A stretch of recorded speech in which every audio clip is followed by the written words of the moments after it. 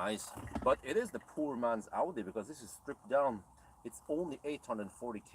No, well, actually, no, it's more 860 with some of the paint color. But yeah, for example, we don't have head-up display. We don't have massage. We still have the nice big screen, but it's lacking some features. But it should be efficient, right? So yeah, we are topping up now, back to 100%. 7.5. No.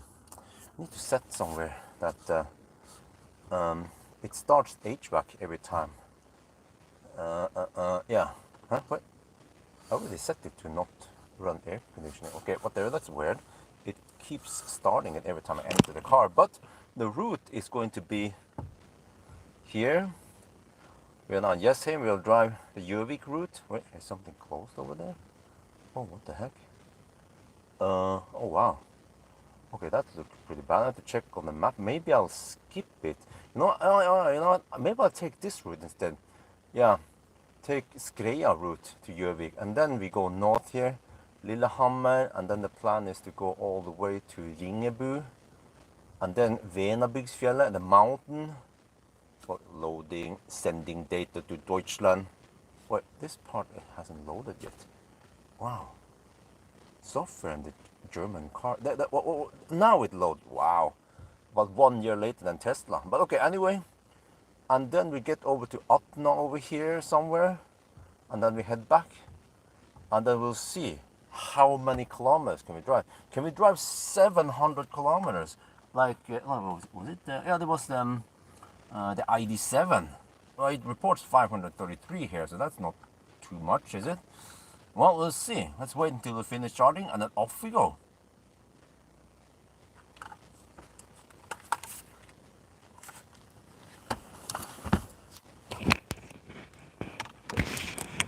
Okay, in 15 minutes, what? Seriously? Oh yeah, I should record this. Well, I'm prepared to finish early and then go to and then actually finish this tomorrow if I must. Wait, what happened to the charging display thingy? Suddenly it says 0. I have to check on easy here. Did it just go from 5 minutes to? I wonder if we finished charging. No code. Wait. It completed. Okay.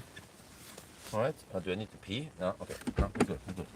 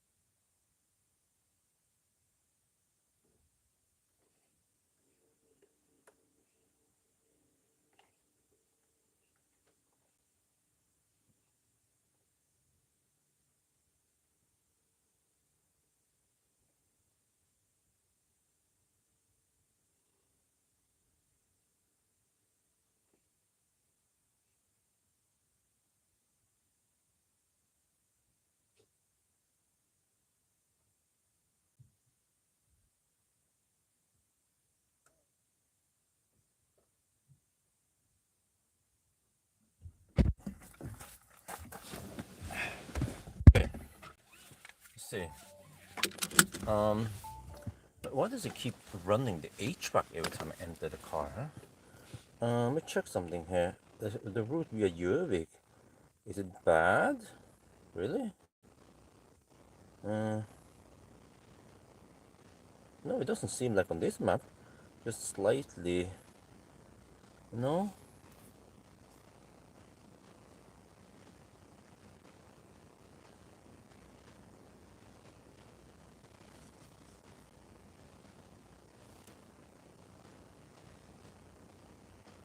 No, it's fine.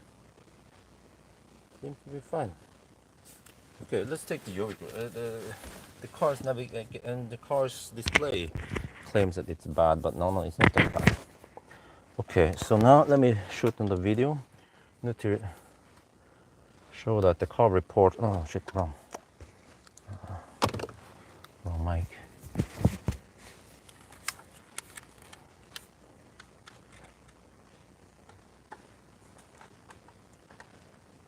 Okay, it finished charging to 100%, 533 kilometers reported. Wait, let me use drive select. I'm going to be using efficiency mode now. Wait, efficiency plus. Oh, no, the screen goes kind of. No, okay, let's not do that. Efficiency, yeah. I don't know what's up with the efficiency plus, then it turns off some of the displays here. No, okay, whatever. Efficiency. What do we need to go low? Okay, whatever. And then here, it reports 95.2 kilowatt hour. All right.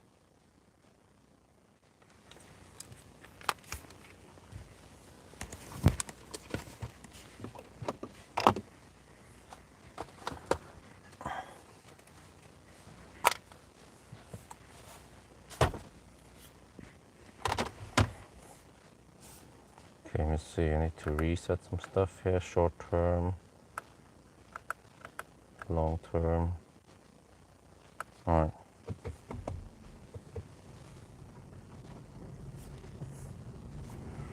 Now I need to adjust that.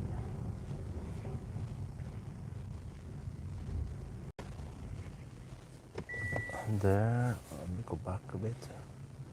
Need to adjust the camera.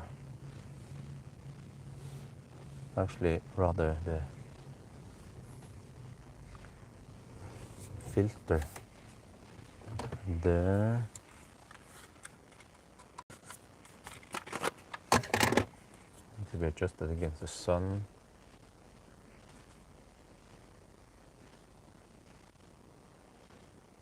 There, that's good. Okay. I'm gonna run no fans, of course, because no fan is better than only fans. This is one of the warmer days. Okay. Running efficiency mode. Right, check here. Is it? Whoa, that one is really. What the heck, man? It's like a soft filter on there.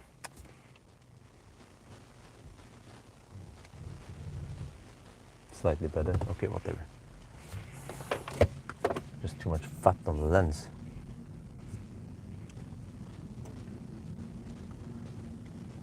So let's see.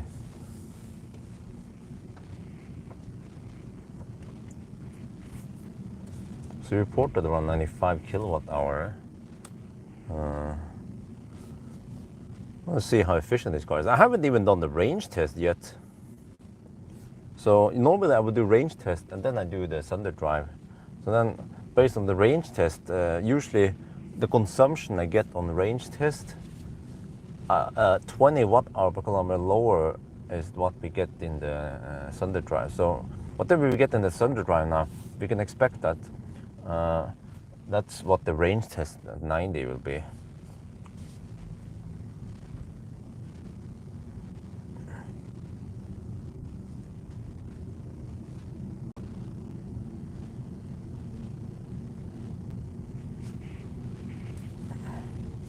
But yeah, so it seems like it's okay to drive Yubik route, even though the car's navigation displays as if it was quite bad. Let me see if I can stop that thing here. So in the HVAC, auxiliary air conditioner. No wait, air conditioning with unlocking is already set to off. Why the heck does it run it every time I enter the car, man? I don't get it. Okay, whatever. German software.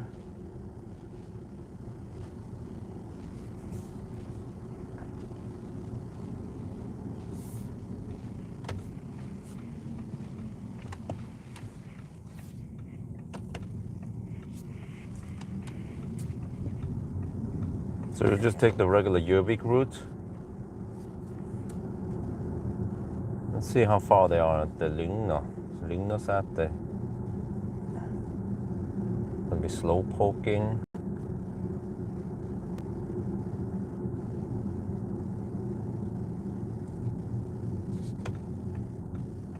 But yeah, can we match ID7? Well, the ID7 was one of the most efficient. Well, it was only 82 kilowatt hour battery, but it was the sedan, or they call it the sport, whatever, sportback, rear wheel drive, and it was nice and warm.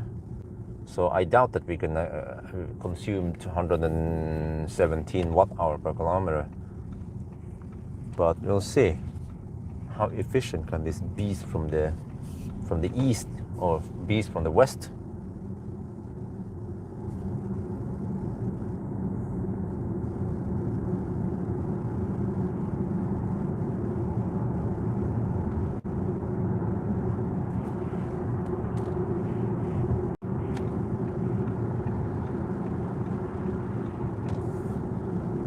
Oh, that guy in front is going slow, man. Holy shit.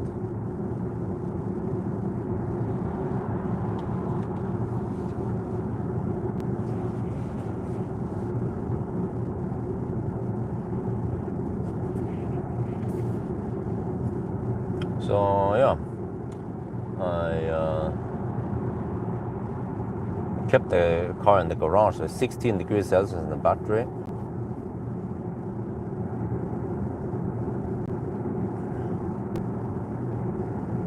I'm not sure. I brought my shorts. I'm not sure if I need it.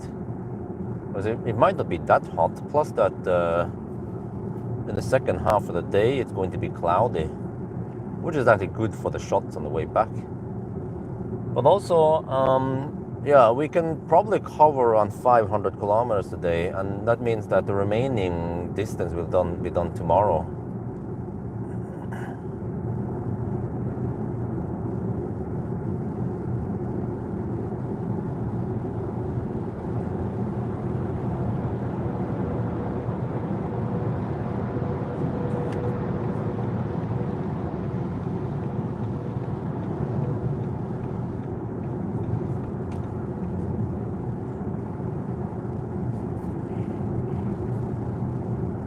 Yeah.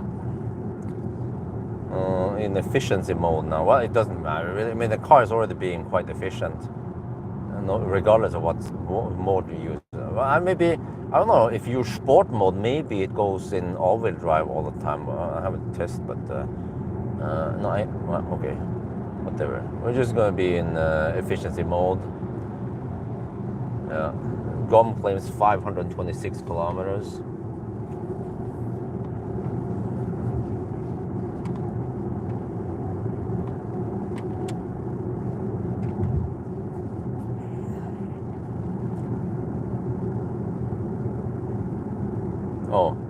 Oh, they haven't sold that press car yet.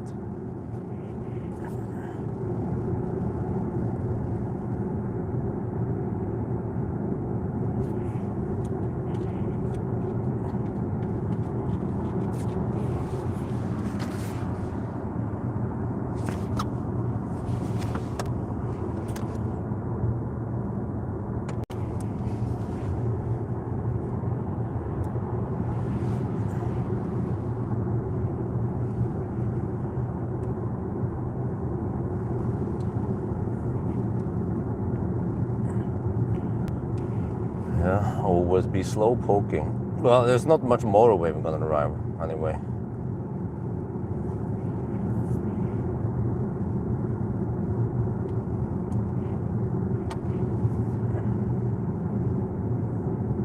Mostly B-road. So this is the first Sunday drive for this year, except for the Sunday drives I did in Thailand. But yeah, it's 13.5 degrees. It's going to be hotter today. Hopefully around 16, 17, so we get lower drag.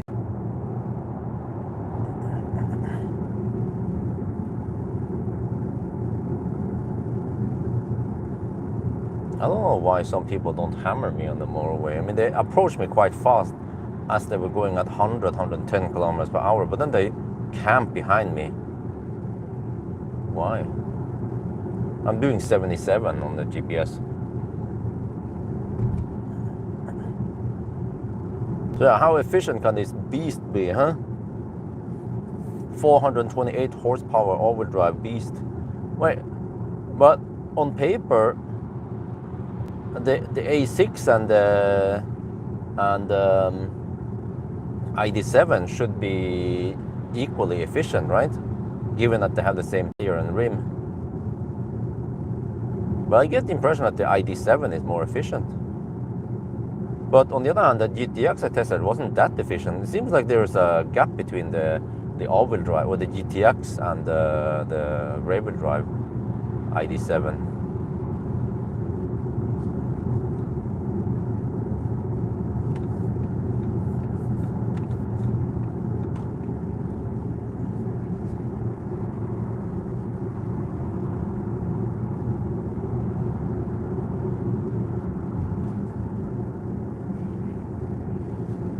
15 degrees optimum for drive. Well, yeah, I think so. 15 degrees should be minimum.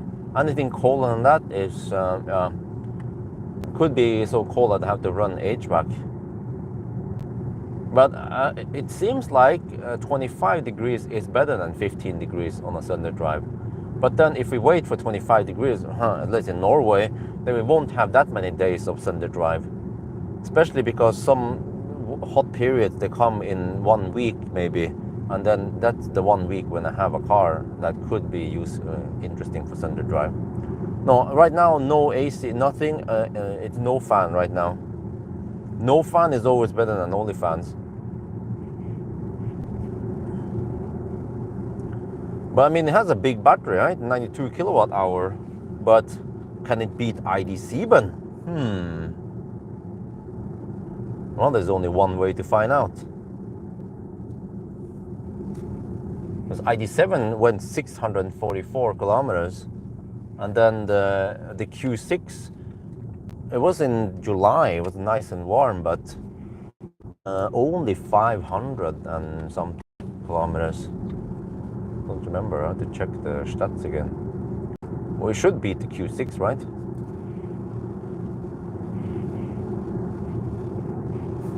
Testing A6 e-tron Sport. Well, I'm not sure. This is the more popular EV in Norway, at least. So we'll see. But I mean, I have other more interesting cars to test, like Firefly. I mean, I'm already booked until late June. And also, yeah, I asked Neo, the Firefly will be available in July. So, yeah. We'll see how popular these EV tests are. But the A6 videos, at least the 1,000 kilometer challenge, did get some views. So, okay, maybe I'll book one for summer. Oh, Niter is on. Yo, what's up? Oh yeah, okay, good. Hey, Niter, there is actually a Tesla booked in July also. Maybe you didn't scroll to the next month there. So, yeah. But then I'm still waiting for, what was it again, Model 3 long range rear-wheel drive maybe. There was one car I was waiting for.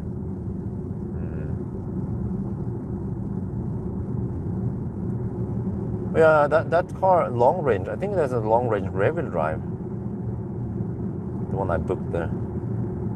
It's a Highland long range rear-wheel drive, as requested from my followers.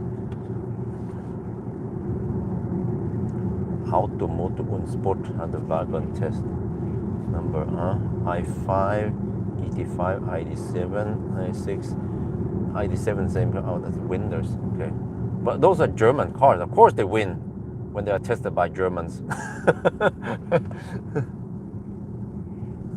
Well, but okay, well, the BMW is also German, yeah, but the i5 doesn't appear to be that efficient. But maybe it's just the wonder of the APP 550 motor. It's awesome, but maybe it's well, they only have it 400 volt. They haven't ported it for 800 volt yet.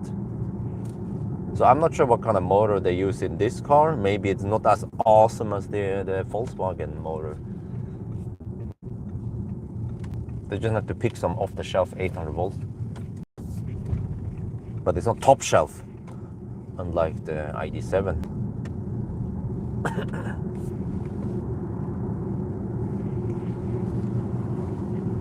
Yeah, Eastern Europe, yeah. The poor part of Europe, I mean, where they have to buy the poor man's car. Okay, consumption so far is 162 watt-hour per kilometer.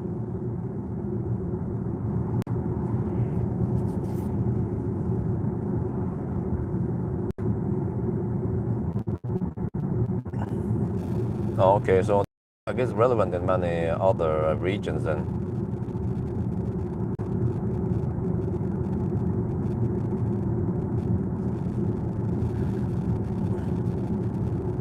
I mean, the Sportback, yeah.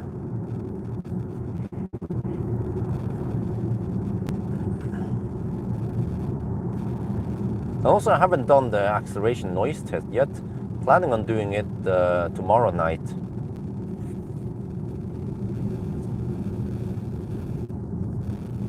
I want to see how fast this car is compared to the S6. But yeah, Runa, I'm going to ask you something. Do we have launch mode here in the A6? Or is that just an S6 feature?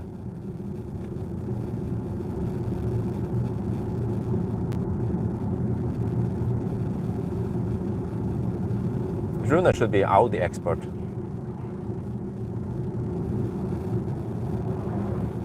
But is the Sportback cheaper or more expensive than the Avant? Okay, ready, because A6 only give two. Oh, I see, okay. Really? Hey, wait, so it means that in order to get the 428 horsepower, I need to be in launch mode. But then how many horsepower do you have when I just hammer it on the motorway? It feels quite quick. Remember when I just put it on Sport Plus and it was a boom, that nice punch. Similar to a BMW actually. Like a BMW i4 also had that nice punch.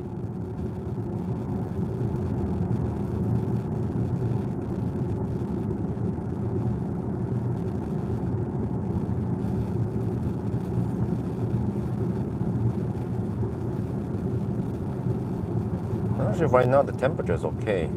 It's not too hot and also not too cold in here. Yeah, 14.5 degrees outside. Man, they are picking up garbage. So we are spending taxpayers' money so that we can keep the country clean. Without, how kilowatt? Oh, okay. Let me see, how much is that? 300. How many horsepower is 340 kilowatt? 315 kilowatt sounds like the claim 428 horsepower. So which means that in launch mode you can get slightly more. Okay. Because on the specs sheet I saw 428 only, and the one I got from Audi. Highland in July, but anyway, Model 3 rear-wheel drive is in June. Oh, okay. Oh, yeah. Sorry, that's what I meant. Yeah, the calendar is correct. I just don't remember what I put in there. So wait, Model 3 rear-wheel drive. Wait, haven't I tested it already? Did I write it wrong there?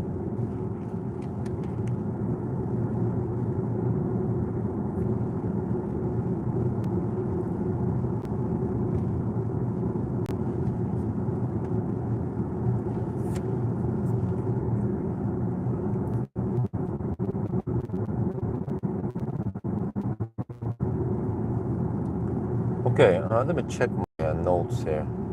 It's supposed to be Model 3 long range rear-wheel drive, 17 to 20 June.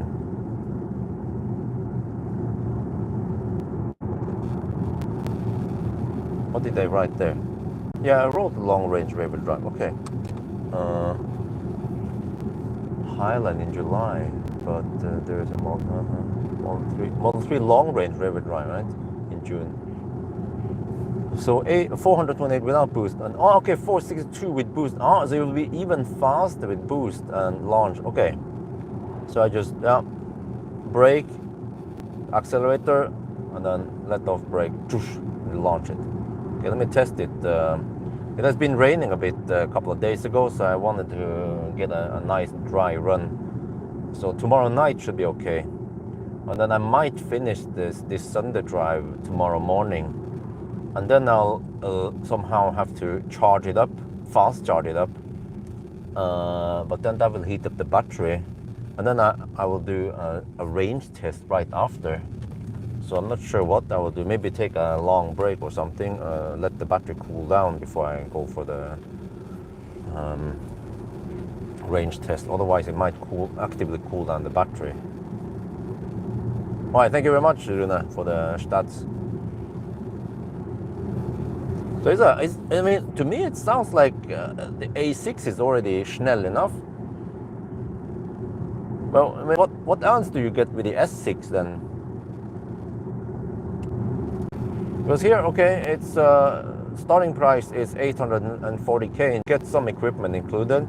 But then I might wanna Brembo brake. Okay. But I mean, German cars, they already have good brakes, don't they?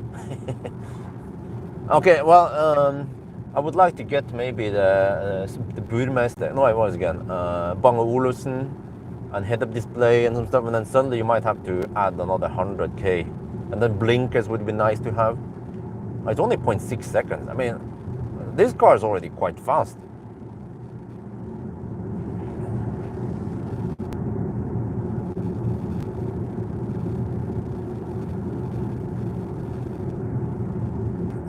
And then, okay, maybe some ventilated and massage seats. But suddenly you start adding, and then you have 300, 400k of extras.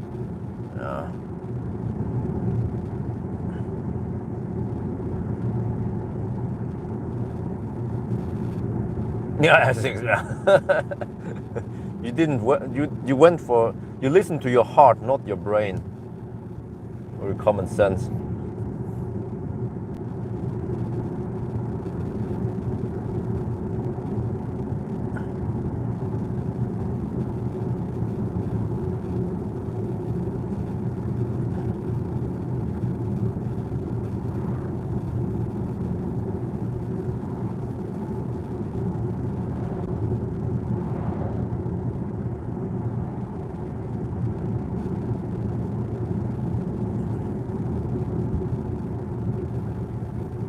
Oh, 159 watt-hour per kilometer.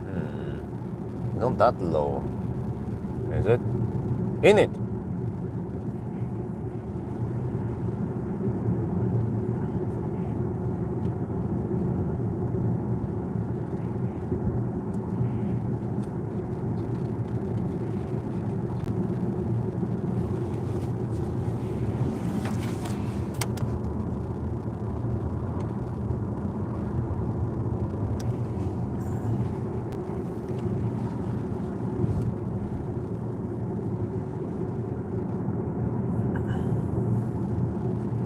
But man, I need to ask you guys, the deck at home, you know, plotting, terrace, whatever, it's impregnated wood, what do you call it? It's been not, I mean, it hasn't been treated now. I mean, I haven't done anything, I haven't maintained anything there. This is the second summer, so I realized that I need to do something because it started to fade. It becomes a bit whitish, bleached look, versus other places that have been covered by some parasol or whatever, and under the roof. Plus that some of the wood starts cracking a bit. So I was like, I need to do something. So then I've been reading. I could oil it, or I could, they call it base. I'm not sure which I should go for. Base lasts for 3 years. Oiling needs to be done at least once per year. But my deck is huge. I haven't calculated, but maybe around 70 square meters. So those DIY videos I saw, they have only around 20 square meter deck. So mine is huge, man. And then who's gonna do the job? Me. So still haven't decided what to do, but I don't want to have any weird colors on the deck. So me, kind of want to just oil it. But then if I use base, then I have to, in 3 years, remove it, clean it, and remove it, and then put on new. But also the look, I kind of want that wooden look. But I mean, you can get that in base, but just needs to be, there's many different colors. So stuff I need to worry about nowadays.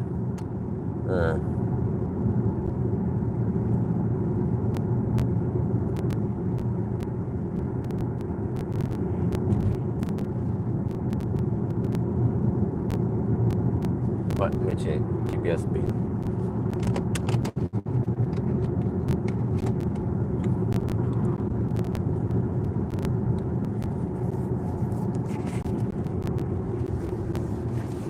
Baby stroller e-tron. Oh, wait, do you have kids now? Congratulations. But yeah, e-tron is awesome, man. And also, it feels so premium when you touch the handle and everything. And just everything has so good build quality. You know, the e-tron I have in Thailand, it still works great, no problem, no issues, nothing. And the same in Norway. They can last decades. Let me shoot video.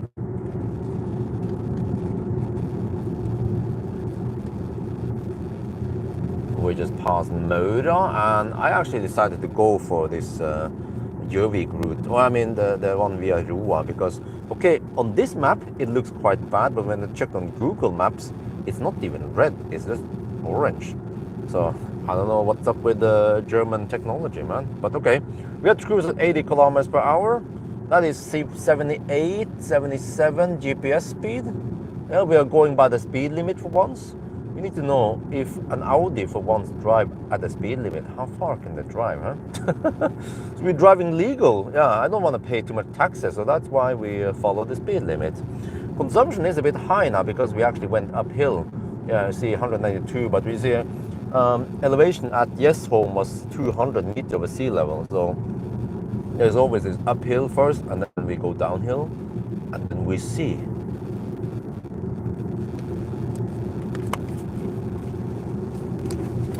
Oh, cool. You're waiting. What do you know if it's a boy or girl?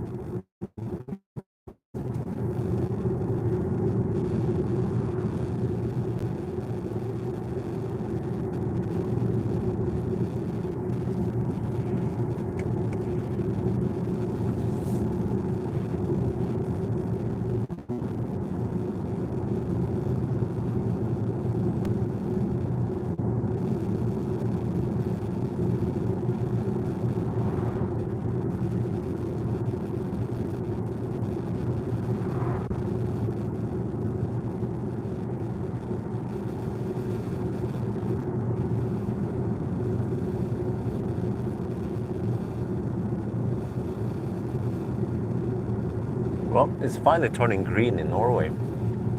But yeah, I was surprised to see that Lillehammer opens really late. For example, Liseberg is already open. 16th of April, they are up and running, making money. But Lillehammer, they open in late May. So if I would go there on a weekend trip with the family, then not sure if I want to go for the same hotel because it's kind of pricey. That double room. Maybe we can just go for an Airbnb. It was just one bad experience we had with Airbnb one time.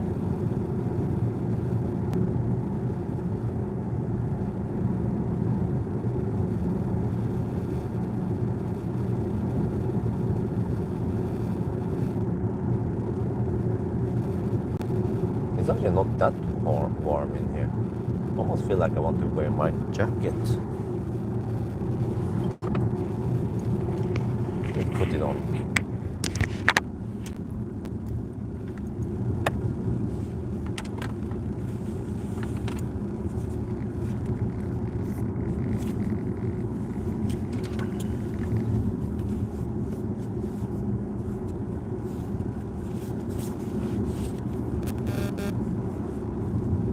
Ha det land. Bye bye land.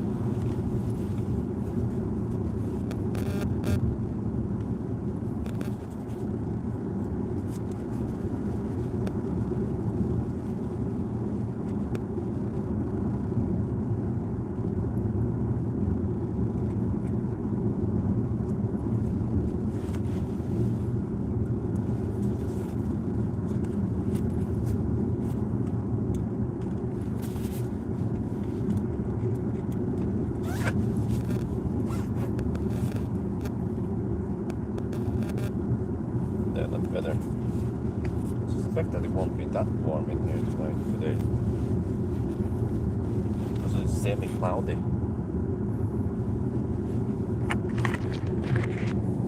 Or partly cloudy. There. Alright.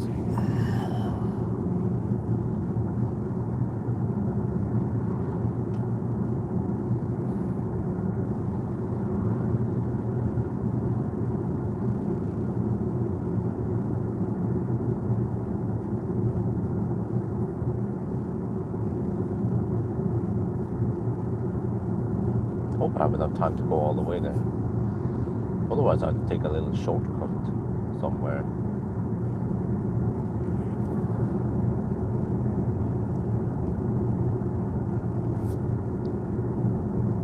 Or shorten the route. But I want to try to go to Yubik. I want to check out what it looks like now in late April. I bet there's still snow up there. Oh, this stoplight is still here. What? Really?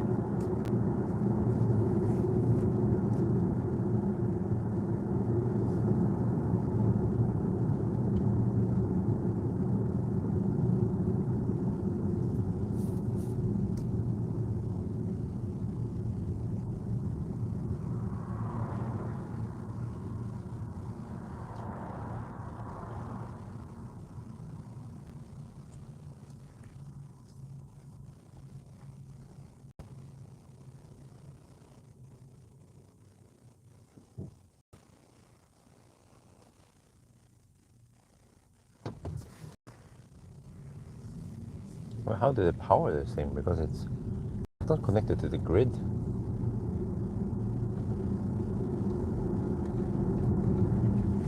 Must be batteries. Do they last that long?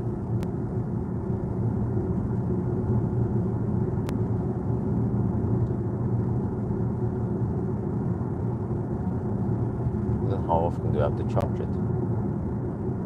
The big questions in life.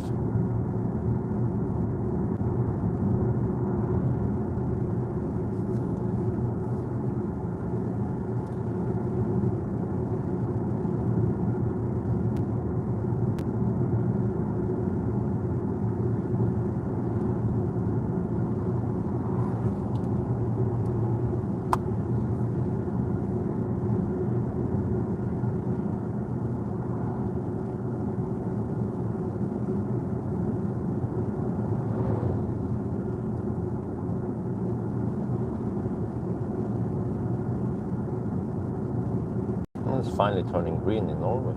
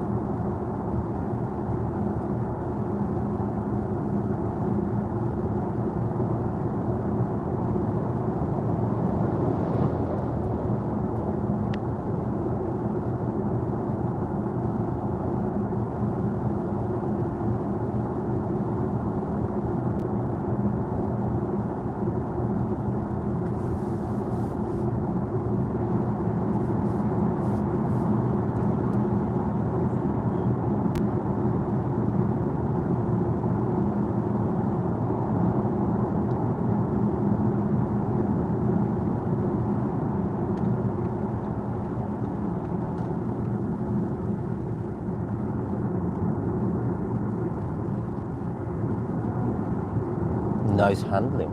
It's coasted all the way. It's going to flatten out now anyway.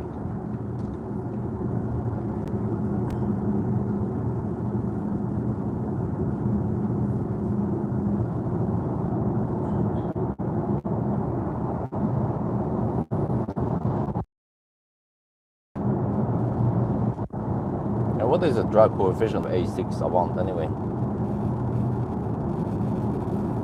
Is it better than the ID7?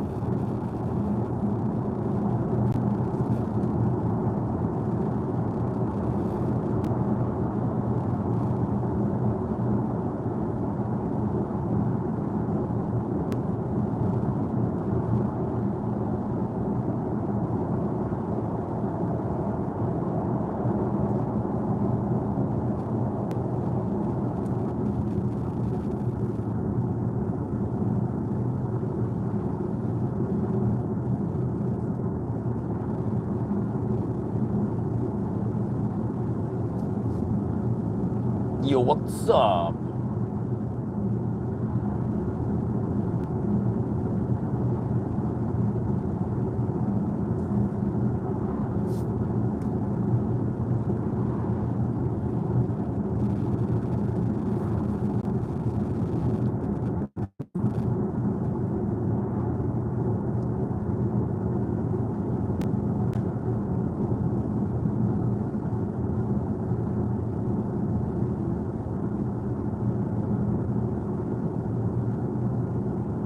Well, it goes really far.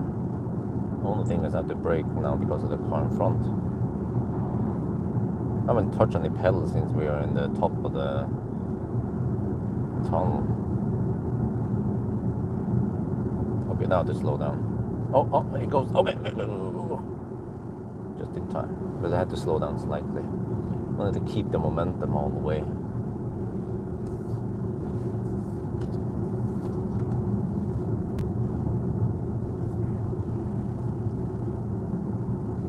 Okay, 107 watt-hour per kilometer. I think we know roughly what ballpark we are looking at.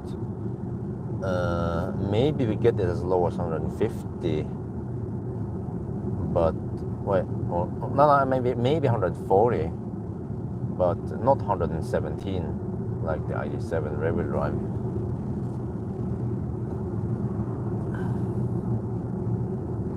Oh, really? If drafting? Oh, okay. What? Huh? Does I bet Road Planner have a drafting as an option?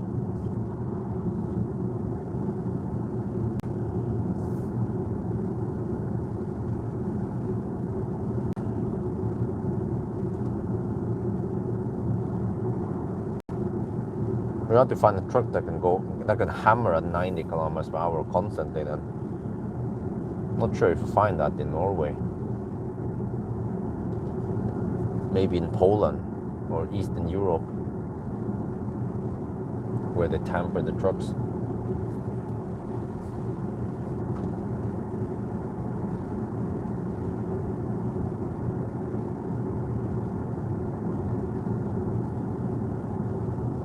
Now we slow poking on the motorway, like a Norwegian Nissa. So this stretch has been improved quite a lot over the years. I remember 20 years ago it was so shitty here.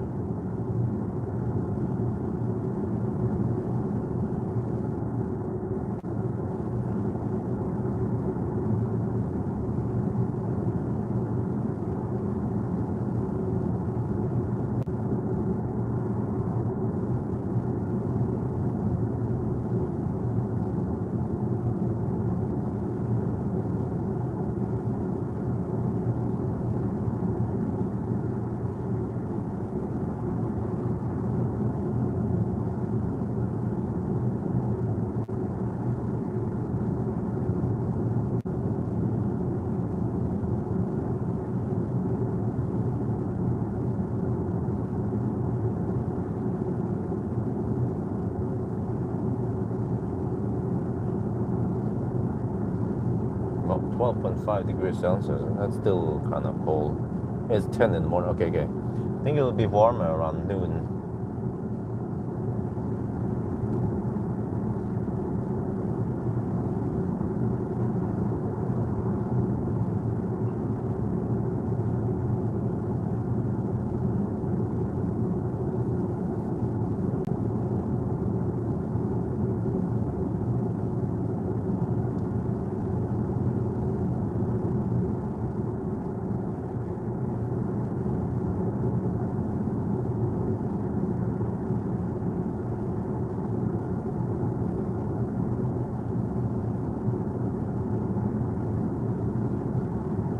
Well, Håkon, you know how it works. Over here, we cannot drive behind any trucks because they're going faster than me. I'm going at 77 kilometers per hour. The trucks, they hammer at 88. You can draft the hanger for 5 seconds, then they're gone. GUN.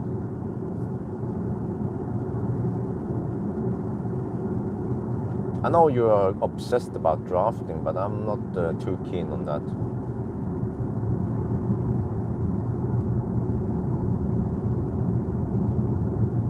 Oh, the asphalt is getting quite rough over here.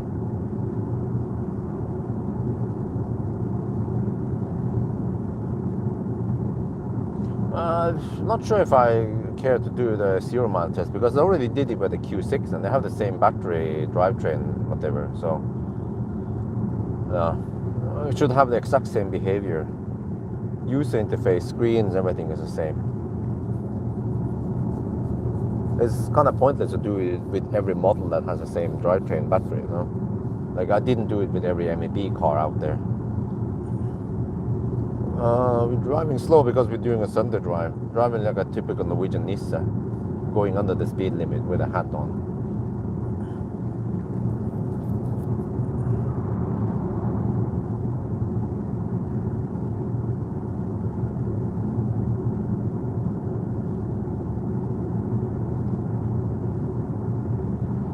But soon, once we reach the B road, then we are actually going at the speed limit. It's just over here that it goes kind of slow compared to the 163 watt-hour per kilometer. Usually at Yubik we get an idea of what consumption we get, but we have a slight headwind. Sneeze. Oh shit, I forgot to take the allergy again. I think I need to bring allergy medicine with me in the car because I tend to forget about them at home. I don't remember how many kilometers, but you can watch. You can look in the result table or watch the Q6 0 mile test. But the result table should give you all the stats.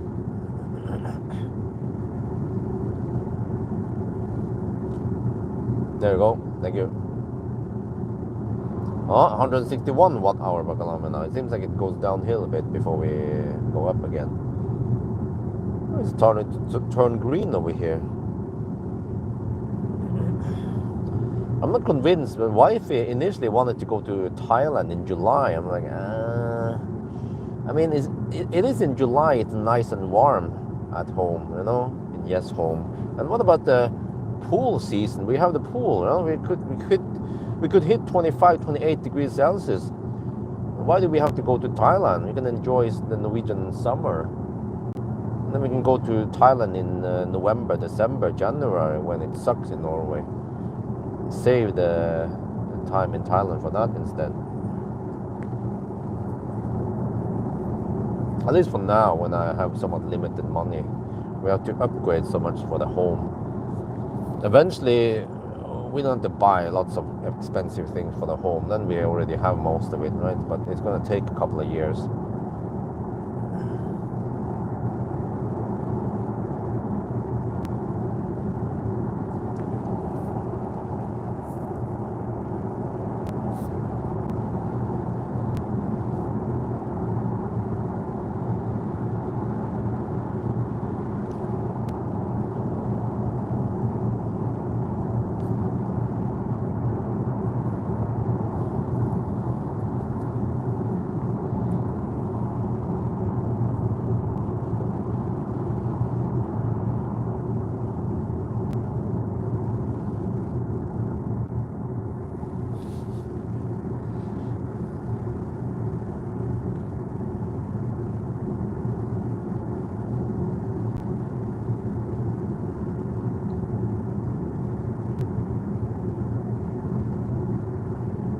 Yeah, have fun. Was it 10 already? Well, we're barely done 50 kilometers. Gee, started kind of late. So I have, well, depends how late I want to be at the kindergarten, but I have around 6-ish hours left of driving time. So I have to figure out. Yeah, let's see. Maybe I should navigate to North. Circle K, Ringu.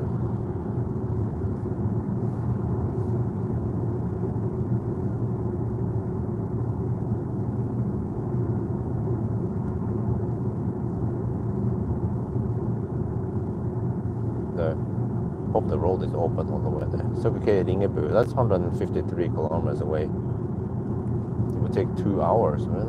Yeah, that sounds about right.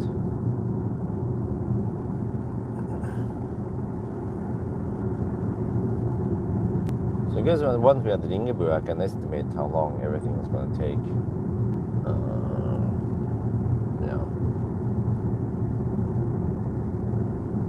Still don't remember. I still don't understand why things take so long with Isabel in the morning. We wake up a little bit past 7, but then by the time we leave home, it's almost 9. So we spend 1.5 hours digging around with something. I prepare breakfast, even cook some pancakes, banana pancakes, and then there was about half an hour of slacking somewhere when I was in the toilet.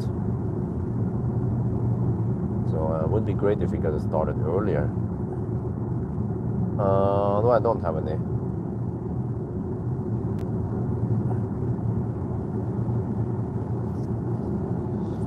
Today would be a good day for a 4K podcast, but then I don't know what I should talk about.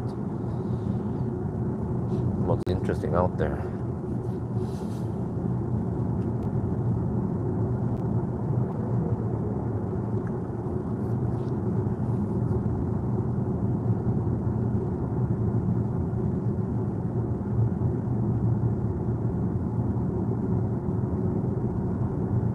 Well, by the way, I was thinking about maybe we could talk about battery life, recycling of batteries and so on, end of battery life. But I saw EV Clinic made this recycle Tesla battery. It's like an EcoFlow, you know, but it's quite big and heavy, 50 kilograms. It has 5.2 kilowatt hour net capacity, gross capacity, and 4.2 kilowatt hour net capacity, and 2.5 kilowatt inverter, and it's continuous load. And they put it in a fuel canister there. So yeah, but it's kind of expensive, 5,000 euros. I was thinking, oh, okay, maybe they can ship one to me so I can test it. But then it doesn't outperform my EcoFlow, and my EcoFlow is easier to handle, and it has app and shit. It would be better if they could split it so it's 2 times 25 kilograms or something like that. But it's interesting. So they reuse all Tesla modules to make this battery, this emergency backup battery, whatever.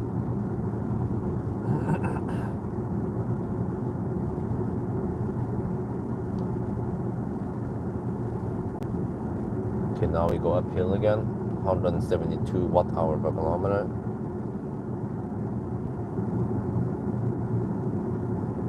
So we are in that ballpark. We are not in the 100 watt-hour per kilometer. Not sure why, because I think, wait, did I ever do this with a Model S? Model S would be quite awesome, right? It would be king. 92 kilowatt hour net capacity and a super efficient car.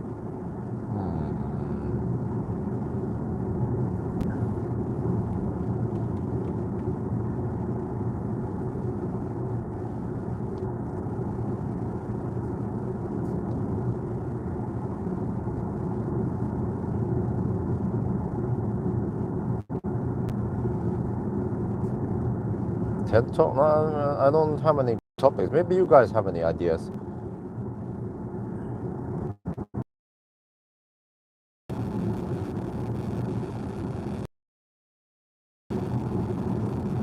And then the 1,000 kilometer challenge at night was actually a success. Newer class. What about? I don't know too much about it. What's up with that thing? The BMW stuff.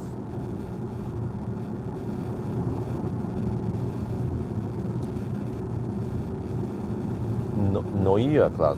How do you pronounce that? The new shit. Wait, dude, is that car really going that slow?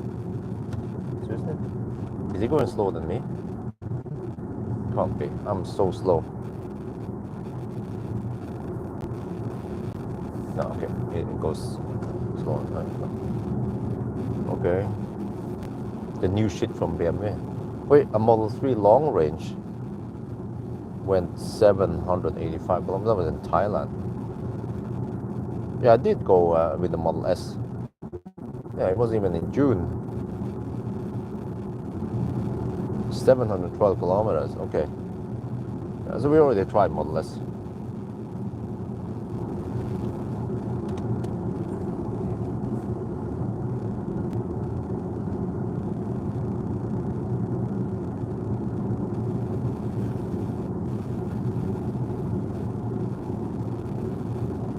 Yeah, now it's gonna be cloudy. It's a full beaver now. Wow. Man, what's up with BMW and the beaver look? Wait, did they finish some of this road yet? No.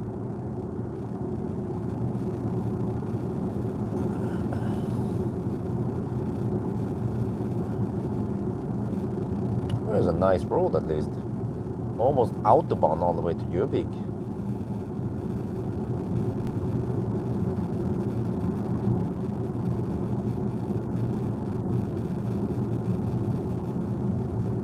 Do they want people? Do they encourage people to commute from Yubik to Oslo then?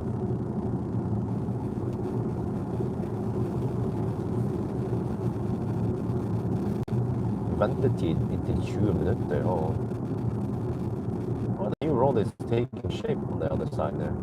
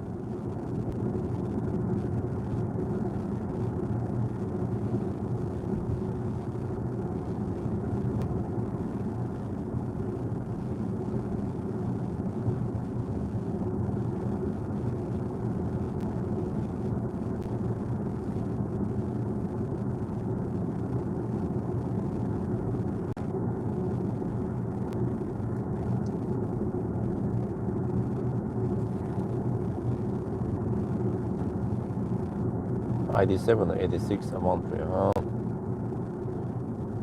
Well, if money is a limitation, then ID7 definitely. So good car for the money.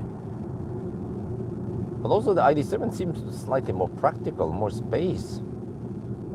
I'm using this car for a kindergarten run, and it is a bit tight here compared to how big the car is. Your fart is good, yeah. Smiley face for me. Good the fart.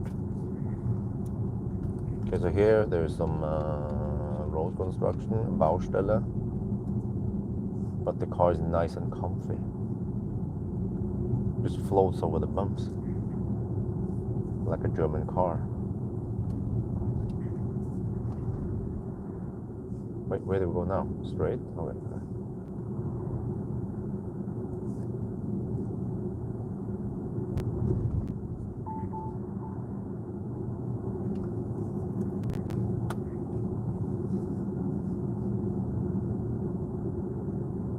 Oh, here's a new road, okay. New intersection, right? Huh? Are they gonna make it dual carriage or just... No, doesn't seem like it. Seems like it's finished, well, at least in this part. Not gonna be bigger than this. Just straighten it out slightly.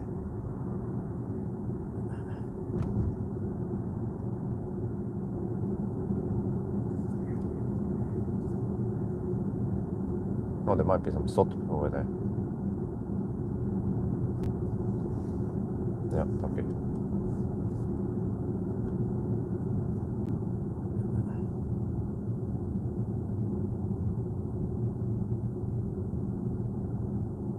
Okay, cool.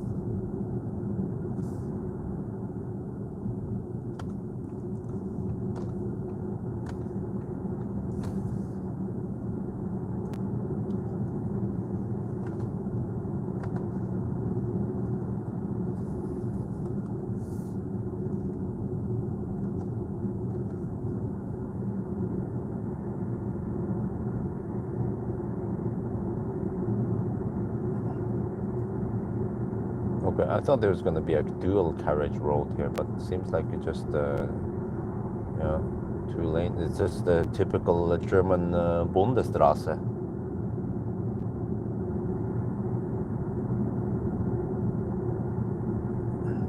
Right, but that means that they're almost done here. Seems like it.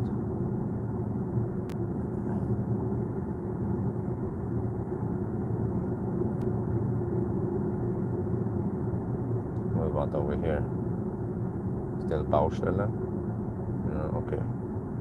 So they smoothed out a little bit. Wouldn't say it was mind-blowingly better, but okay. It's probably smoother and safer than before, right? It's Autobahn.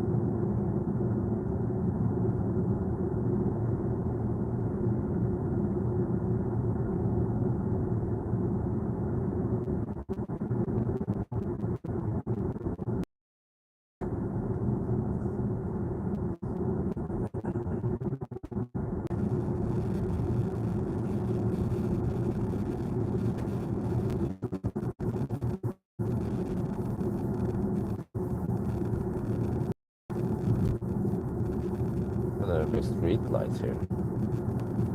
Until, well, actually, it seems like all the way, really. They prepared the street light electricity here also. Oh, they're gonna light it up all the way and connect it to the other place.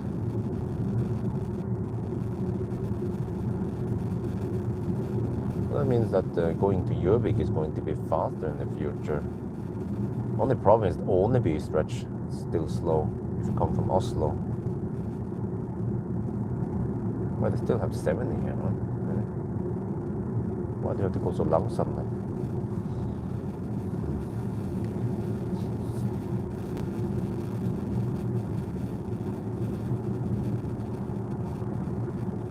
So I'll probably skip Yubik. Normally I would stop at Yubik. I would go all the way to, where is that, roadkill? Seems like a bunny.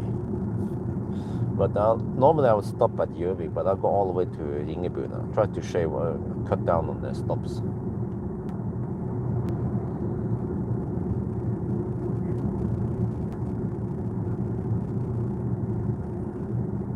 Yeah, they have lights here also, okay. So this place is going to be lit all the way to Lillehammer. What there's called again? Einafjorden. No. That's the lake we see now.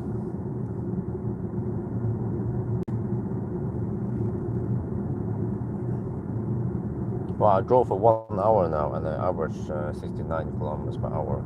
So we started at 9:22. See if we can go the full loop. Worst case, I'd have to increase my speed slightly just to get back home. And I could coast more, yeah. That's also a good idea.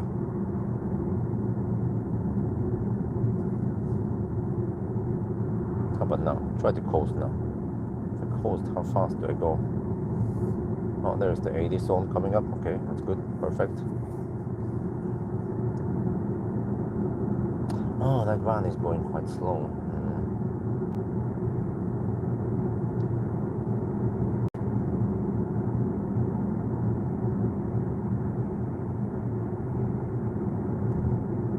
Oh, they already have lights here, huh?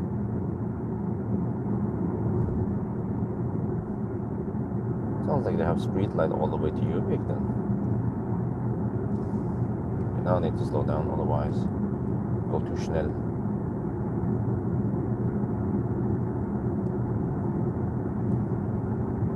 But I doubt there's any laser here. I'm going quite schnell. I'll ram the van in front if I go too fast.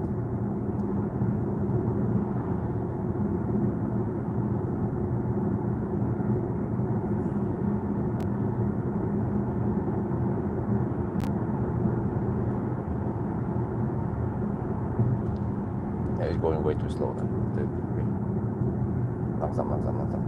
There. Now just glide.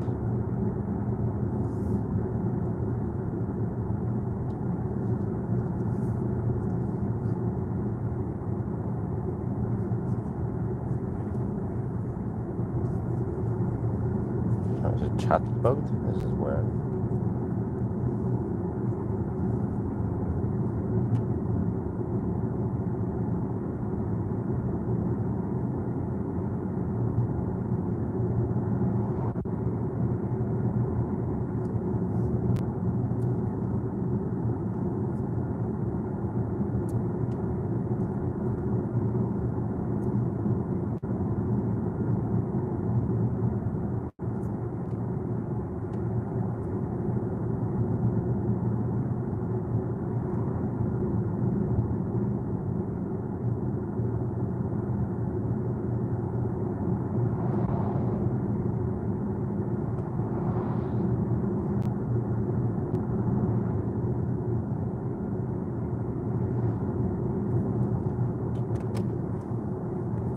Nope, it's not bugged, just inactive.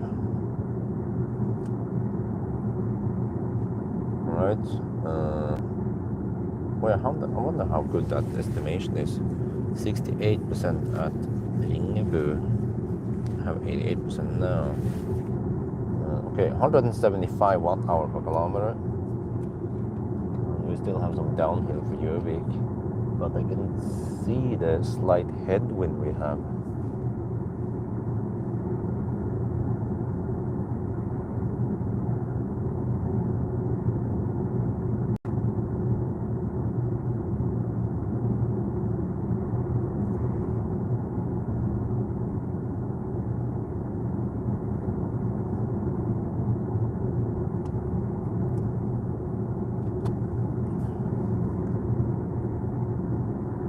Still only 11.5 degrees, 12 degrees now. Okay, it might be warm at Yubik then, and then around Lillehammer.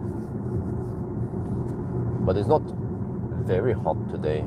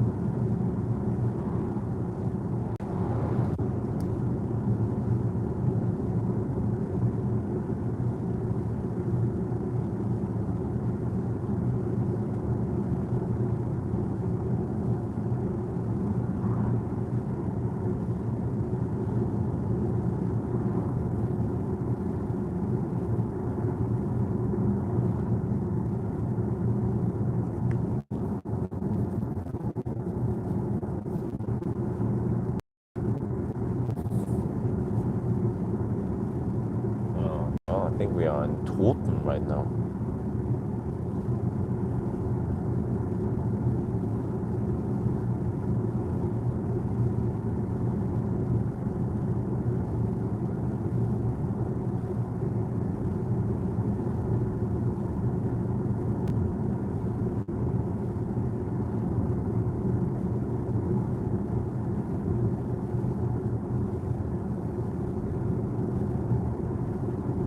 it's still not green yet over here.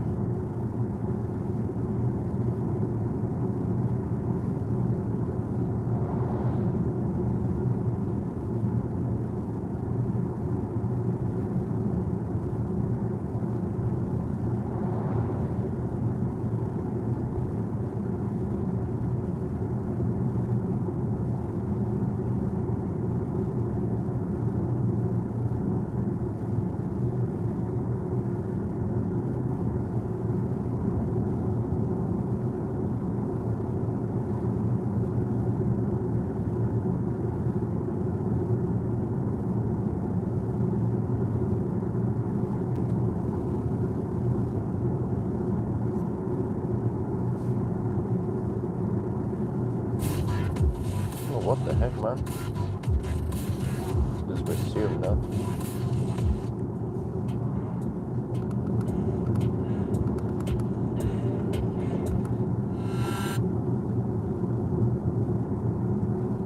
Yeah, I'm using YouTube app.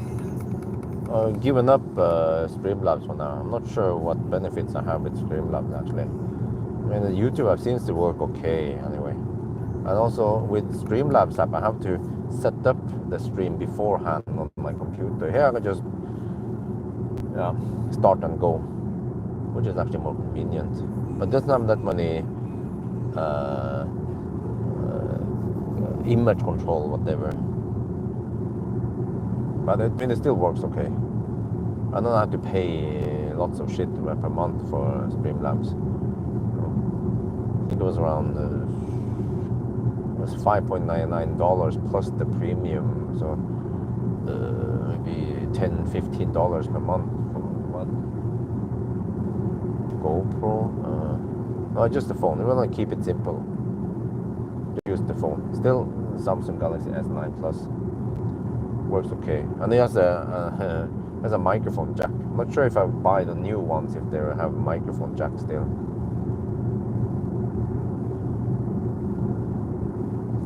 Or if I have to use some kind of adapter.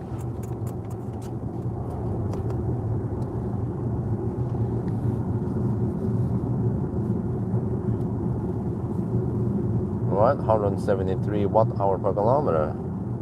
That means that it will be lower by the time we are at Yubik. And then we have some headwind now initially, so we can ride on the tailwind on the way back. No, it's mostly crosswinds, but slight headwind. You can see the flag here, the Norwegian flag. It comes from the left of us now.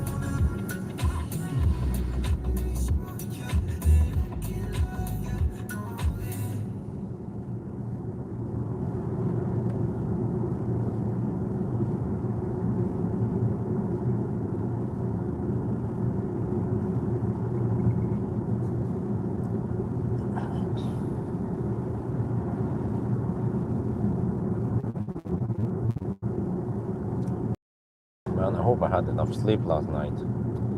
I was woken up at 4 at night. I had to carry Axel until 5, and then I slept some. Because these days, when I do Sunday drive, I need to be fully awake, get enough sleep. But wifey doesn't know that or care about it. But then Axel was had slight fever because he got the vaccine yesterday, 2 vaccines. So the health personnel said, okay, we're gonna put 1 on each leg. So put the first needle in, bang, ah! And then as he was crying, the second needle on the other leg, ah! I mean, I would surely also cry if I did get a double penetration like that. So just have to survive the day now without crashing.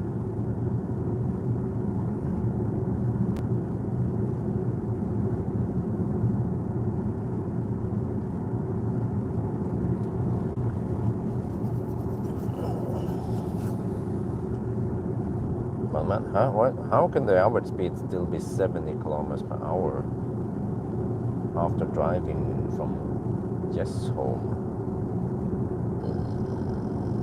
I did reset right before I left. Yeah. Could we have some slower speeds than 77 then? Yeah, okay. Stats so far, 171 watt-hour per kilometer. Oh, no, this car underport distance, but we need to double check the distance again, because I think I made a small mistake in the 1,000 kilometer challenge. I counted the distance from home, right? The distance from home, I look at in my notes, but that was from home to Spekkerud.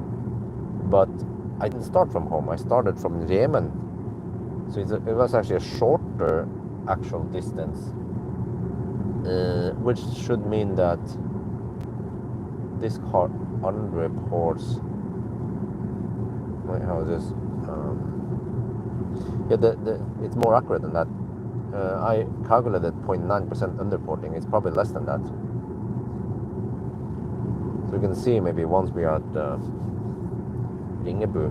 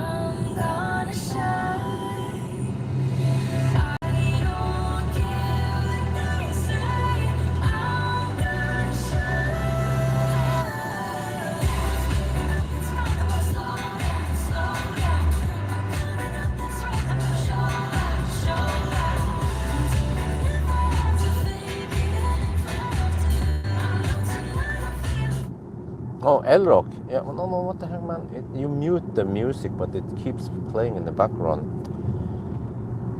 Yes, L-Rock. Wait, I need to request borrowing it. I think I haven't booked it yet, right? And it's somewhat important.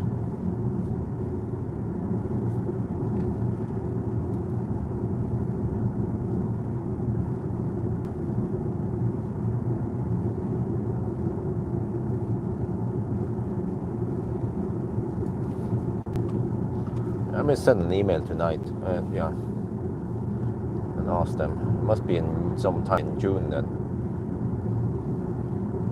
So hopefully EV3 I'll be picking up after this Audi. Will be interesting and gain some views. It's the same guy as Cupra. What do you mean?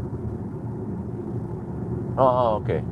Wait, you mean at Möller, right? I have to check my email again, see who I contacted last time.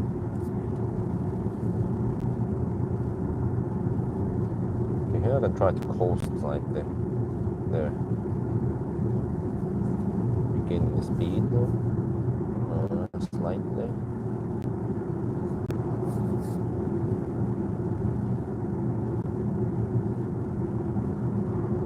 Oh, okay.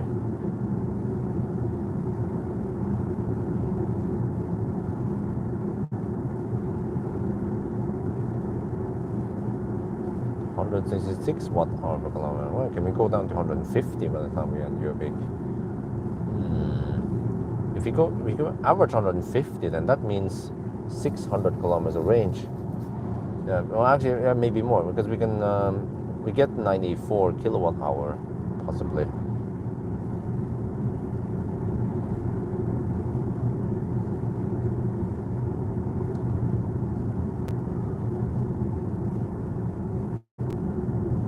But then today I can go around 500 kilometers. I have to do the remaining 100 kilometers tomorrow morning, and then charge the car at Ayondidar, and then dig around for a bit, and then try to cool down the battery, and then do the range test.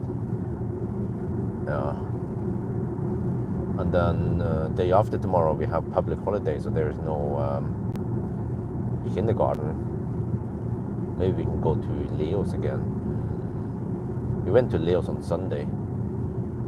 Isabel loves Leo's nowadays.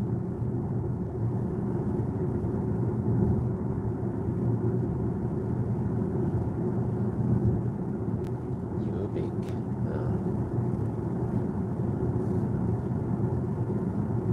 Okay, eventually I want food at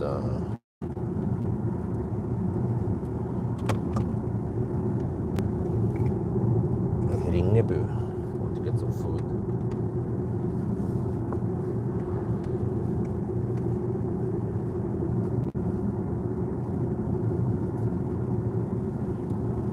Spend money always in Leo. Yeah. Oh, okay. Bergen to find a Skoda dealer.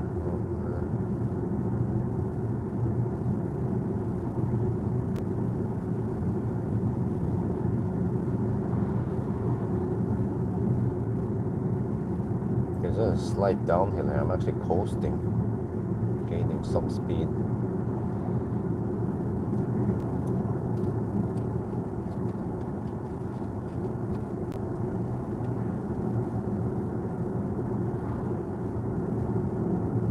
Yo, what's up?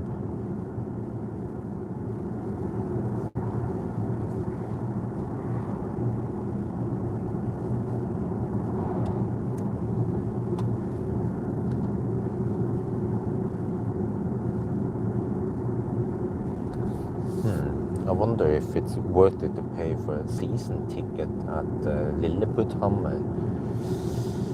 2 adults and 1 toddler. Yeah, Axel goes for free. And that's over 2,000 NOK, but will we visit Lillehammer that often though? Oh wait, but if we go there, I mean, one visit is already 700 NOK. Yeah, I think I calculated that if we go there more than 3 times or 3 days during the season, then it's worth it go for season ticket. So I might have to pay that. So I suspect that they want to go to Lillehammer. Okay, now we get the long ass downhill where I could hit 120 kilometers per hour if I don't restrict myself.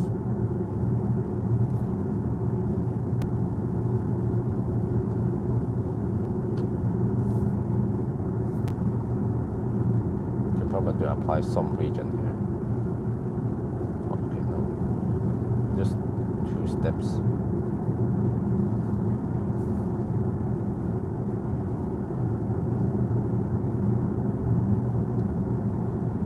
Okay, 161 watt-hour per kilometer.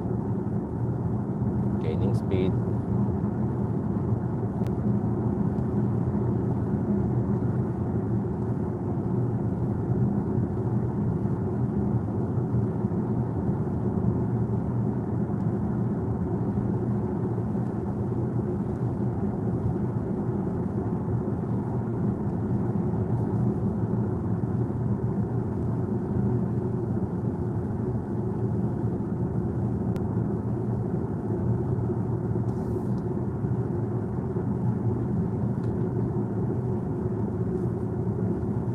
These guys are going so slow, even slower than me. 157 watt-hour per kilometer. Okay. Seems like we are looking at 600 kilometers of range today. I mean, it's just 100 kilometers less than the ID7. But it seems like the ID7 is outperforming the A6 in range, at least in consumption. Okay, well, we haven't tried the GTX. Yeah, that's true. That's a more fair comparison.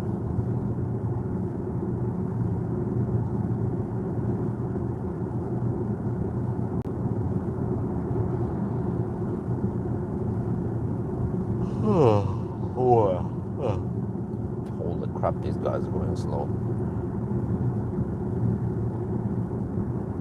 Even slower than me. Going 10 under the speed limit, like a true Norwegian Nissan. Man, no wonder why my average speed is so low.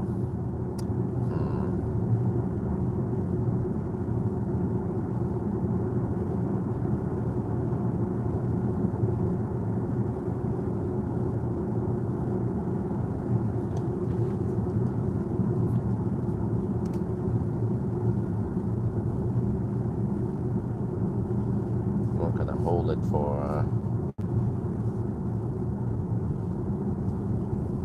Ringu, another 102 kilometers. Man, that's gonna take 1.5 hours. Wow. Oh, gee. Okay, the red slow car is going somewhere else. Hope.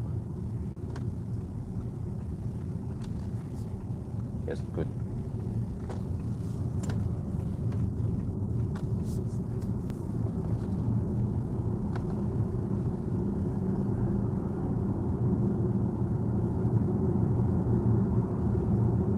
Oh, 152 watt-hour per kilometer.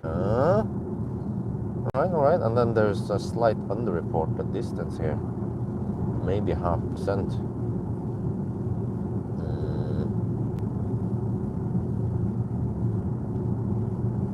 Do we have a neater here still? And then the moderators here. Or someone else, actually. If you are a Google Map ninja, you can help me find the distance.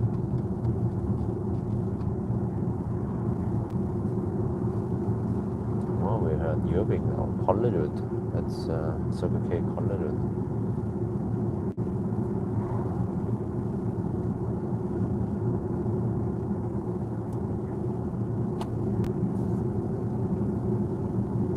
Well, sounds like Valdemar doesn't like heat pump because they can break. He likes PDC heater. The good old Teslas. I love the smell of PDC heater in the morning.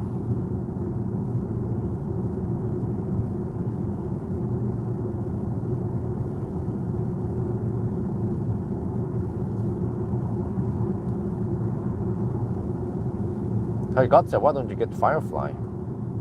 It's a poor man's car. He has a big front.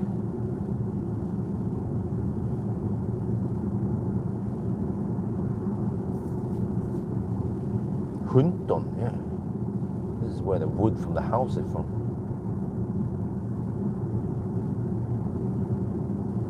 Av naturen, for naturen.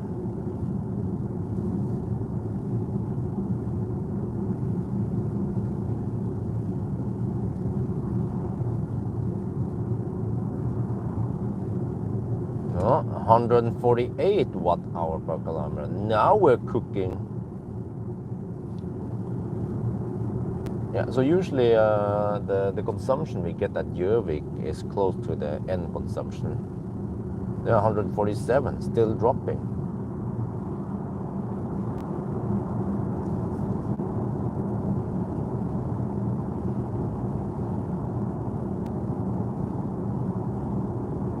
Does it mean 400? Does it mean 650 kilometers of range then? That is a possibility.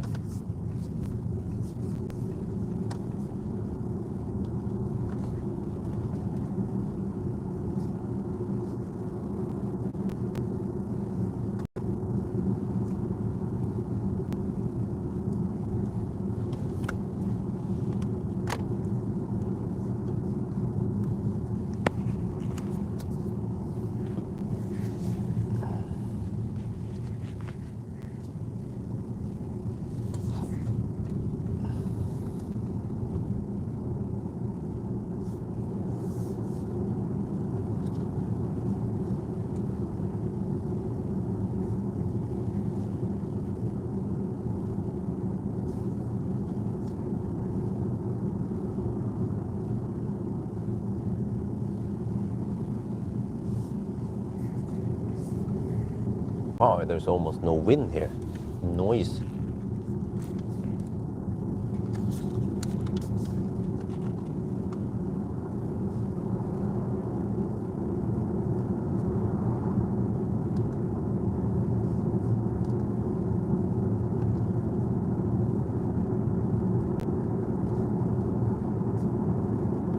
We are now at Yubik, and the consumption over here is 147 watt-hour per kilometer. Ooh, so it seems like here we have almost no wind.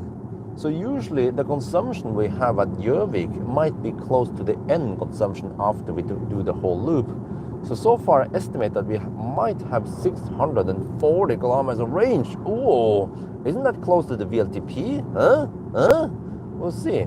But it is a bit cold today, only 10.5 degrees Celsius. Ideally around 25 degrees, but I mean, summer is not here yet, but spring is here at least.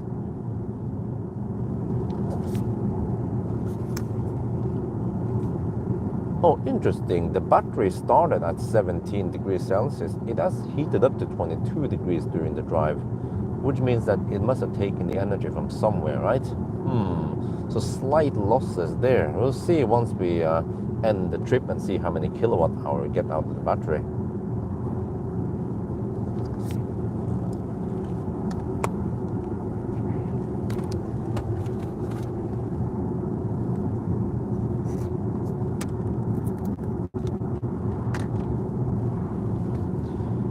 Yo, what's up? So now we slow poke. Average speed 71 kilometers per hour. Okay.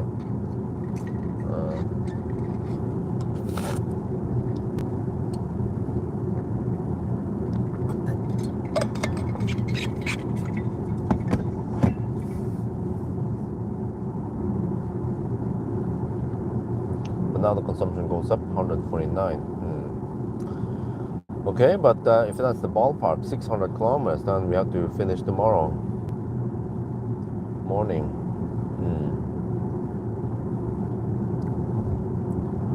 Wait, so if I drop off Isabel around 9, then I finish around 10,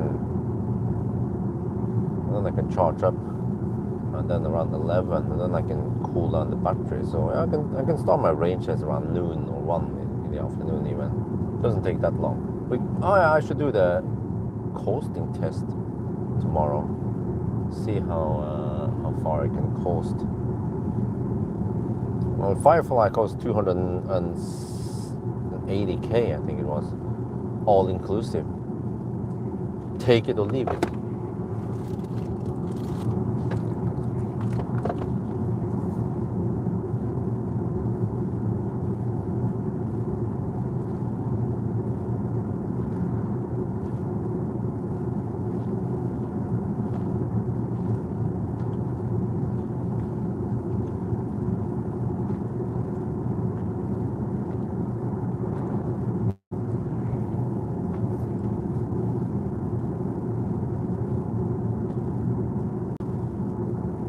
Well, I'm surprised it's not that warm outside.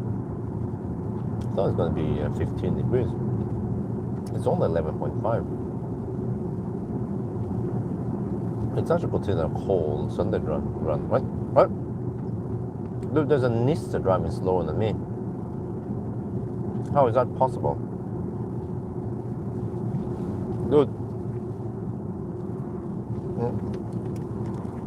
What, seriously?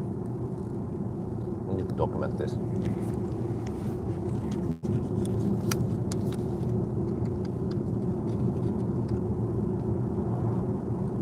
What the heck? It's an 80 zone and we're doing 65 kilometers per hour. So we're going 15 kilometers per hour under the speed limit. There's a Nisse here. I need to overtake him. Okay, let's go.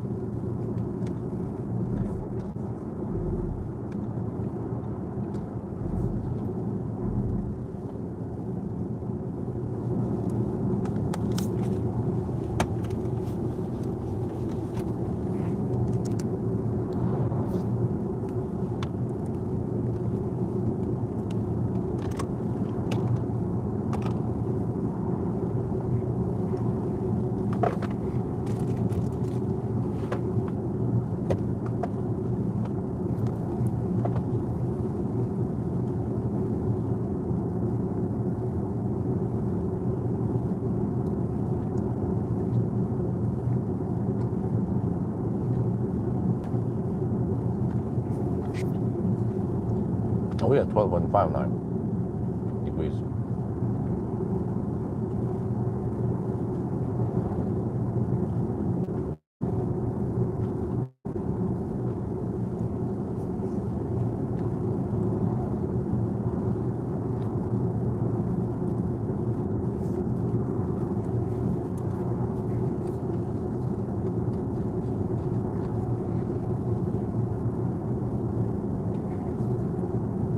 Wow, it's almost still at Mjøsen.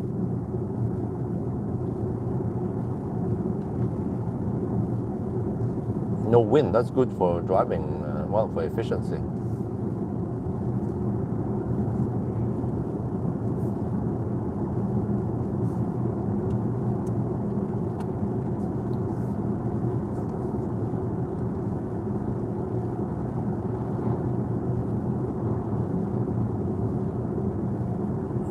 Just ABC always be coasting, but I mean we have an 800 volt car, so there's no need to coast, right? Because 800 volt cars, they're so efficient, they have lower losses, so then there's no gain in coasting, right? You want to coast 400 volt cars. Is that how the hype goes?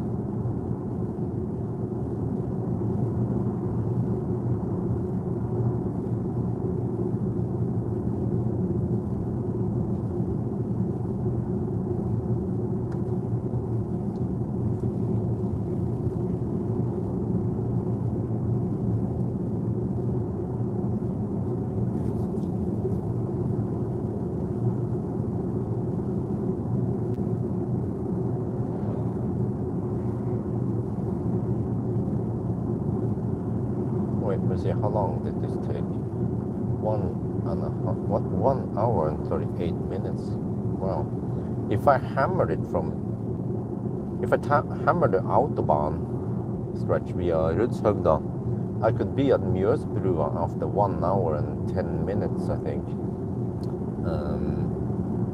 So this route here, slow poking via Yubik, is a lot slower, half an hour slower.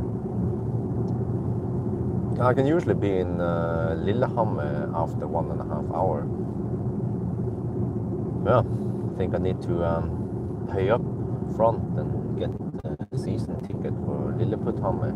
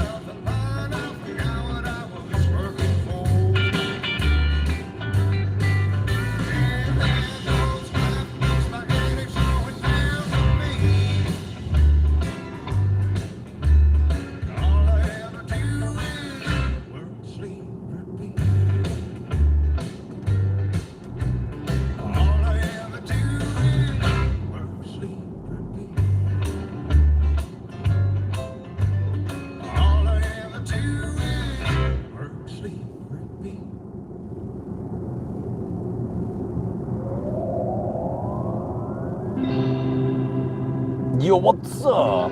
Brother from another mother. Or the same mother.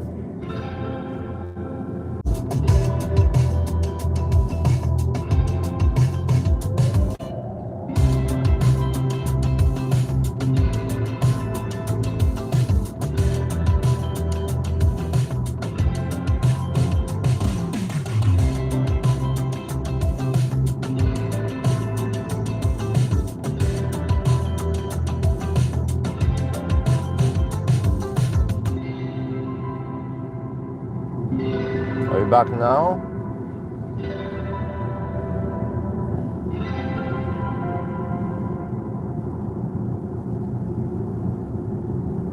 Yeah, wow, done. Oh, the water level is really low.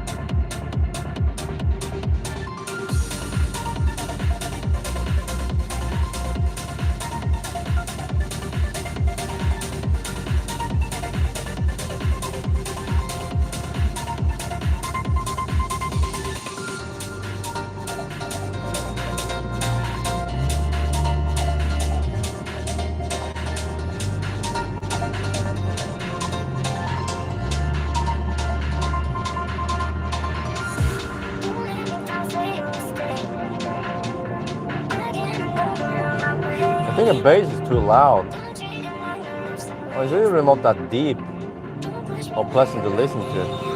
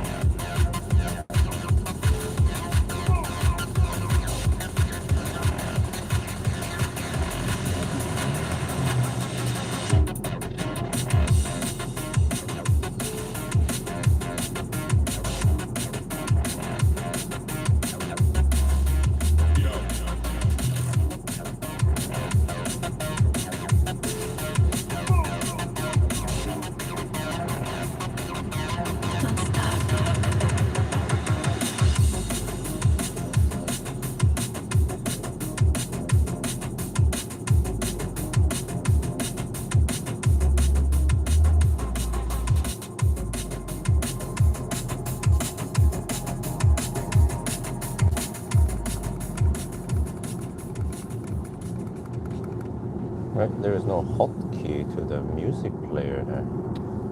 I have to go here, that's kind of clumsy. Okay.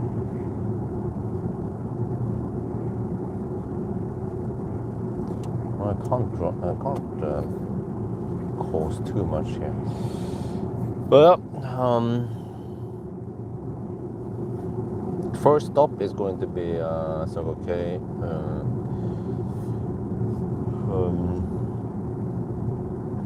What do we call it again?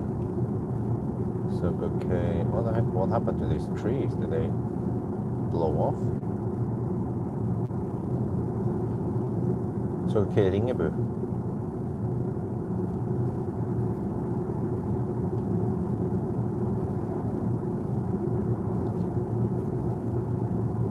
Consumption 149 watt hour per kilometer, so that's probably what we will end up with, huh? Roughly there.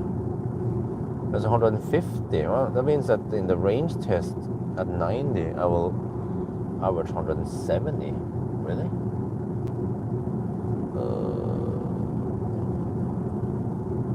Why is this car so thirsty? I mean, a Tesla Model Y is more efficient, and it's even boxier. And this is not even the S6, right? It's just the A6. That powerful. We have 20-inch wheels even.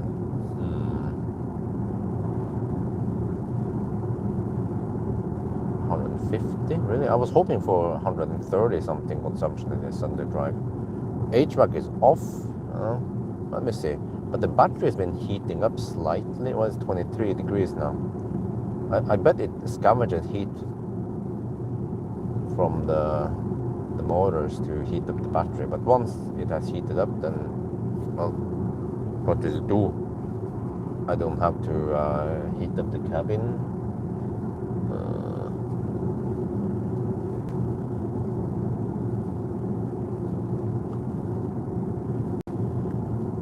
I've been cutting down some trees here.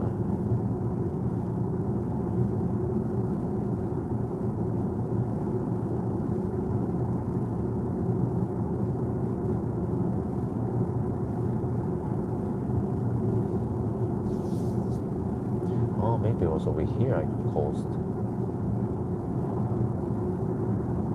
These hills are not steep enough for me to coast.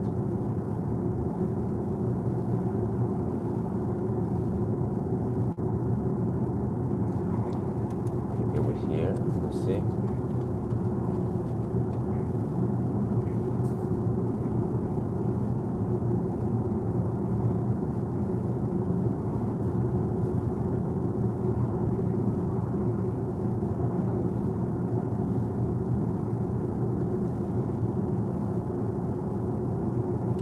I'm barely gaining any speed here. No, I'm actually not gaining speed.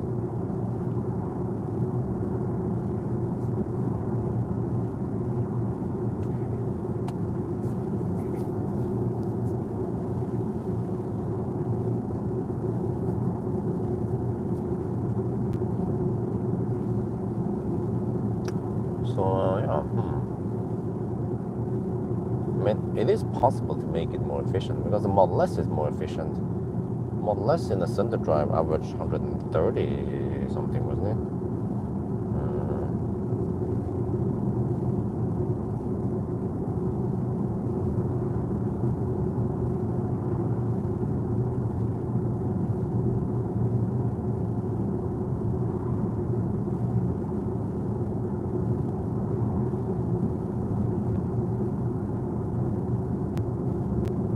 Well, it was 25 degrees Celsius though, but yeah, 128 watt hour per kilometer.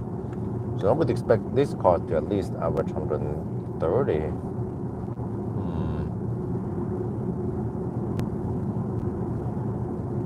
It has more modern tech than Tesla. But okay, well, it's 12 degrees, so maybe it's 25 degrees and it will be more efficient.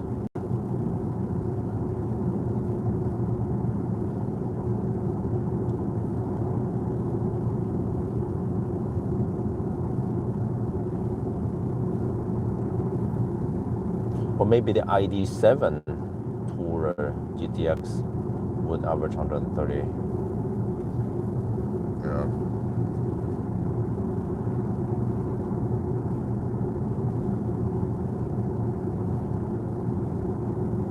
Well, but that means that the ID7 is more efficient than the S6 or A6 then.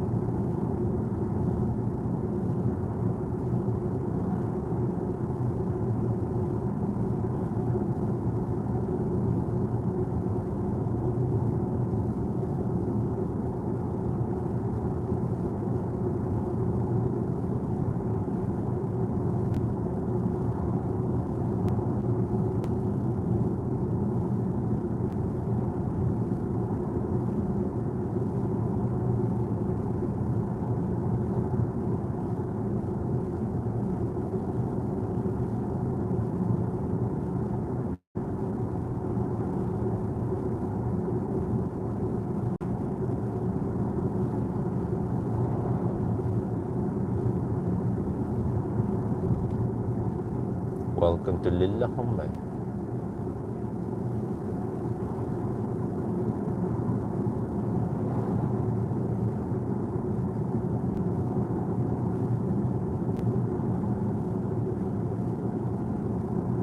Oh, there's a lot of wood stacked up over there.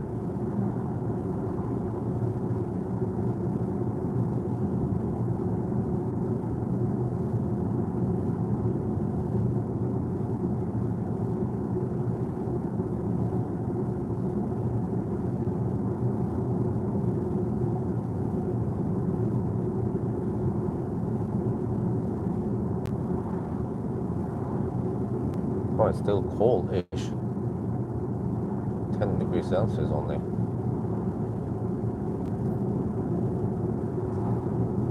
Oh, are they clearing forest for a new road here? Seems like it.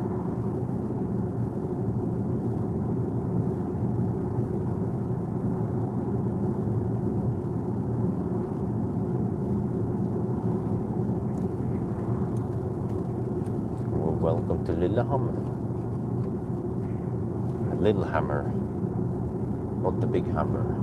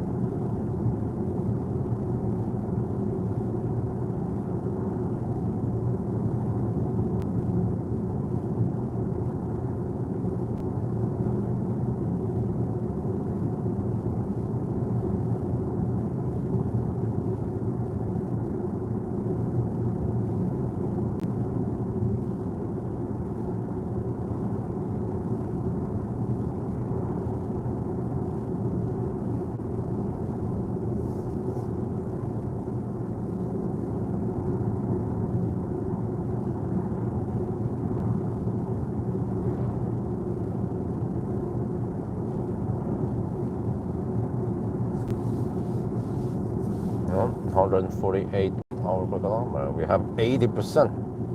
When it's been 2 hours driving down 10%, right? Where's a really 2 hours consuming 20%, so that means we might need 10 hours to drive it down to zero.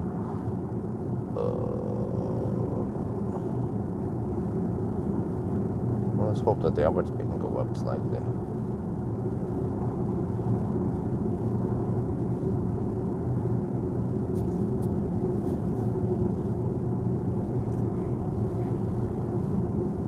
Well, we've done 149 kilometers. Well, maybe, yeah, I need to do a distance check eventually at Ringu.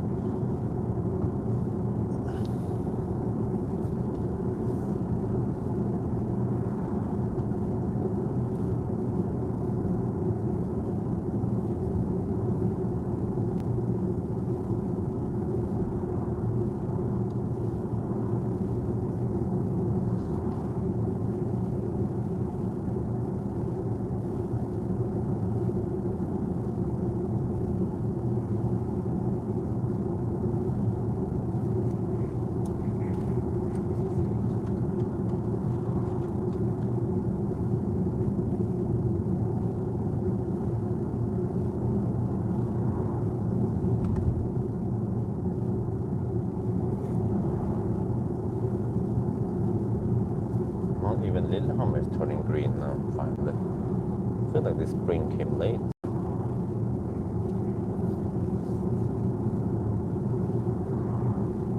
That's Strandtorget. Will we have another flooding this spring? Or maybe summer?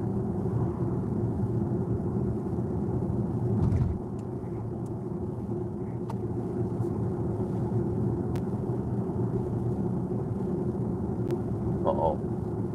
Are we ahead? Yeah, slow post coming.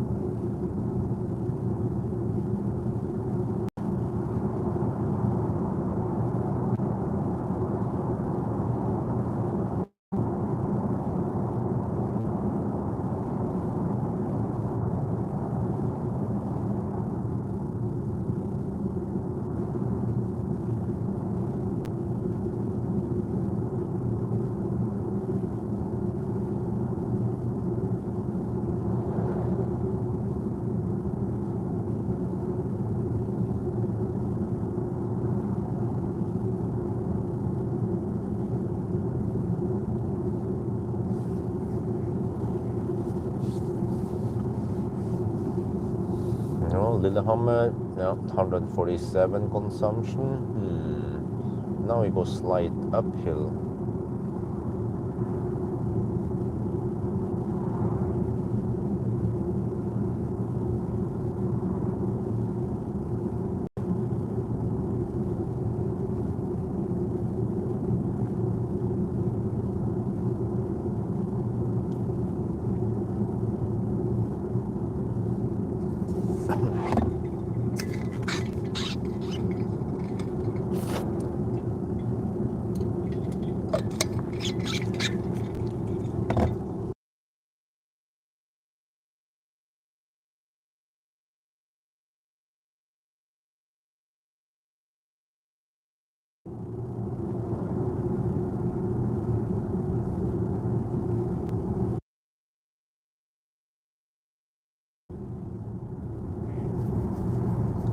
On December next year, okay?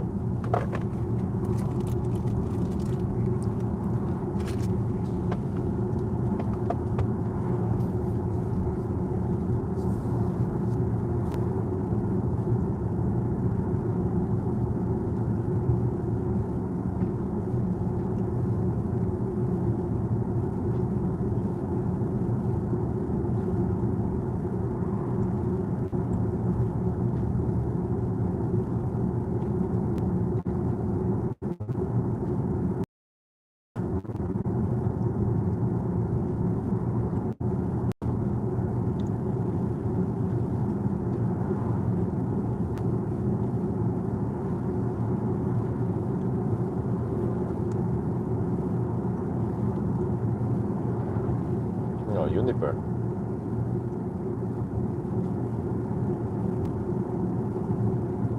So there's a new tunnel being built.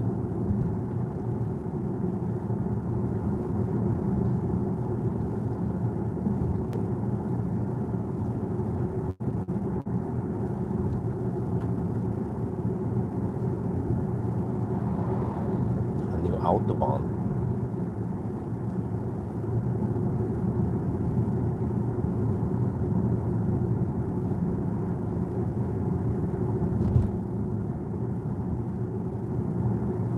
Wow, that is a lot of rocks they have chopped out of the tunnel. Where are they gonna put it?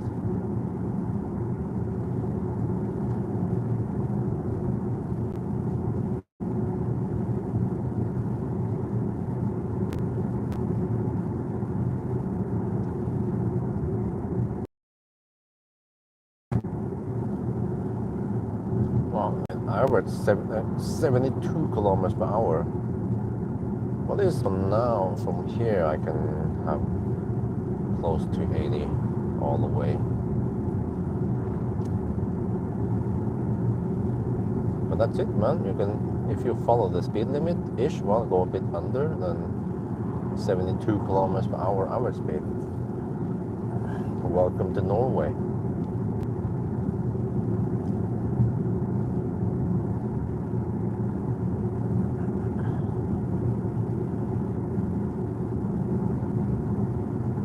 I think these roads should at least be 100 or 90 limit in the rest of Europe.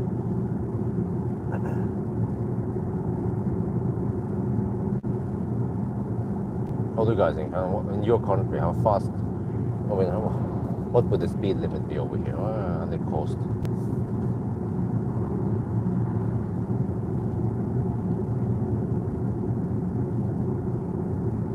I'm gonna come on to P soon, but we are 40 minutes away.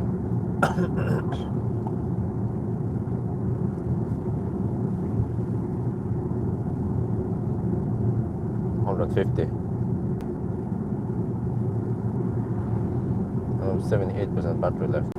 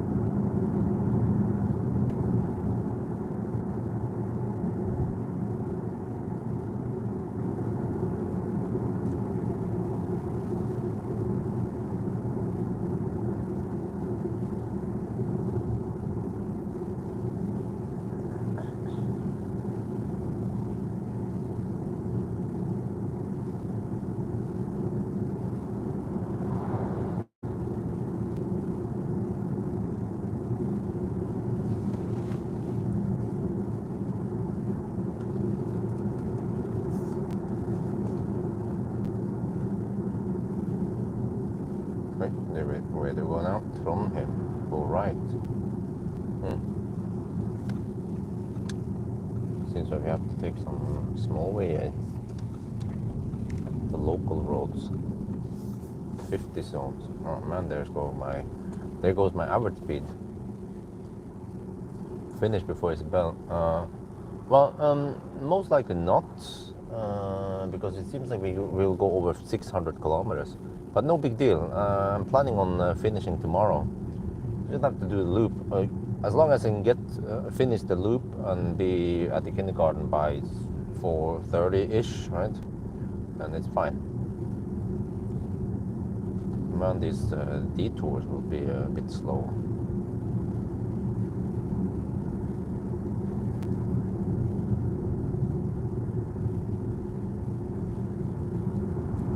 Rune, can you calculate distance from my home via Yubik and over to Ringu? I need to do a distance check once we are there. Circle K Ringu, sorry. Yeah, Circle K Ringu, that will be my first stop, hit stop.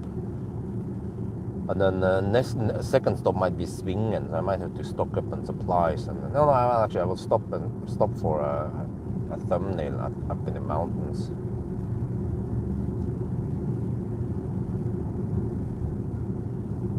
Well, it seems to be some snow, leftover snow, and up on the hills.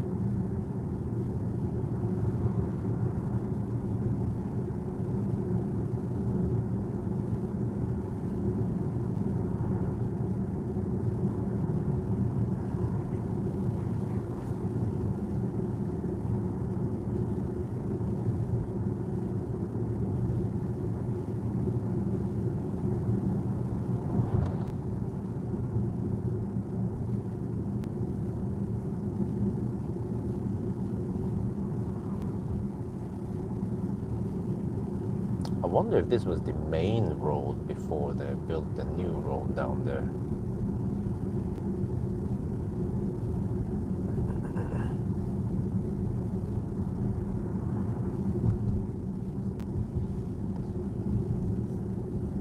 Okay, then we get back to the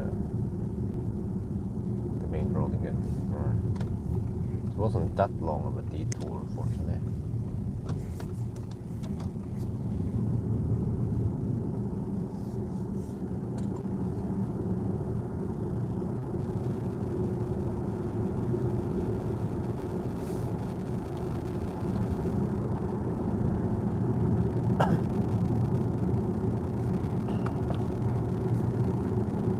Guess what?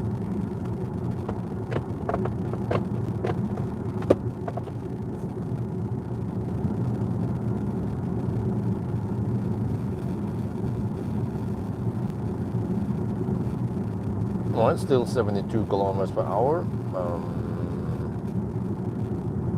I think from here to Ringu, there should be mostly 80 zones. There's just a 60 zone at the campsite during summer, and then and also a few 70 zones right before Ringu, and then 50 of course. So we can try to get some distance done. And then to the left here we have Hundefossen Familiepark. I think Isabel is still too young for it. 3-year-old. She's not much into roller coaster and stuff, so might have to wait 2 years before we try it. But the river seems to be a normal level. It's just that Mjøsen is at lower level. Mjøsen seems to be 1 to 2 meters lower than usual.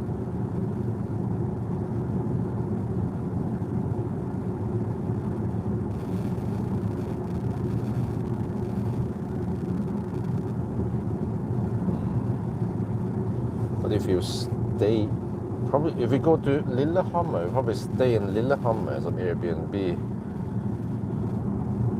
and then we can go drive to Hundefossen or Lilleputthammer. It takes around 10 minutes anyway, 10-15 minutes. So maybe go for a weekend trip. No, actually, I want to avoid weekend. Yeah, we can shift it slightly so that we travel, for example, on Saturday and then go back on Monday or some shit like that. I want to avoid weekend traffic at all costs. Plus that it's usually cheaper hotels if we don't go in the weekend times. Yeah, here's Lilleputthammer. Lilleputthammer, it's okay, 207 kilometers, right? Dankeschön.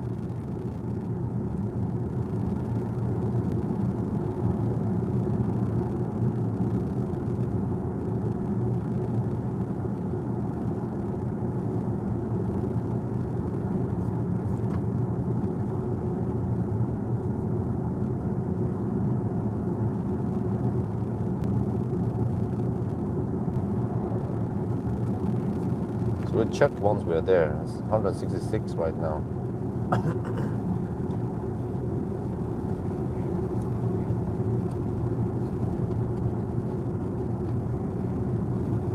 It's slowly turning green. It takes a while.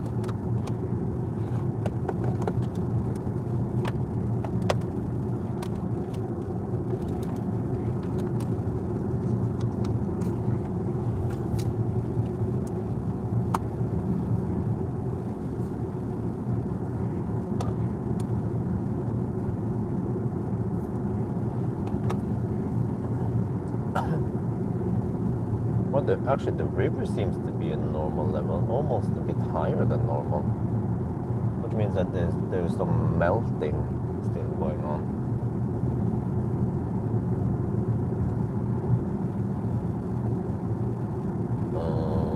Wow, some sun. 14.5 degrees. Okay, that's good. Oh, the sheep are out.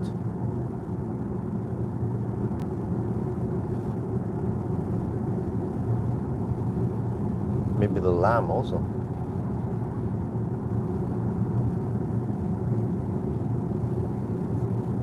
cloudy. Yeah, it is a bit cloudy today. It will be more and more cloudy during the day now, afternoon.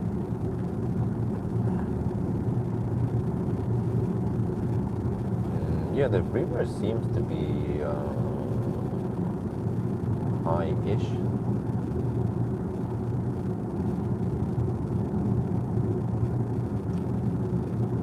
Well, there was another Audi A6. Yo, what's up? But there are plenty of ID7 GTX or ID7 station wagon. I bet they are mostly GTX in Norway. Huh? What? What? What do you mean E6? Yeah, I went. You know the route, right? Yes, home, and then E6. No, first E6 slightly, and then E16 via Maura and Roa, and then Yubik, and then we are here now.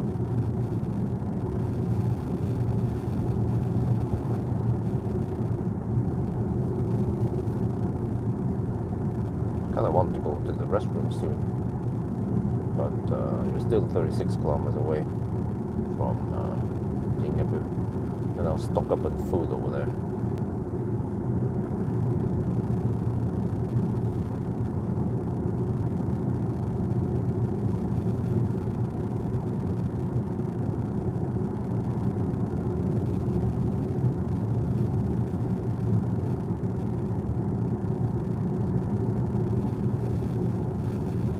Well, 148 watt-hour per kilometer still.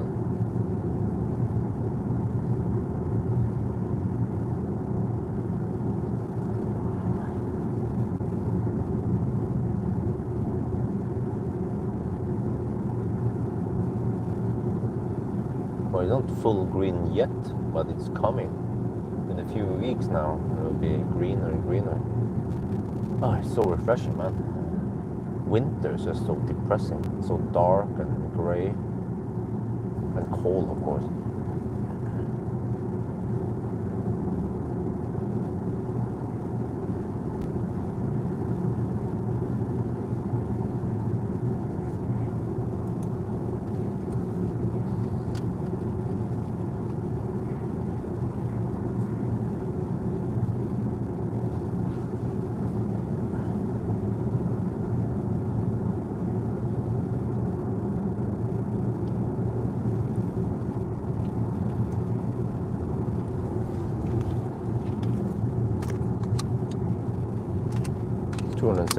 Okay. Oh, yeah, Minnesund. Well, at first I considered Minnesund, but because at least on the car's map, it looked like it was quite red around Lygnasäter. But when you look on Google Maps, it was nothing. And then when we drove there, it was nothing, no problem, no stop, nothing. Well, it was they call it manual dirigering, but it was quite quick. We didn't have to stop at all. To slow down slightly, and then you went past.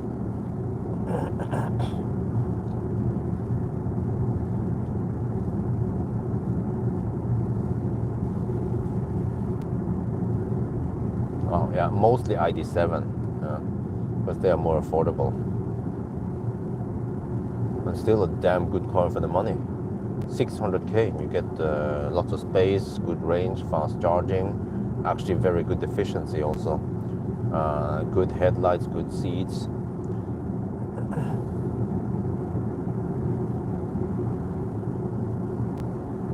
But of course, if people want something different, they can go for the Audi instead. Because Audi offers more driving dynamics and better comfort.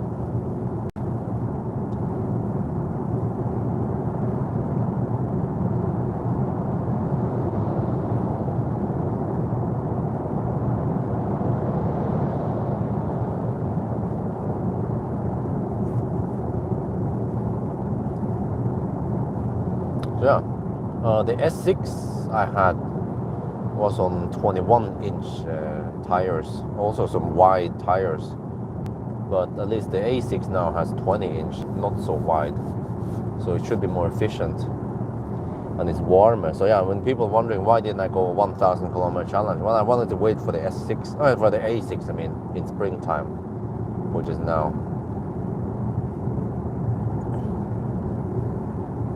But maybe if we spec up an A6 with some head-up display and some nicer seats and the Bang & Olufsen, then that would be a good car, right? For almost 1 million NOK. I'm not sure what else you're missing.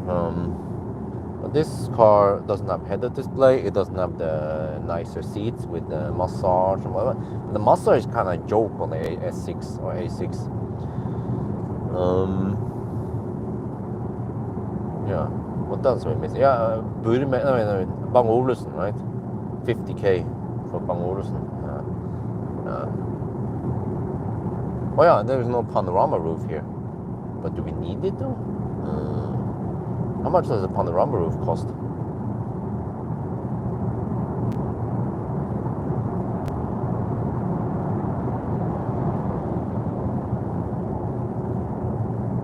Maybe it's better for the kids, so it's not so cramped in the back.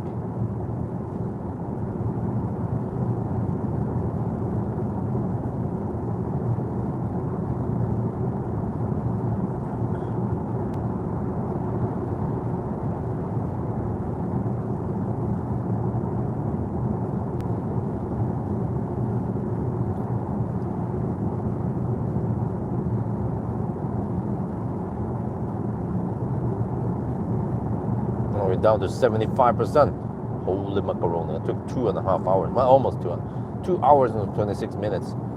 Yeah, we should be able to do this within around 9 hours.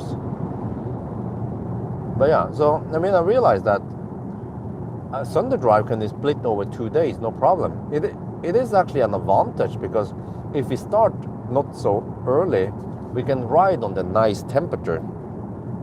So if it's 10 hour total, then we drive only 5 hours each day. And even if I have any kindergarten run or something, no big deal. Don't have to deduct anything. Unless I run cooling or heating, of course I want to keep that off. With panorama roof, lower the roof. Or maybe you get slightly better headroom, I'm not sure, but yeah, I mean, I feel like it's kind of cheap down. Yeah, we don't have the multicolor ambient light. You have to pay extra for that. You want blinkers? Pay extra. You want rear mirrors? Pay extra. You don't need that anyway. 29k plus. Oh shit. Oh wow. All the nice things that you usually get in Tesla or Chinese cars, you have to pay extra here. At least we have the travel assist or whatever it's called.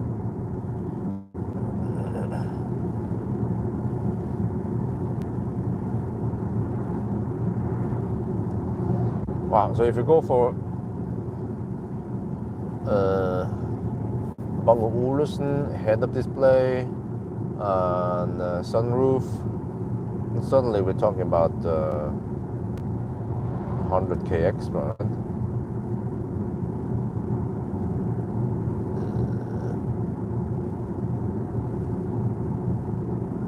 Well, but okay, I was used to the head-up display because many cars nowadays has head-up display, but I've gotten used to just looking at the instrument cluster. It's no big deal. In the beginning, I was searching for the digits on the front windscreen, but now I just automatically look down on the screen. But you see, also there's no problem if I have to look down and then slightly to the right, like in a Tesla Model 3 or Y. So you also get quite easy used to that. But the speed, at least in the Audi, is kind of low there. But then if this would be in a Tesla, it would be higher up on the dashboard.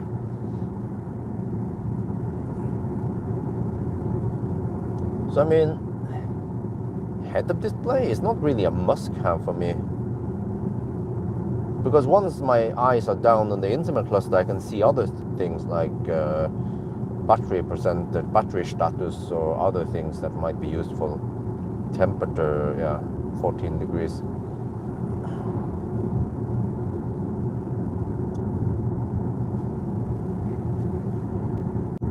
60k plus MVA, so that's moments is 75k for that shit. Okay, but Bang Olufsen and Multichlor and okay, so you get all that stuff, all the goodies in one package. Well, yeah, it's better, right? You have to pay for extra colors and the ambient light. Oh, now the sun is blasting in. Yeah, that's good. We need some high temperature and some heat in here. We can maybe try to collect some heat before we enter the mountains. It will be cold up there, 10 degrees lower, and some wind also. Not sure if you have any sun at Ringu. Yeah, 23 kilometers away from Ringu now. 182.2 kilometers reported. Yeah, so it underreports slightly. But I mean, this car, I mean, compared to Tesla, for example, then it's still fairly well equipped. Good headlights. Okay, Tesla doesn't have header display, but well, Tesla has the glass roof. Yeah, that's true.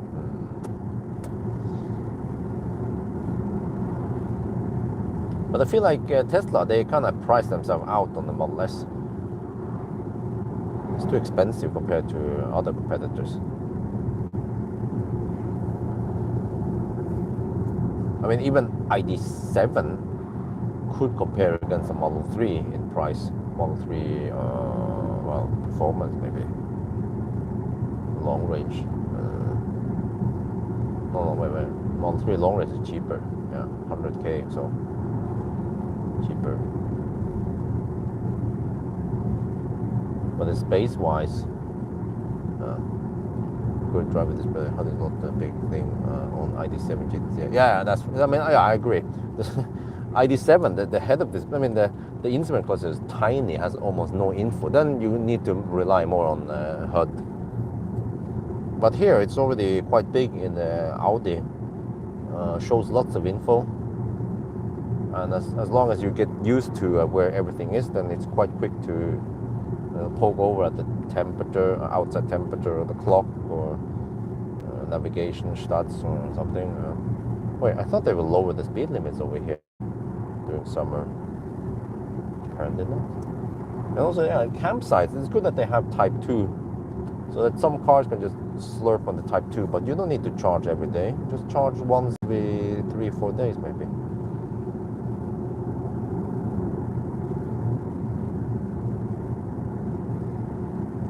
But I still wonder why they don't allow you to charge on the Shuko at the camp spot, because it's fine. I mean, have you had any any fire incidents from people charging from Shuko? It's super rare. But then for some reason, campsites have been, we don't want you to charge on Shuko. You know, it's dangerous. Farlig det. Okay.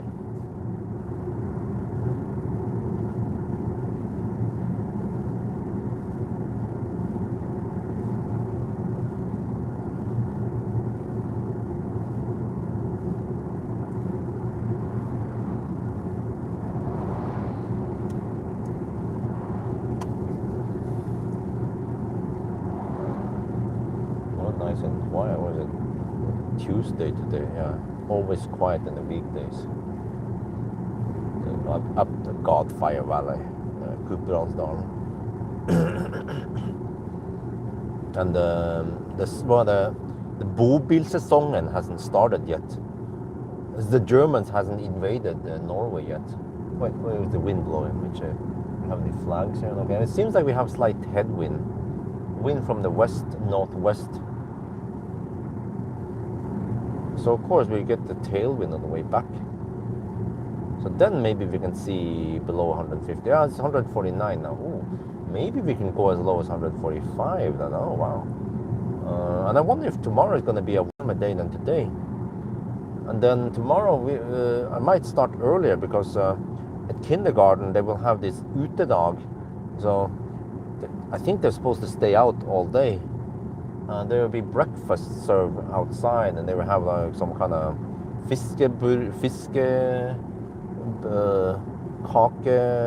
booth and stuff. So I'm planning on dumping Isabel there early, around 7:30 maybe, so she can have breakfast there and join the other kids.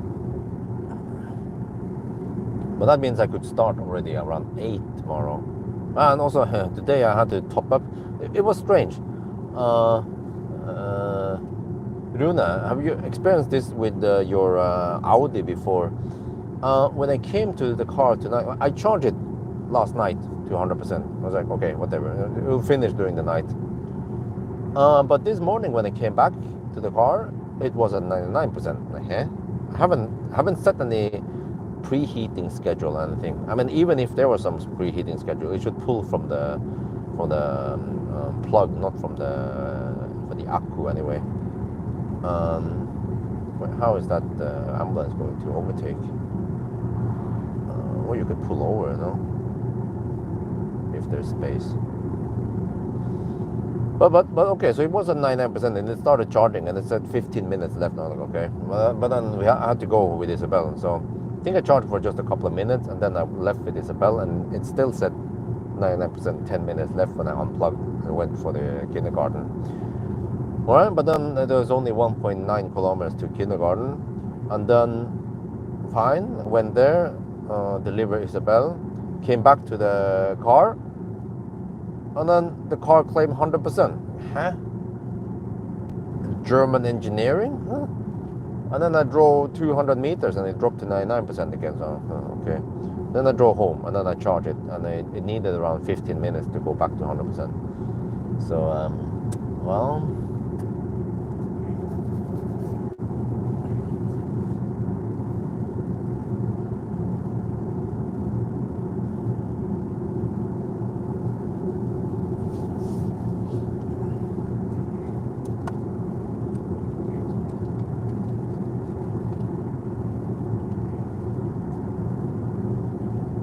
Okay, we're getting closer now to Ringu. 15 kilometers left.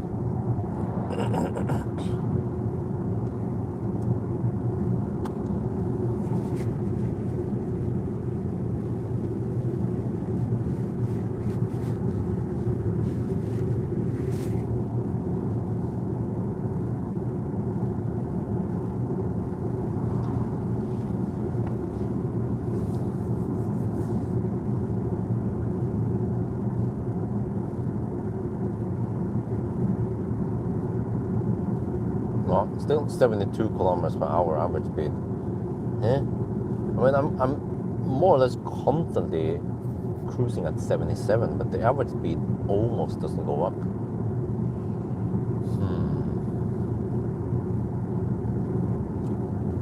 Let's see how how the mountain is today. Venabygsfjellet. Might be lots of snow there yet left. Oh, I'm gaining on the leaf. Why am I not surprised that a leaf is driving slower than me? I need to hammer that leaf. Probably balancing. Yeah. Oh, okay. Yeah. Oh, yeah. That might be it. Okay. So does the group draw it down to 1% before I was able to start? Was it 2%? Okay. Yeah. Well. But, you know,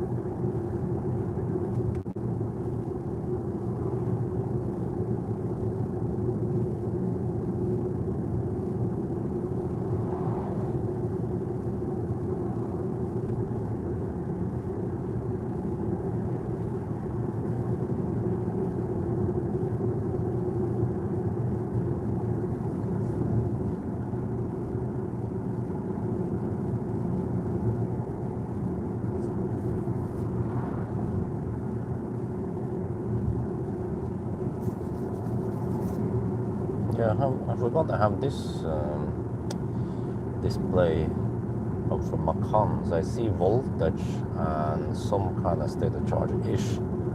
And then maximum energy content and current energy content. There's some variables here working.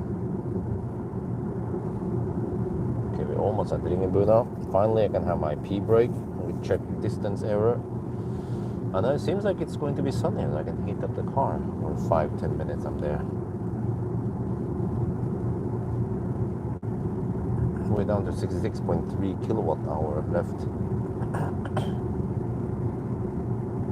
Yeah, I can see the headwind we have right now. And I've seen in windy that we'll get tailwind on the way back. So then we'll see. 8 kilometers away from Ringu. The consumption is still okay, 149 watt hour per kilometer. We'll see by the end of the day. Let me see, it's already noon. So I have to be back in Home in 4.5 hours. Yeah, I think we can go that loop. Venabygsfjellet and then Koppang, that route, and then back.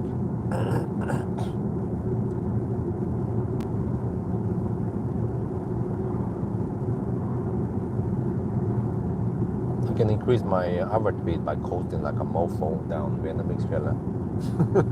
Hope that Polizei is not lasering today.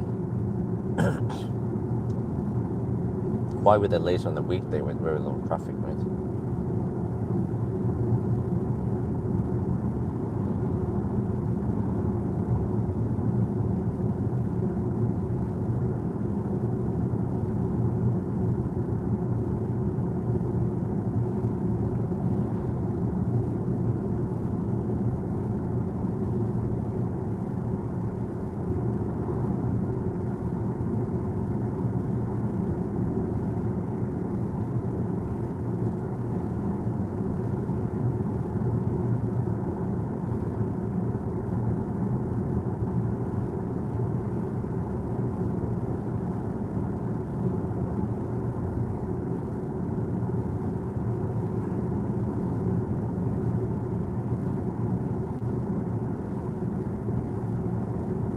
No, 15 degrees now. It's getting nicer. So now I have to make sure to put the car in the sun while I'm in the gas station.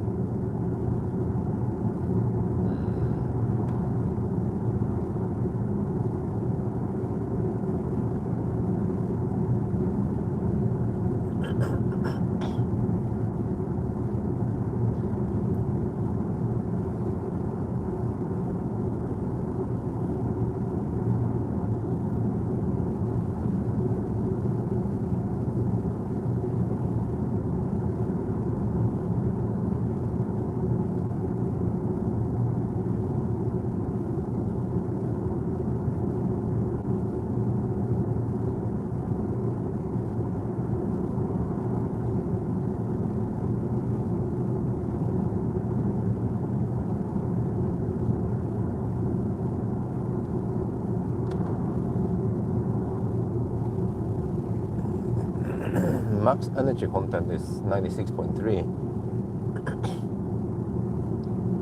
in the Pawel versus sedan. I haven't tested a sedan yet, but usually there's only one box difference.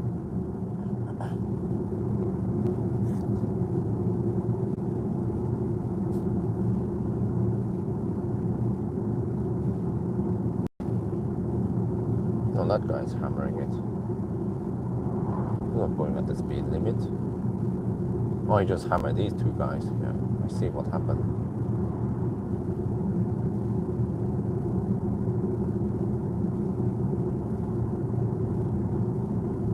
And finally some sun. We need that sun to heat up the tarmac, so we have lower drag.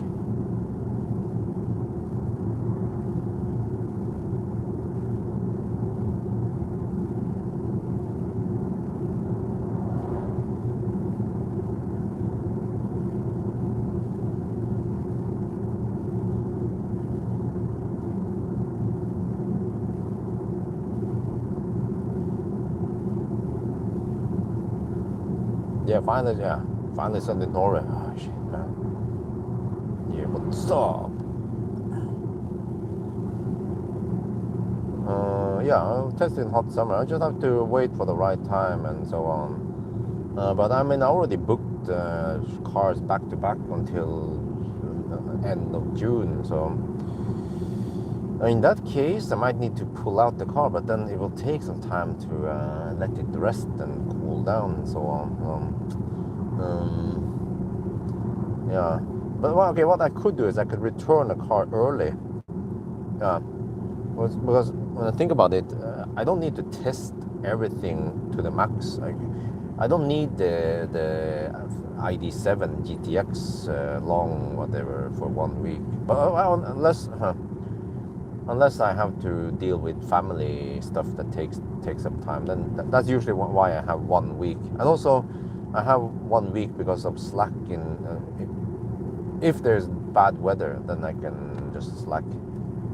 Wait for the weather to turn nicer. Like now with this A6.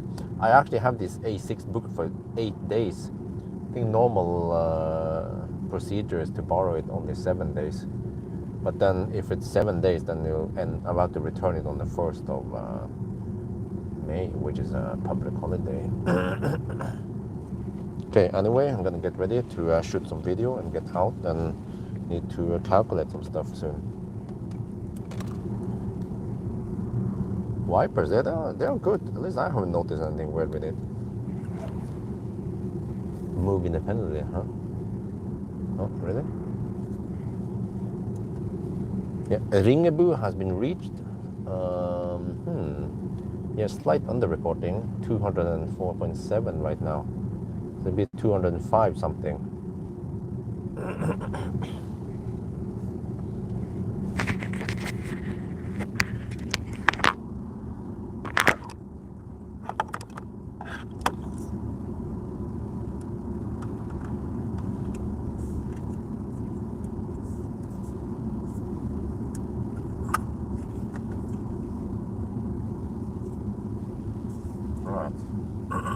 Where are they blocking out some of the parking lot there? Where am I supposed to park? Sheep. 205.2 now. Okay. If I can just park somewhere, that'd be great. Yeah, here next to the other Audi. Okay, and I can just poke it further in. Oh yep. Here, I'm gonna be scavenging some heat from the sun now, with no losses, almost no losses, just losses in the reflection, on the windscreen. Okay, I need to heat up the cabin because it's going to be cold up in the mountains.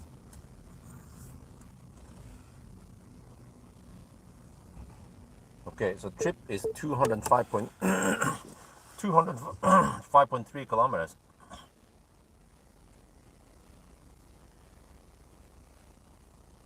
And then 148 watt-hour per kilometer now.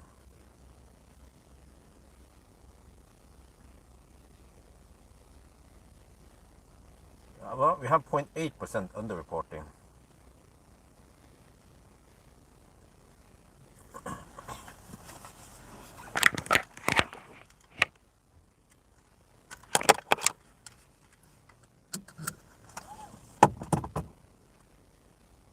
We are now at the Ringu, and the reported distance is 205.3 kilometers from the car, but according to Google it's 207 kilometers. So this car underreports by 0.8%, which means that the consumption here is actually 0.8% lower. So yeah, so far so good. 15.5 degrees Celsius.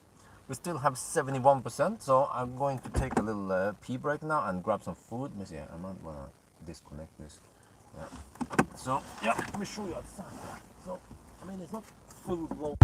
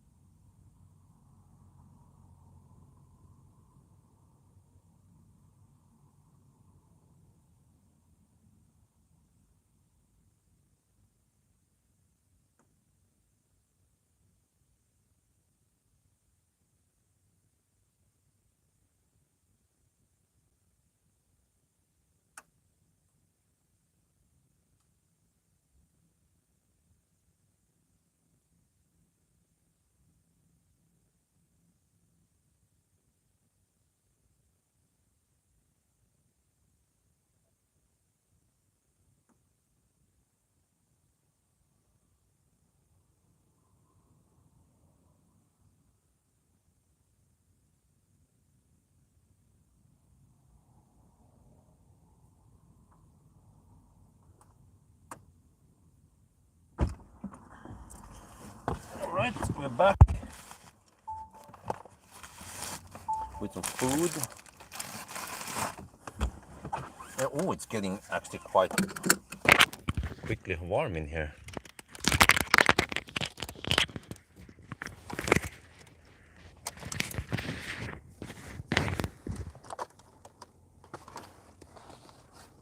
Yeah, this time it remember to keep HVAC off. Okay, that was a much needed break. Now I'm going to go for, I don't know, Venebygsfjell or something. Enden, it's called Enden.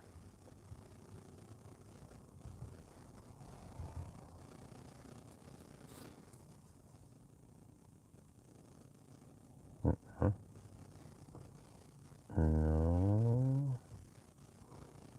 I've got to manually plot in a spot here. No.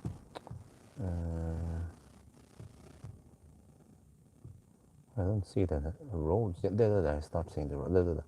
Can we just plot in this as a resting area? Oh, it gets. Oh, it's overheating even. What the heck, man? The phone overheated so quickly.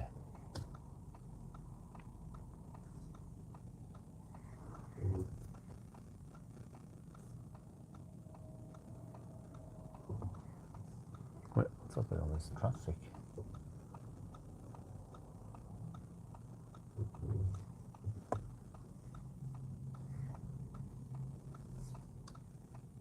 Okay, let's go. Just need to get in here and then out there again. Like a ninja shoop.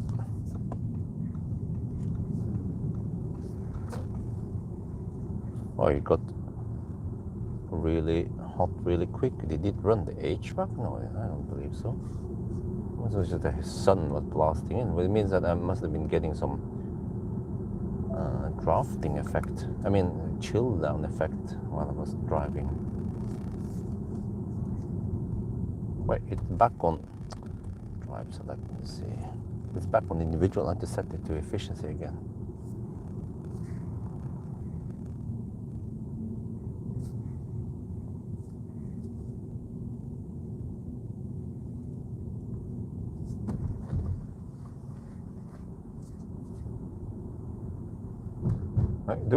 Dude, like yielding rules, anyone?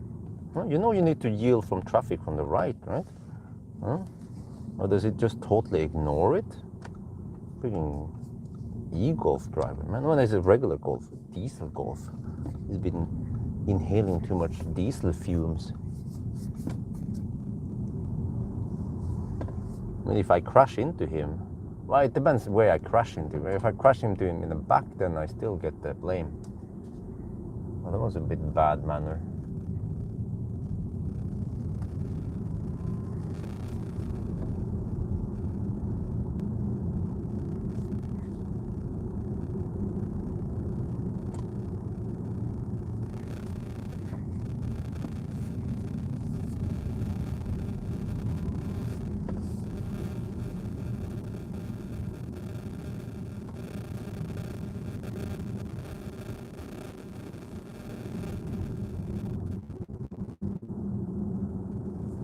Oh, it's sunny now. Oh, it's getting hot.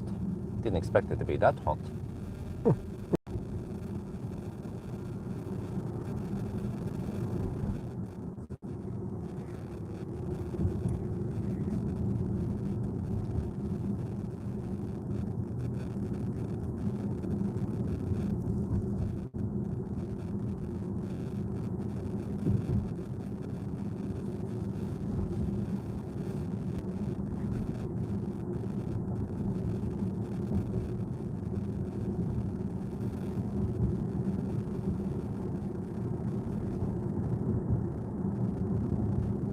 Getting kind of hot now.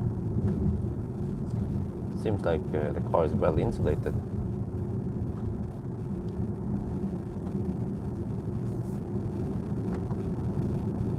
Any sun will be captured in here. The heat doesn't escape that well.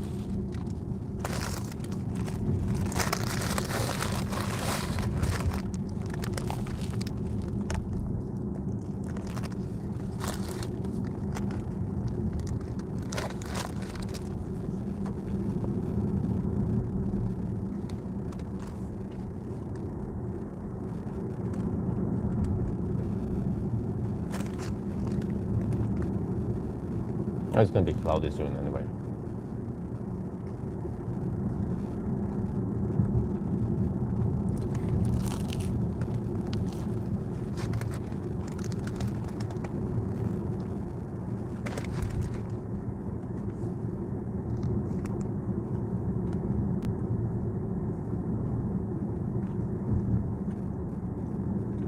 Oh, 15.5 degrees. We're up in the Highland now.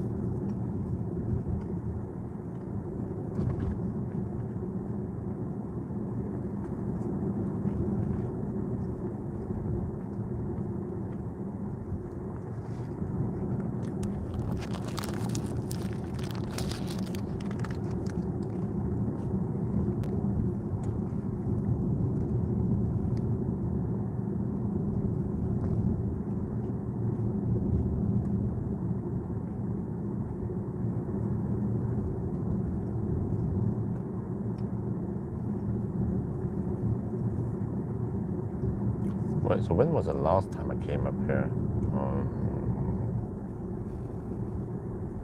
I wonder if it was last winter or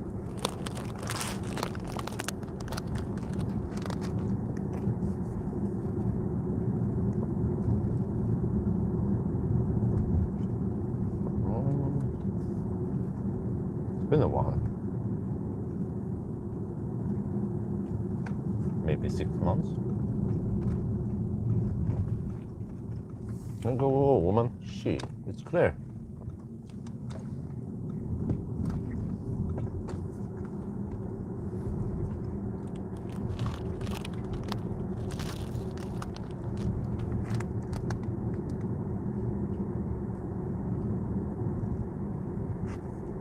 Yep, temperature start dropping already.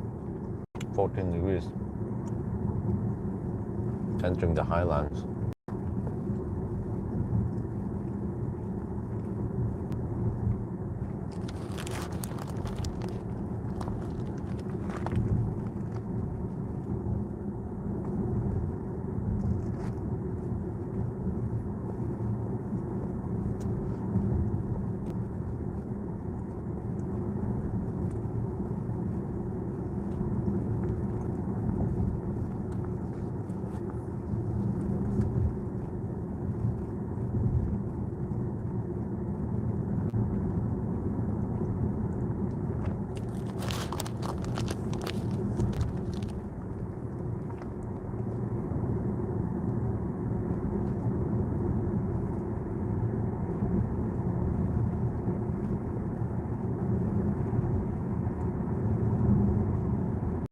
No, 13.5 degrees. It's dropping quick now, temperature.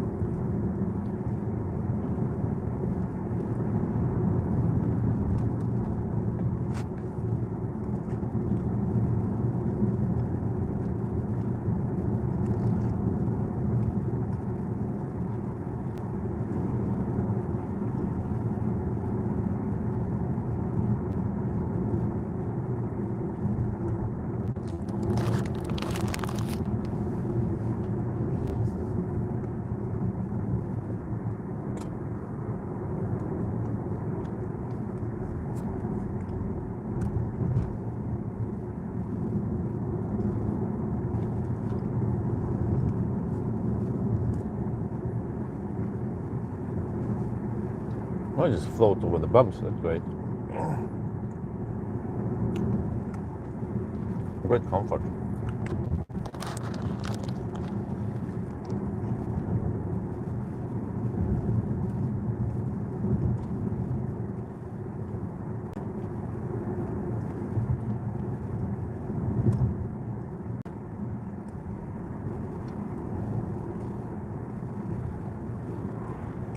11.5 degrees right now. It cools down quickly.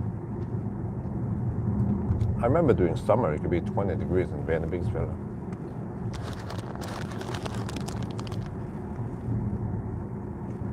But not today, son. Not today.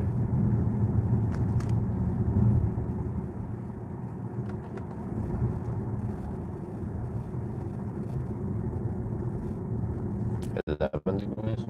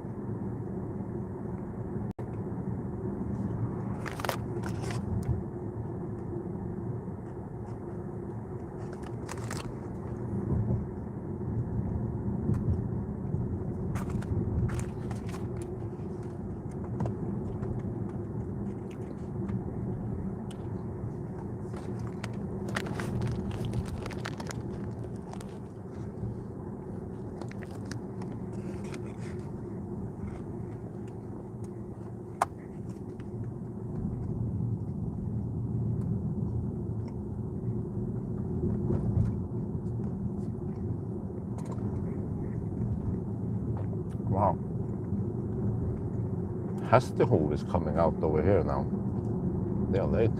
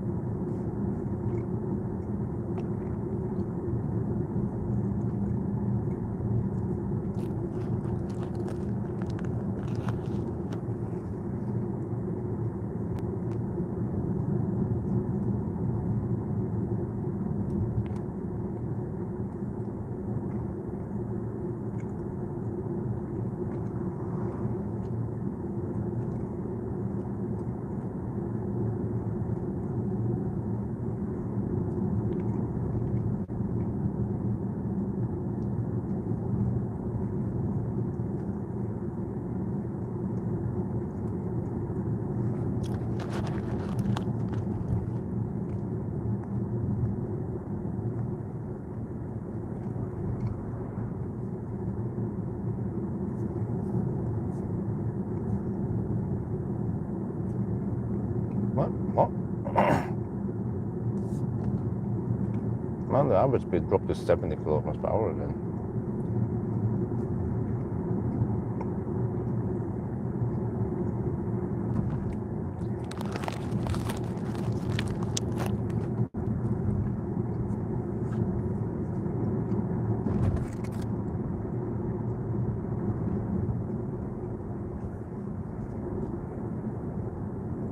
Oh, it's 9 degrees over here.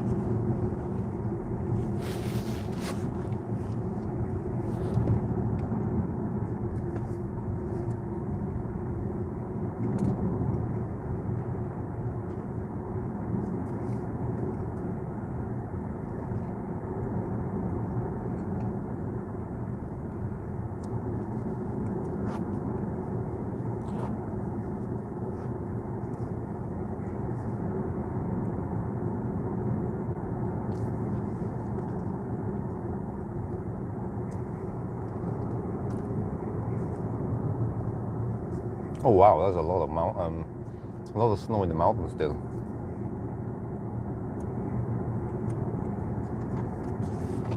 Yeah, Kong Winter has not left the mountains yet.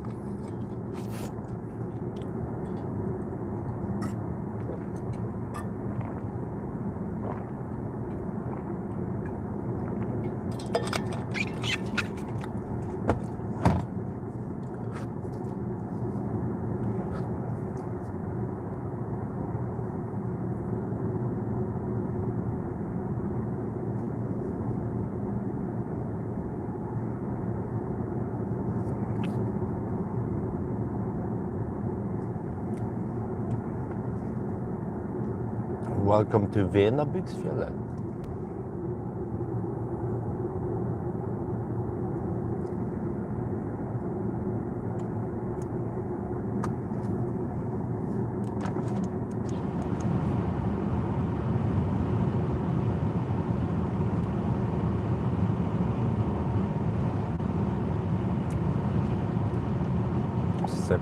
.5 degrees here.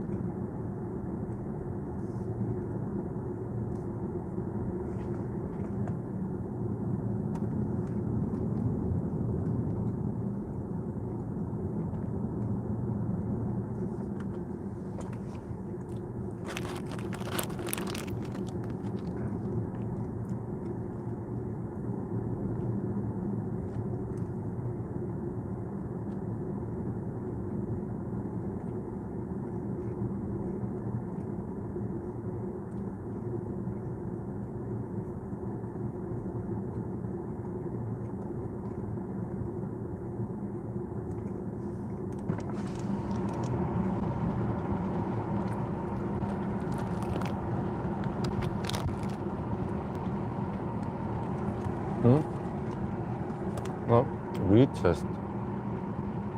Well, what retest? What?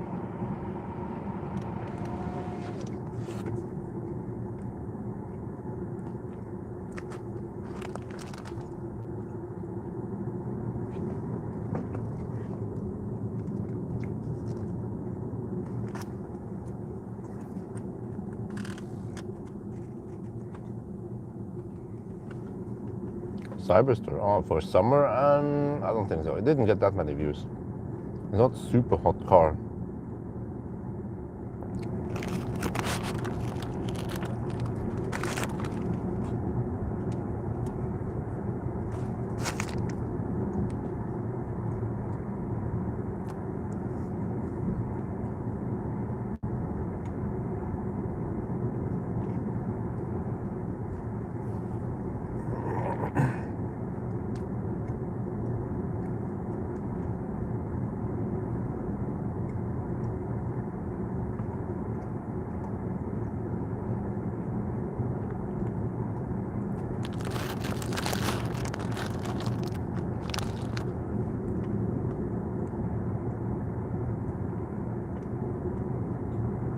Yeah, it's still snow over here. Oh, it's 7.5 degrees Celsius. I bet it gets cold at night.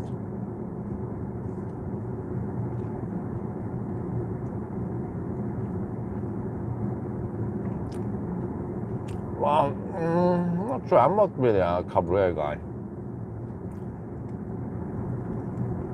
I prefer a roof and air conditioning.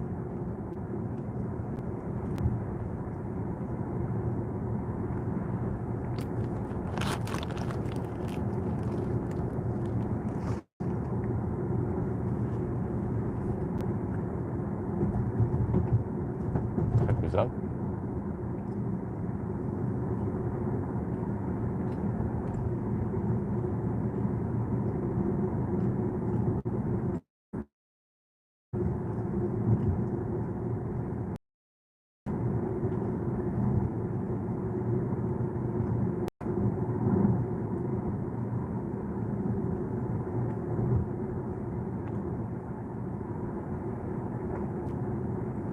Wait, sårbar, huh? No stopping here, really? I thought the reindeer season was over. Apparently not. Might see some reindeer then. We can't stop for the next 14 kilometers. I was planning on shooting that thumbnail. Might have to shoot it somewhere else.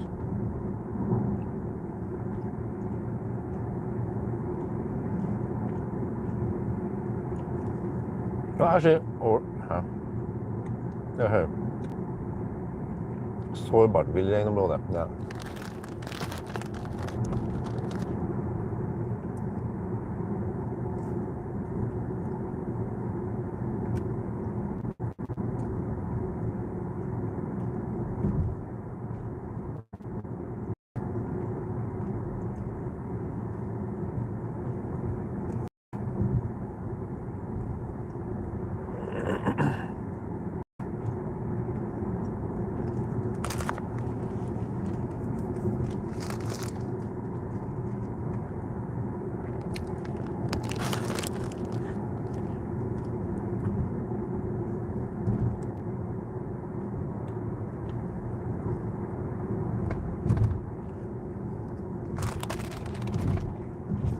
No, it's a bit bumpy.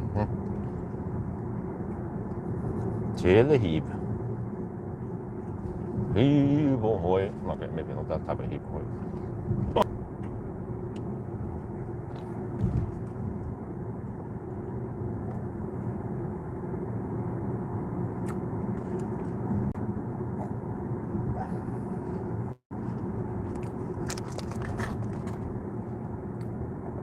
So they don't want me to stop over here. Well, could I stop somewhere else then?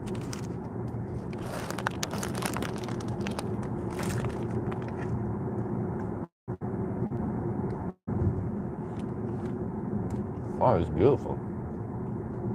It's so wide open. It's like out there.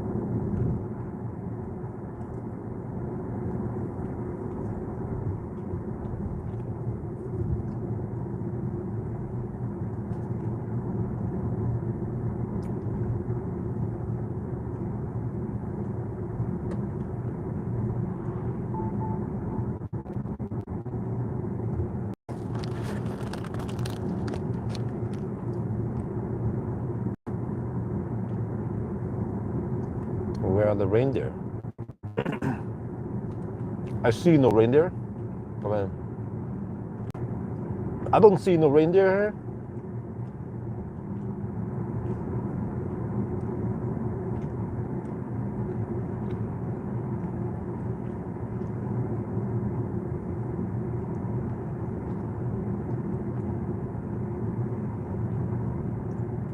Yeah, they blocked the resting area.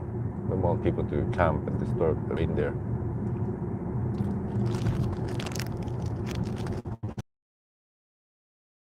To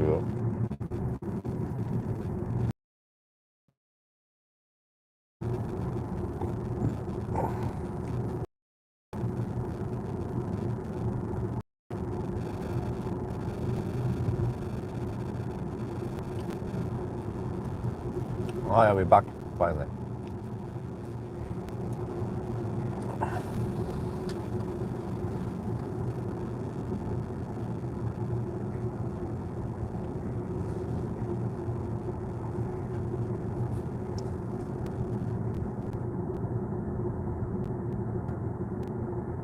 So they haven't pulled out the sheep yet over here.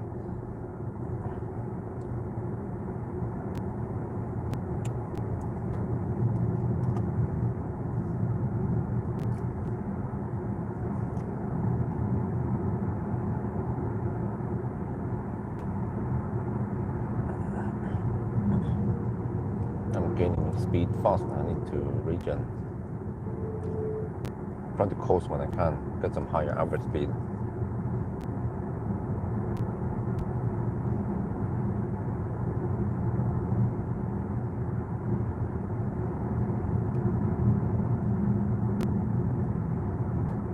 Oh, 7 degrees only.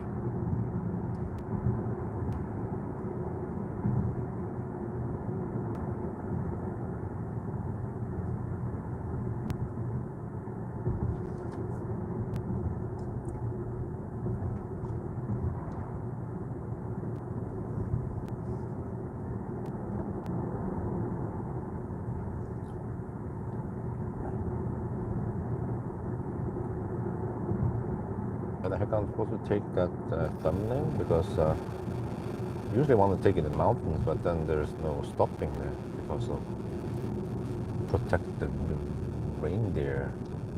Even though I didn't see no reindeer. They might have left already, but they haven't changed the parking yet, so whatever.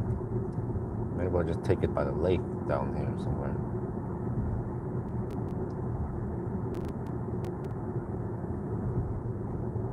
We're gonna have some nice landscape.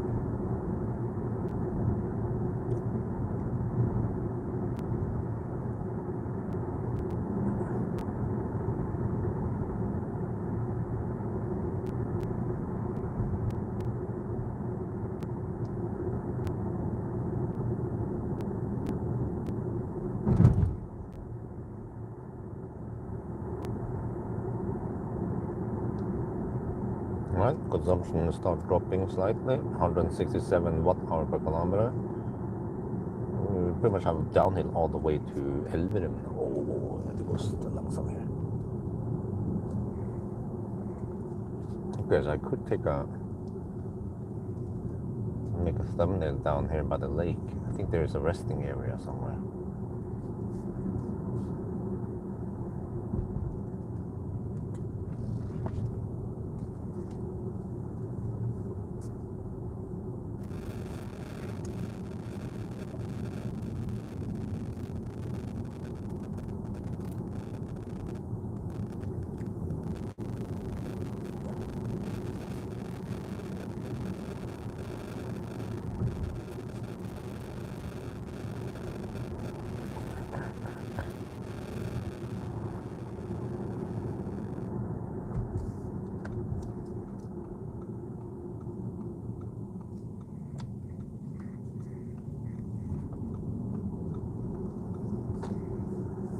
Alright.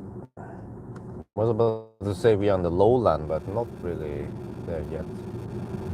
166 watt-hour per kilometer. We should be down below 150 eventually. Okay, let me see. Over here, what about this lake here? As long as there's some okay background, then that will do.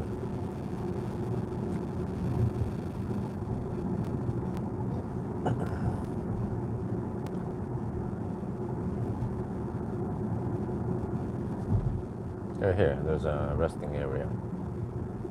Okay, we can just do this.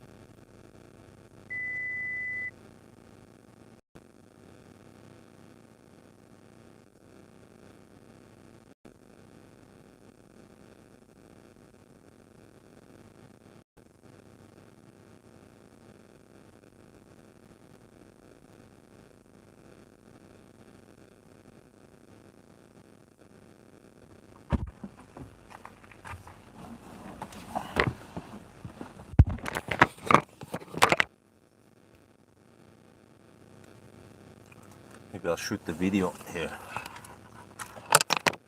Oh, there's trash bin. Nice. Get rid of the trash.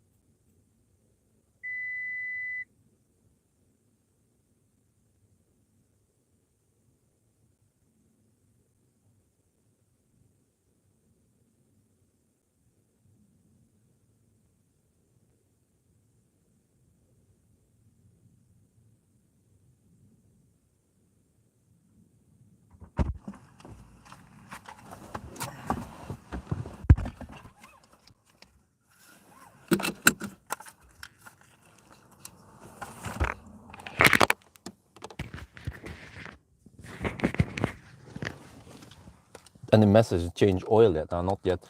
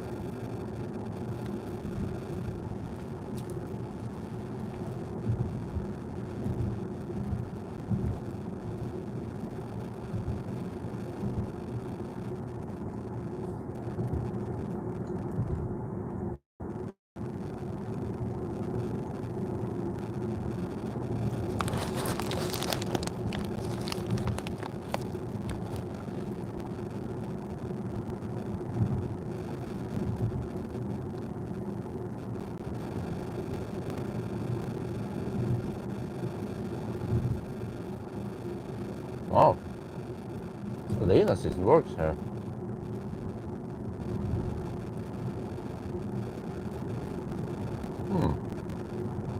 Impressive.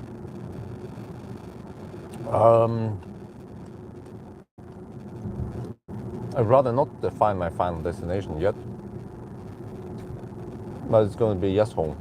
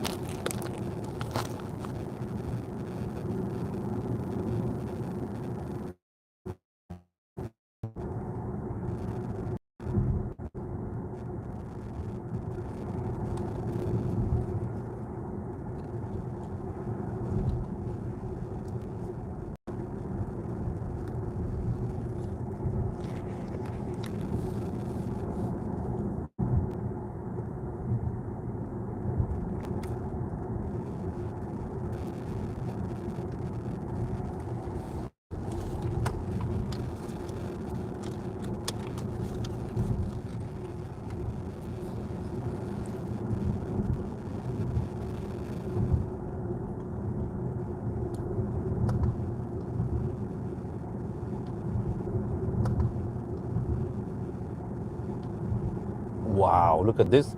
We actually have auto steer. Huh? What shit? Man, let's try again. Oh, car, okay.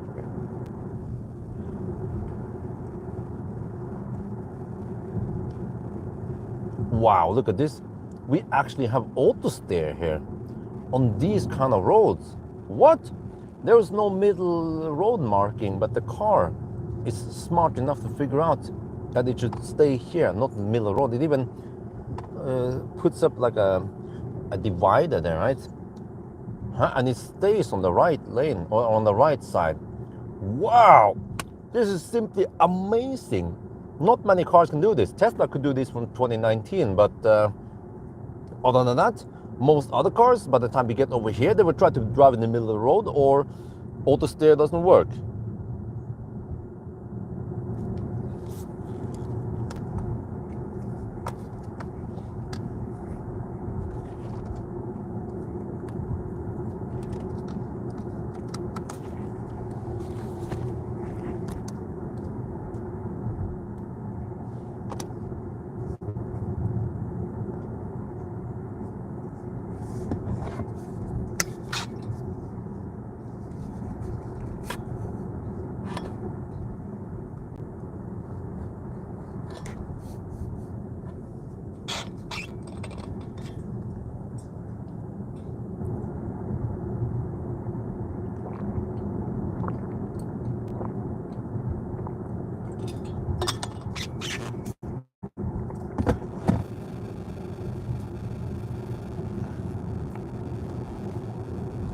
Wow, we're still at 60% battery. Holy macaroni. But we are. Oh, wait.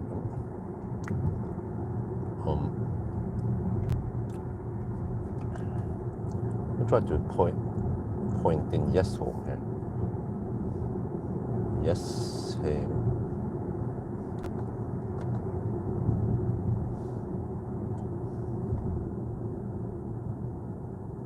Det är 1000 people. Yes, that's good enough. 240 kilometers away. Oh.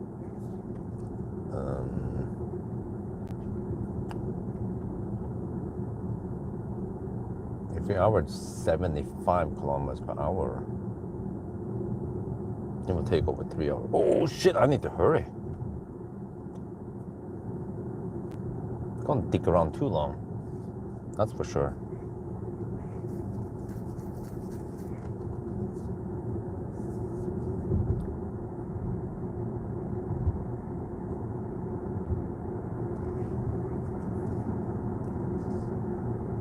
So I have time to do one more stop, usually at Svingen, hop out of Svingen, quick P-brake, and then proceed to yes home.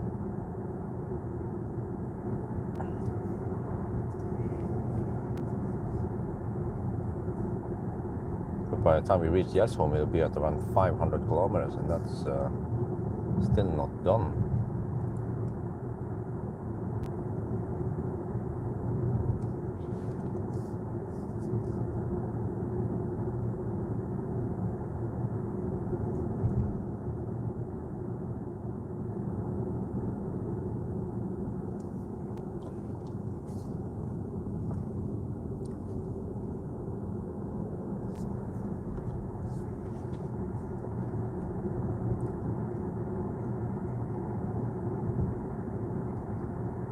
So I don't remember what I usually do. Oh, yeah. Normally, if cars have more range, I would take the longer loop via Otta and what was the other place called again? Yeah, it was another mountain.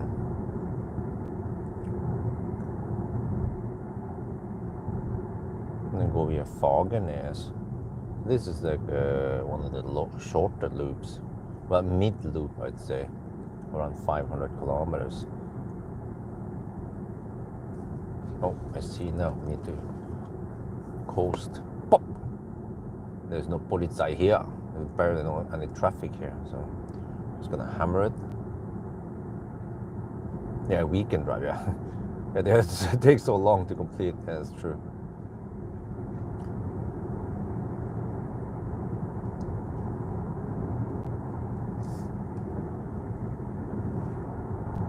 Slow down slightly, don't want to go too fast.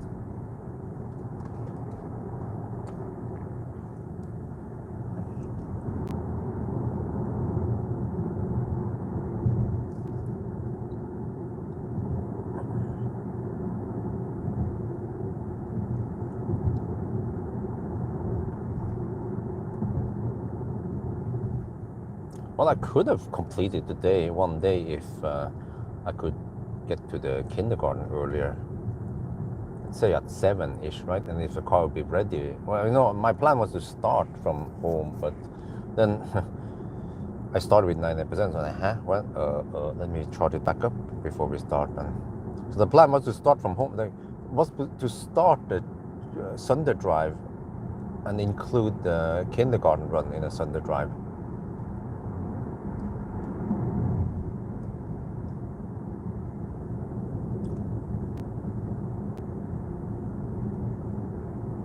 That would have speeded things up slightly. I could have saved almost half an hour there.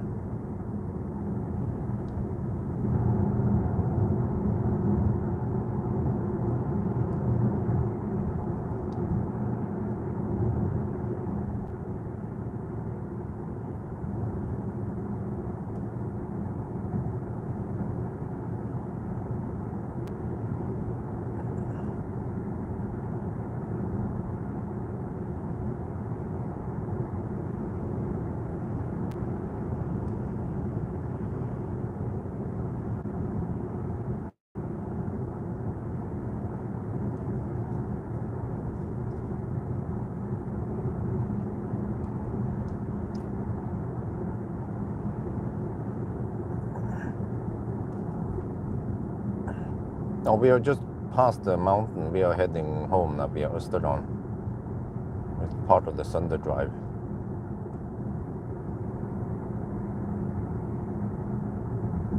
$160 watt-hour per kilometer. All right, nice. Just coasting. Don't want to go too fast. I have to throttle. Just using the flappy pedals to slow down slightly. Still want to maintain some speed here downhill. Because eventually it's going to flatten out. Then you can just let it roll.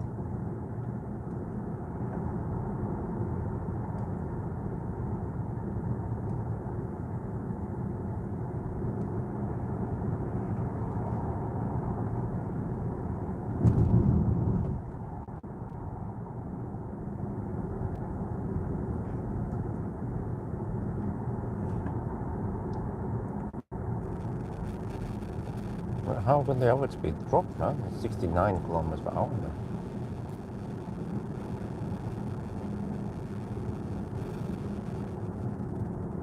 I feel like I've been hammering it down here. Oh, but we're done 260 kilometers.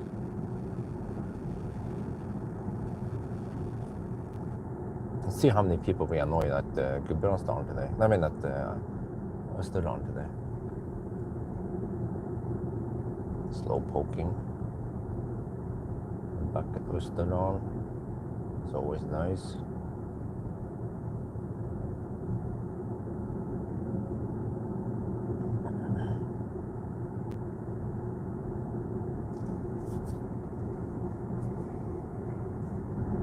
Frisvegen? No, I don't think so. The main road, or whatever I should call it.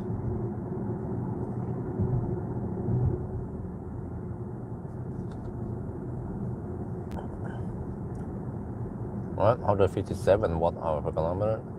Now we get tailwind, actually quite straight tailwind right now. The wind is from northwest. And then also down Østerdalen I get slight tailwind. Temperature is rising now, 11.5 degrees.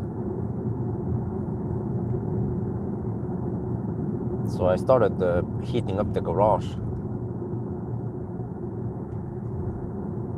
So I try to keep the garage at 20-25 degrees Celsius. So the car is nice, well, car and battery is nice and warm for tomorrow's run. Because it might be a bit cold in the morning.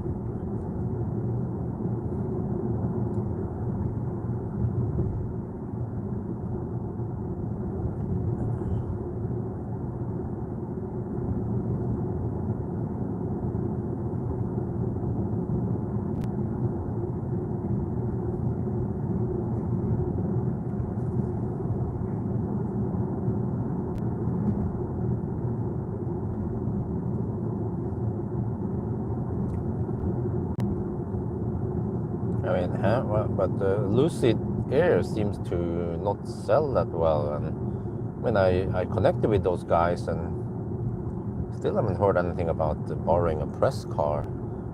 I've never seen those cars on the road. They supposedly have sold a couple, but I never see them charging or driving on the road. So I wonder what the heck Lucid is doing in Europe.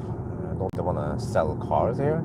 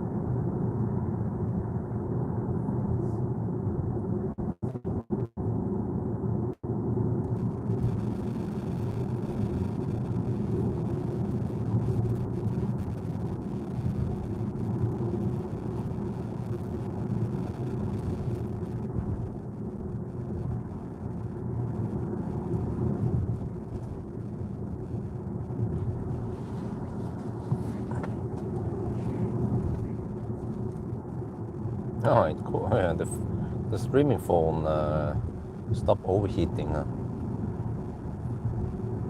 Just cool down by itself. But there was some sun in the face soon. I thought it was supposed to be cloudy. Well, this is good for temperature at least. 13 cars registered. Maybe all of those are press cars or company cars, or I mean, Lucid's own cars. So I've never seen them charge or on the road or anything. And I also haven't seen any media tested them, so what are they doing? They had some test drive event, or at least I borrowed it briefly what was it, last year or 2 years ago. Also, the weird thing is when I tested charging, it wasn't charging that fast, so maybe the software needs to be updated. Yeah, speaking of that, someone sent me a screenshot that the C-Line 7 can take 230 kilowatt now. Okay, maybe I should borrow it and do 1,000 kilometer challenge. See how schnell it can become. What about cooling though? Hope they fix that too. Otherwise it was just a rapid gate.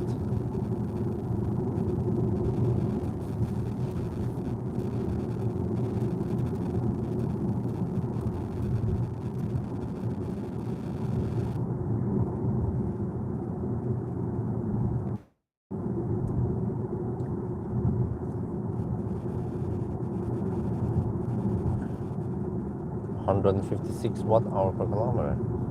Still going downhill. Still have a tailwind. Well, we had 148 something. Up good bit of down. So we eventually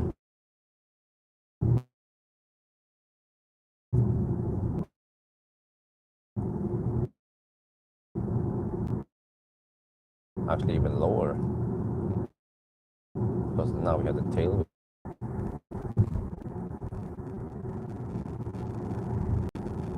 Well, yeah, internet over here is quite troublesome. But once we join with the main road, then it'll be better.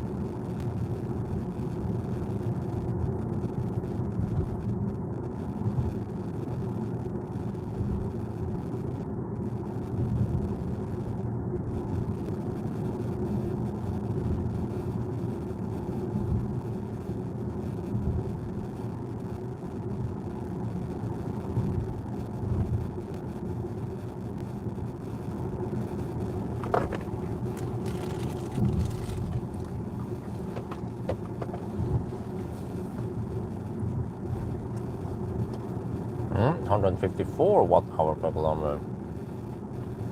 Still dropping.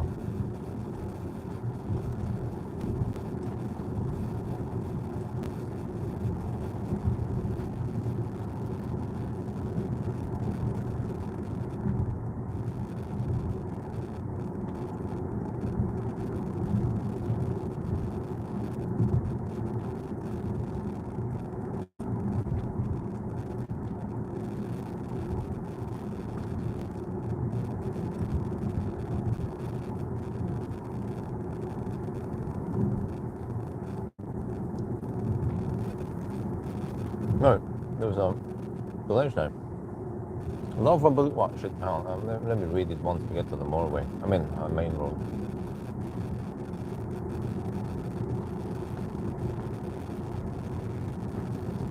Love for Bulgaria. I wonder if you consider to come to Bulgaria one day. Well, maybe to visit and hunt, guys. To see the roads, the charting network. It's bad. Okay. Wait, shit. How to focus now? Also doing some coasting here. Trying to get the average speed up.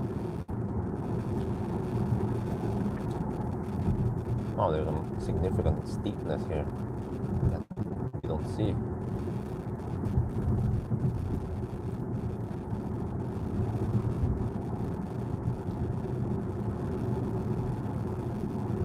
But thank you so much for the donation.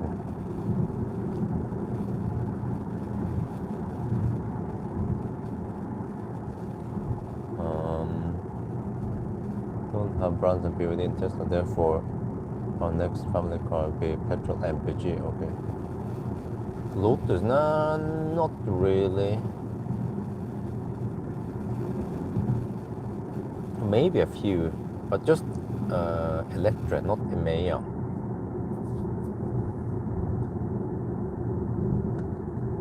They don't seem to sell that well. I see more EQS on the road. They're also expensive, right? Oh shit, there's some piano black reflecting on my face now. Shit. What's up with these expensive cars and reflective surfaces, man?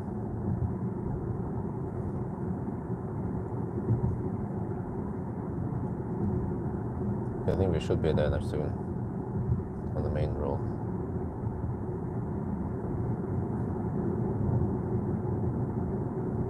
$153 watt-hour per kilometer.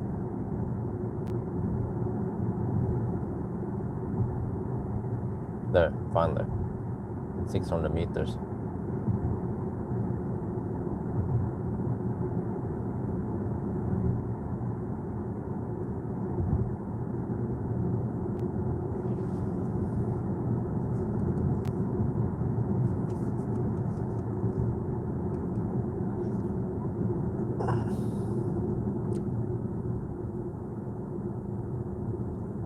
Right, 211 kilometers away from Yesholm. Well, I better hurry. I should be there by 4:30. Okay. Go.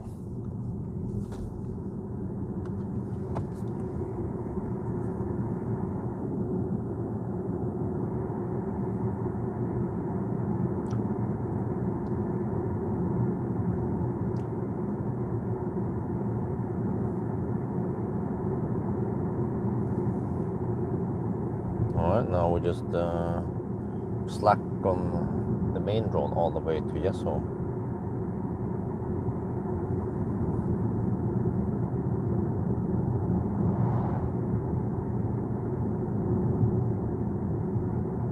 I have the car seat with me, so I can go straight to the kindergarten.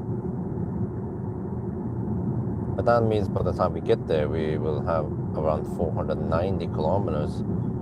So another 150 tomorrow then.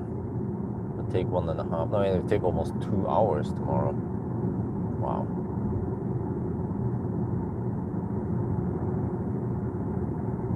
So 7 hours today and 2 hours tomorrow.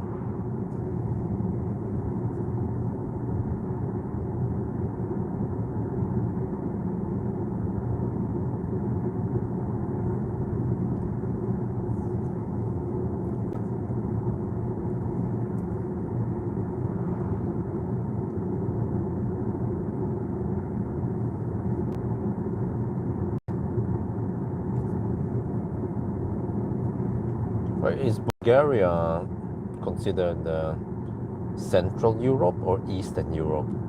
Or what is Eastern Europe anyway? I think Poland, very important that Poland is not categorized under Eastern Europe. They are Central Europe, along with, I think, Czech Republic is also Central Europe. But then what about Bulgaria? Or Slovenia?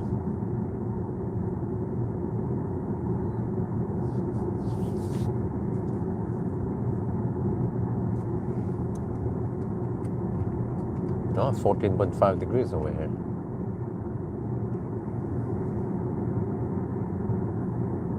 Oh, okay, they took away the 70 zone now. Okay, that was awfully slow, man. Over here, 70 zone. Can you guys imagine that? If this was in your country, what kind of speed limit would it be? 90 or 100? At least not 70, right?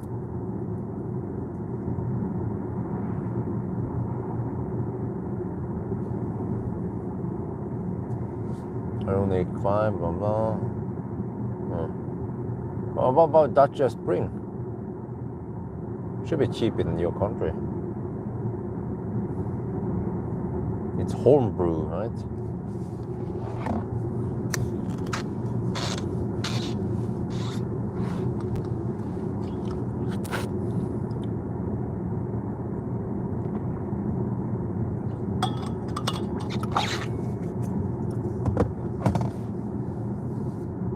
Okay, so that's Eastern Europe.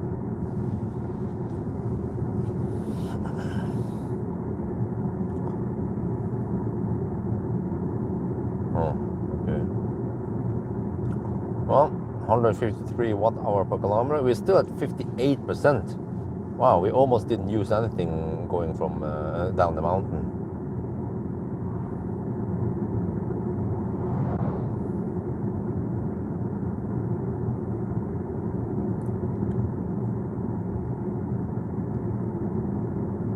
So from here, it's just a nice chill drive.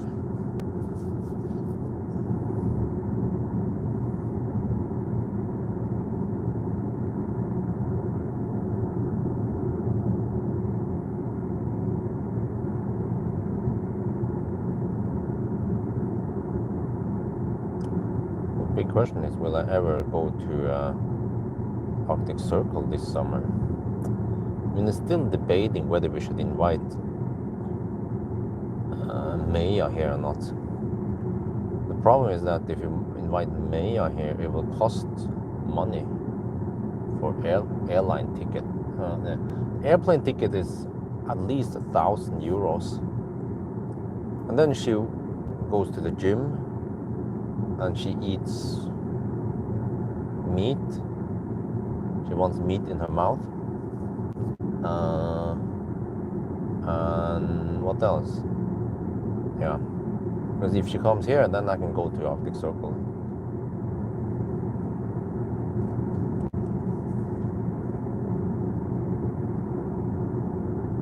But is it worth it?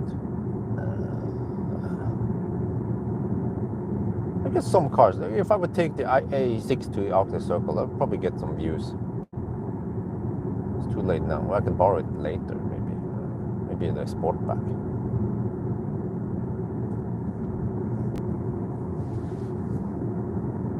Plus that I get invited to these test drive events in other countries all the time.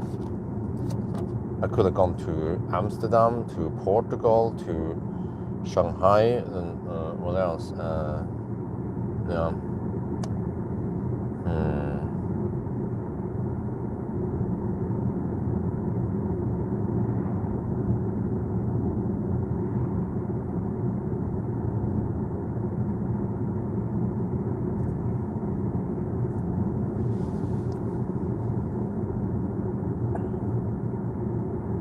But yeah, some great news.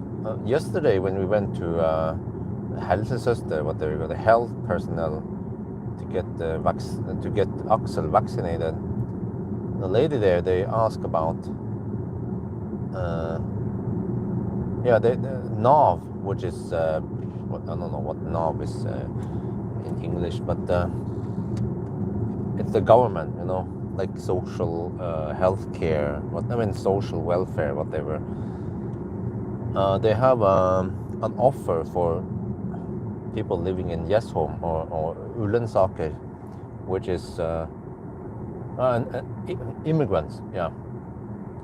They offer Norwegian course free. I'm like, oh yeah, you can resume that finally. And also, you're supposed to get some arbeidsledighetstrygd or whatever, but then you have to try to help you into getting jobs. I'm like, okay, yeah, why not? Try to get some kind of job. Ask wifey what she was interested in. Do you want to work in a kindergarten? She was like, hell no. Okay, totally understandable. But maybe some shop in Jessheim Storsenter, like not sure about the Rema 1000 or Meny or shoe store, clothing shop or something, whatever, anything really. But yeah, I mean, I still have to read up what's up with that and what kind of. And one of the one of the requirements is that the children need to be in kindergarten. I was like, yeah, okay, well, yeah, let's go for it. From August. So finally, maybe we can, wifey can learn some Norwegian. But then she has to work for it, and she might have to take the bicycle there because I might not be available to shuttle her there and back again. Depends. Sometimes I might, sometimes she might have to take a bicycle, and it might be rainy. But then when I was in Bodø and I was a teenager, I bicycled during winter to karate training and back again, and I also took the bicycle to school. So I mean, if I could do it as a kid, then yeah.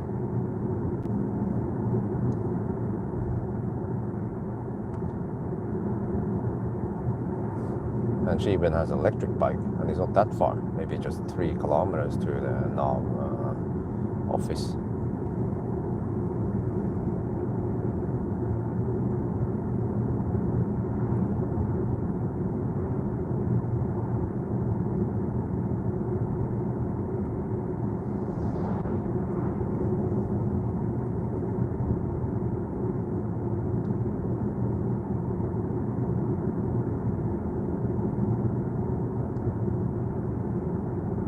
Oh, phone is overheating again. But maybe there's a plan there. But I also see that there would be an advantage if she has a driver's license and then just whatever, golf, e-golf, or I don't know, something cheap. Maybe triplets would work. She would just drive in the city anyway.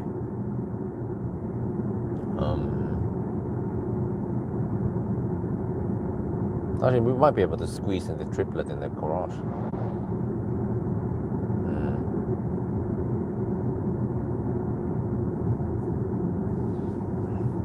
And actually, it would be nice if she has a driver's license, because sometimes she could help me pick up and deliver press cards, especially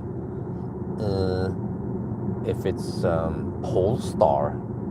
Well, good news is that finally Neo, they ship out the press cards from Ensjø now, service center in Ensjø, so there's parking there. Previously I had to pick up Nydalen, but I still, okay, if I borrow a BMW or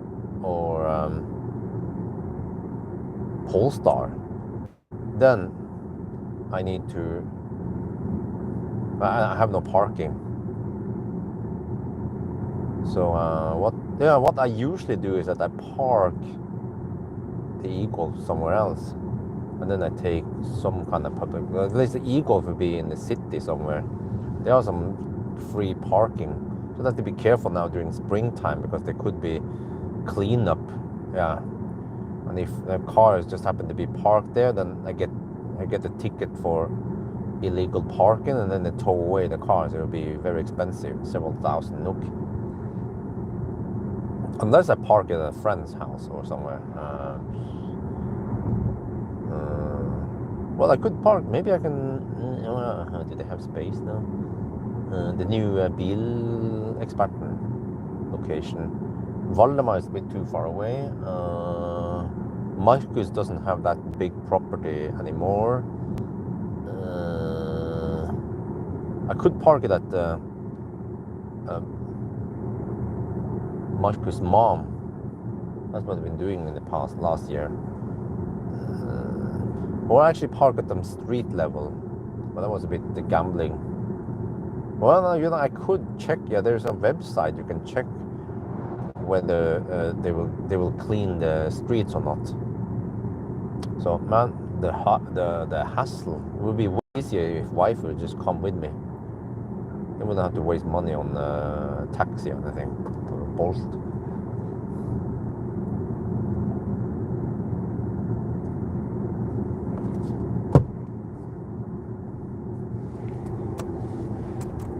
So I'm also motivated for her to get driver's license, and of course Norwegian.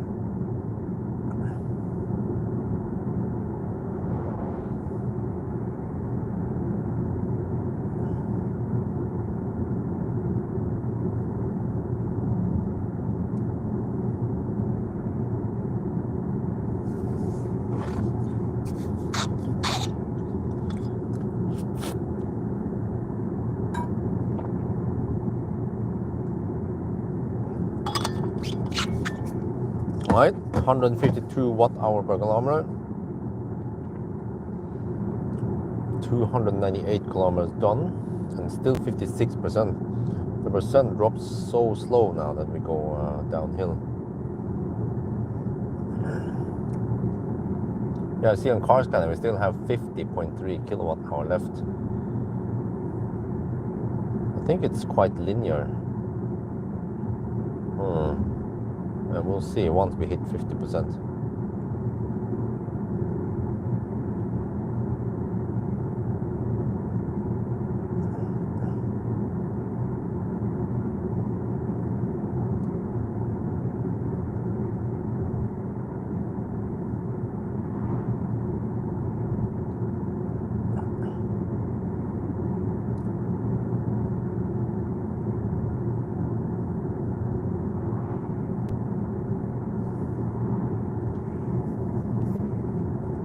Oh yeah, this downhill, I remember we can coast. There are very few places we can coast on this stretch.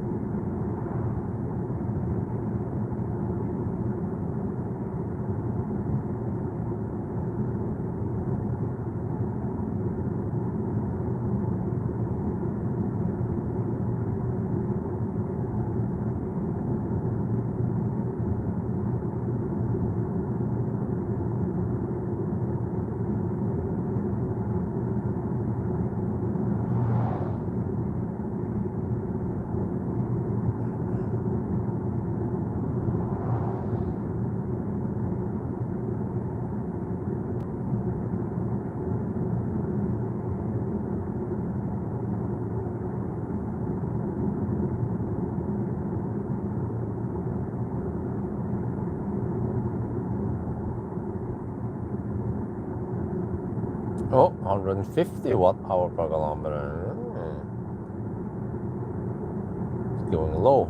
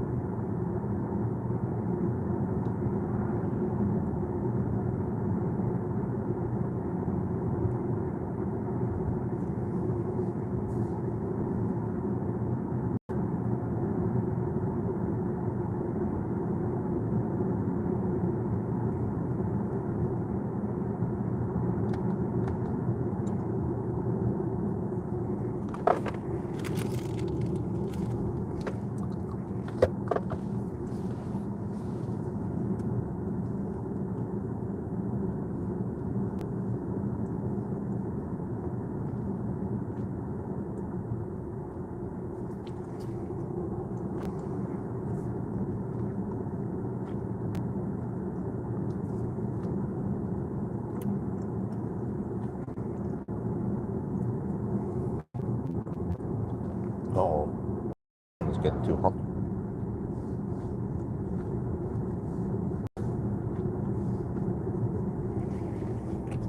Need to do some OnlyFans on the phone.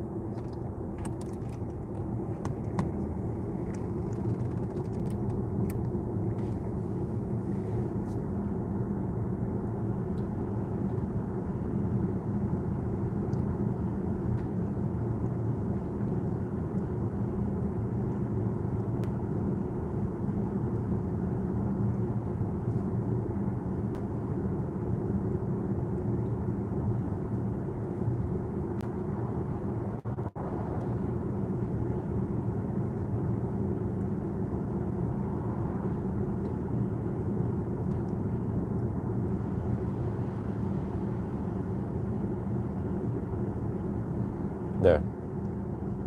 This is charging now, but maybe we want to cool it slightly more.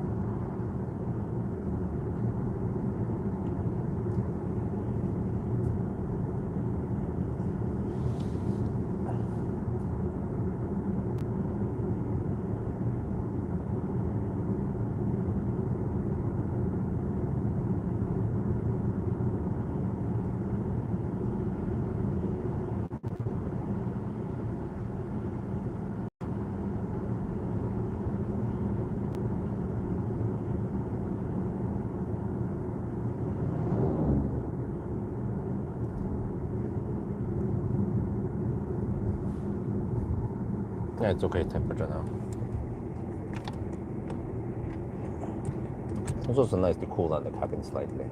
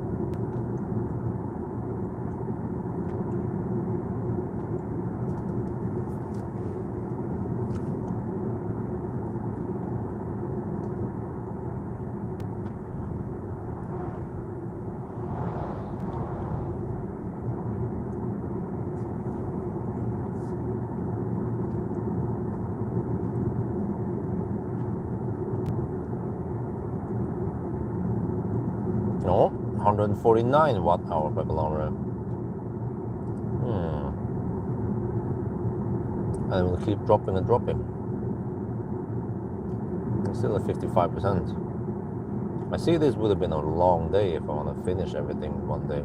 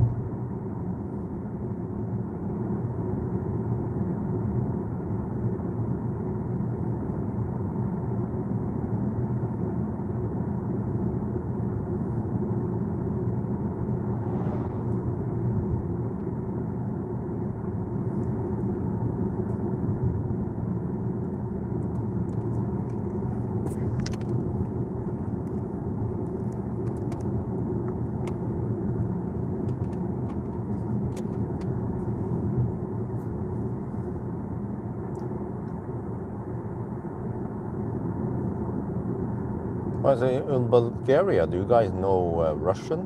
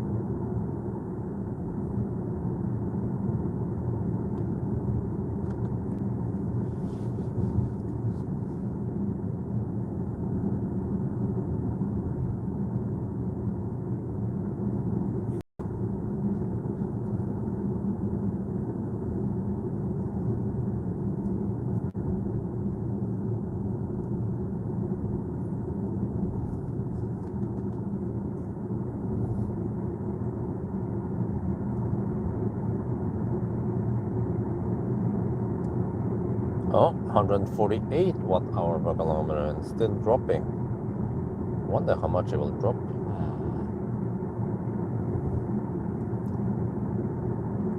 But then will it go up tomorrow morning? Slightly. Mandatory school before 1989. Okay.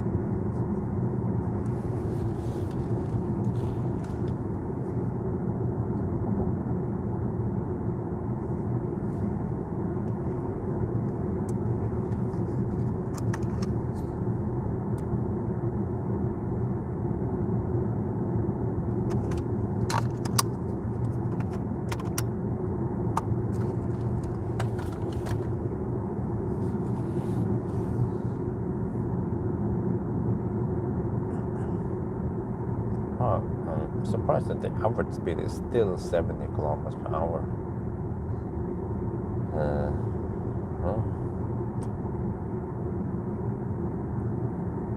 But at least for now,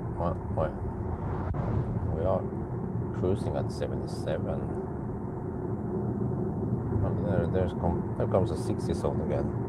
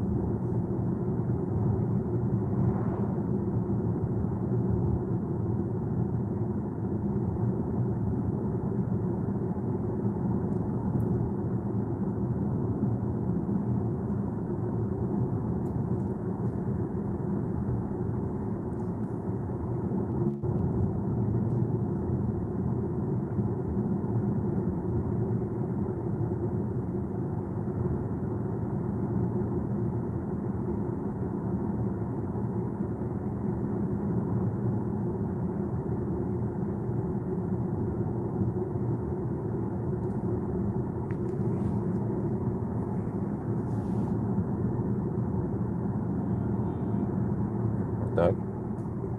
Why did he honk suddenly?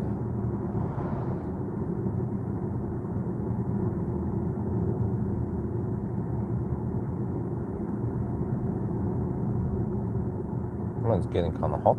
16 degrees outside. I thought it'd be cloudy. What happened to the clouds? Well, good day.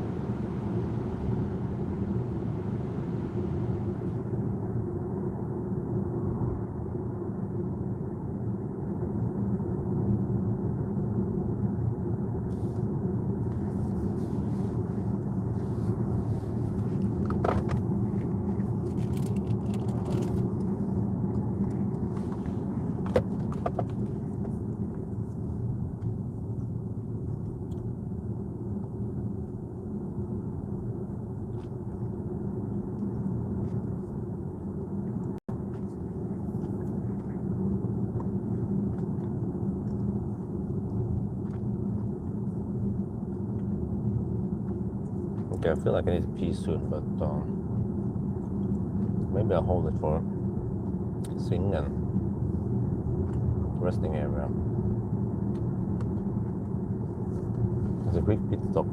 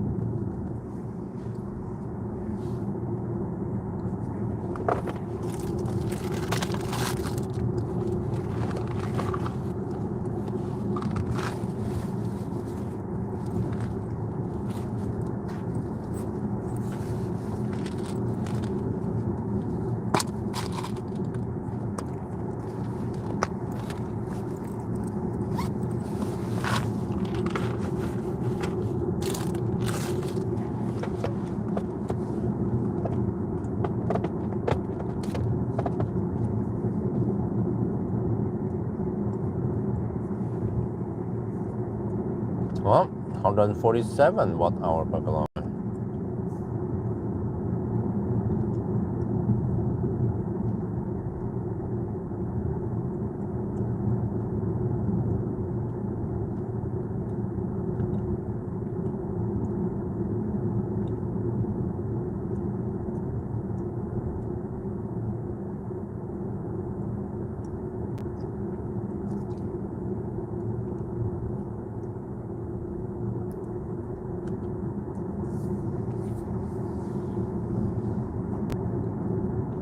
Still going downhill.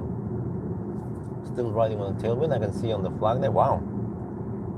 But now we have, yeah, quite nice tailwind.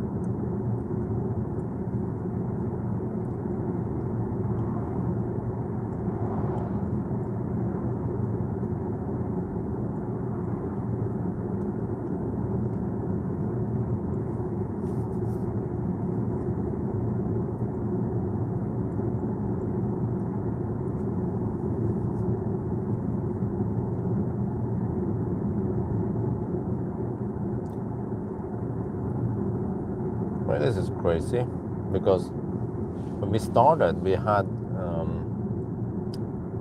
533 kilometers of range left.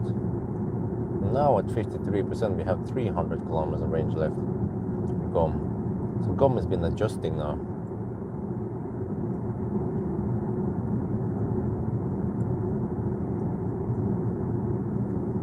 Wait, but it's not linear, because it claims to have 47.5 kilowatt hour left, but we are at 53%.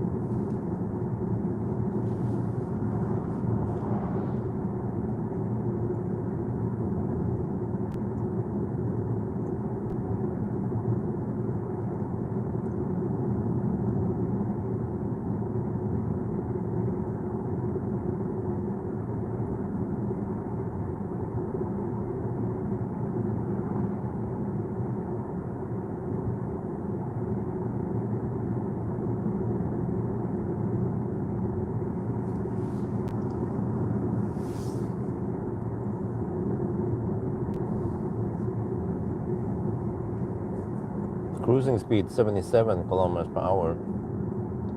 I want to let this mother trucker pass me. It's probably hard for him to pass me otherwise.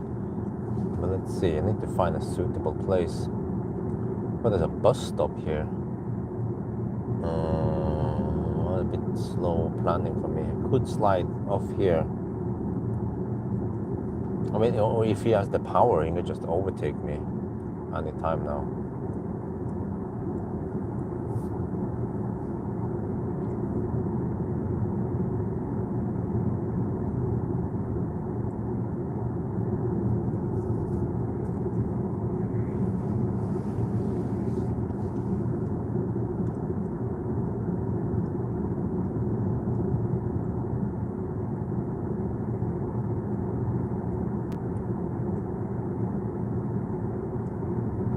Here, let him pass here. It seems like he wants to hammer it.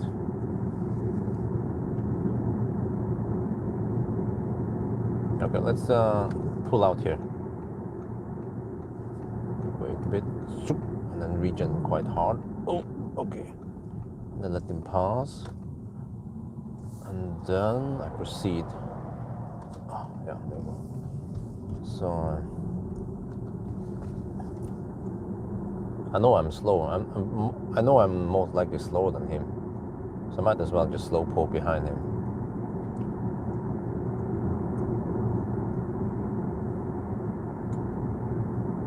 Has he been gaining on me? And I know this stretch here is nice and flat. Earlier it was a bit hilly, but here is mostly flat all the way to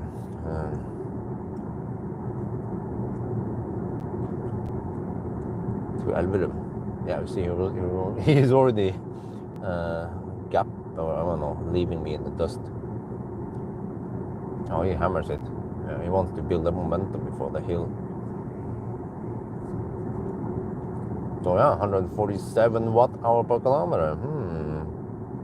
Well, it's likely that tomorrow we get slightly higher consumption because it's colder. And I don't know, I get the impression that every time we start with a cold car, maybe the consumption is higher.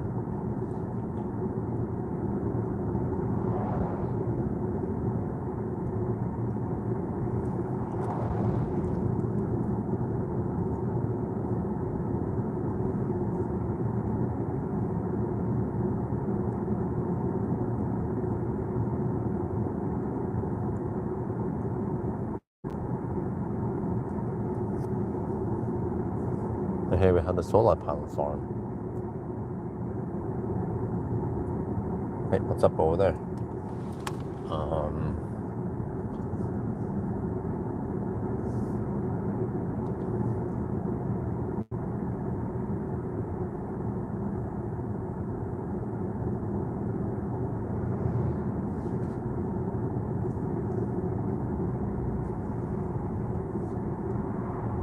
Well, not much of a drafting here since we are so far behind already.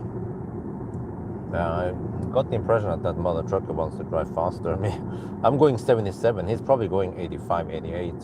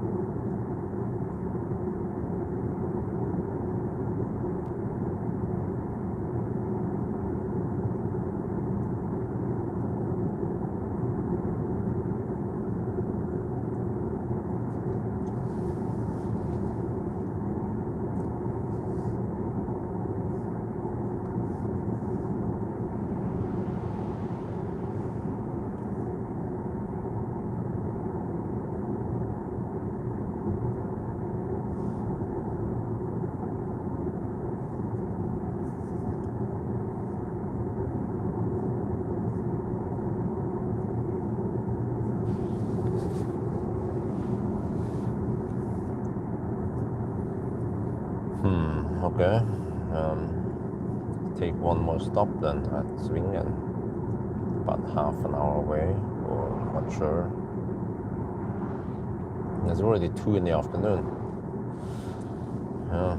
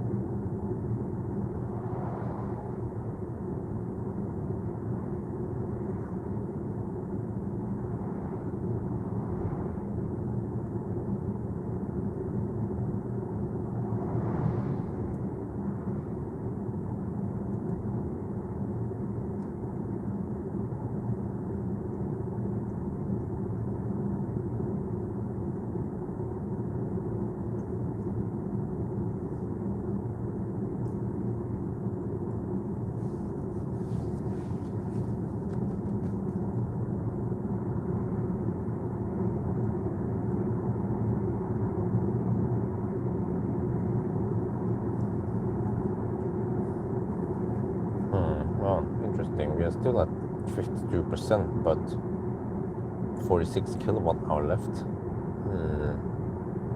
So yeah, that means it's not linear. Man, even the Germans can't get it right.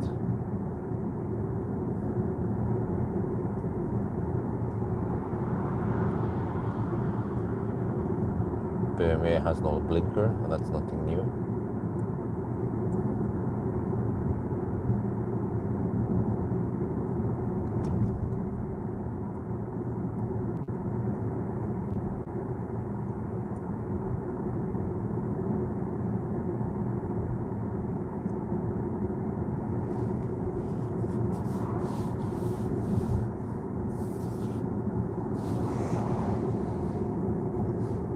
Oh, 146 watt hour per kilometer.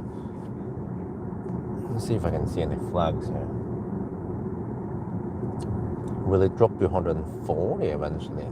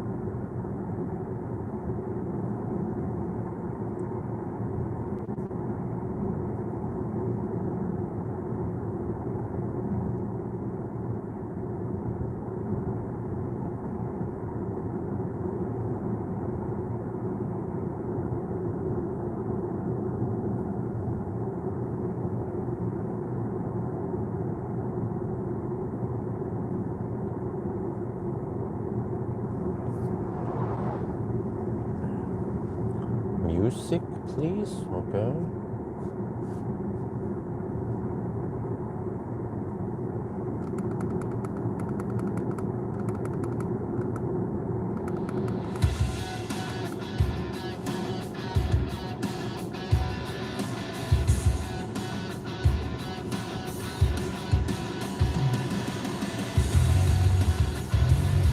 Oh, the bass is way too boomy.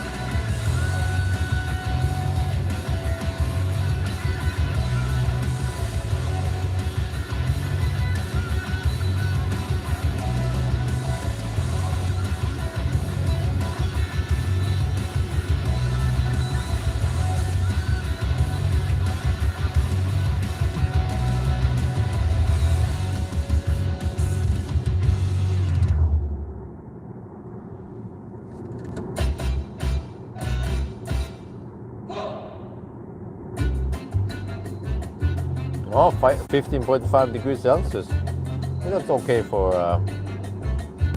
consumption.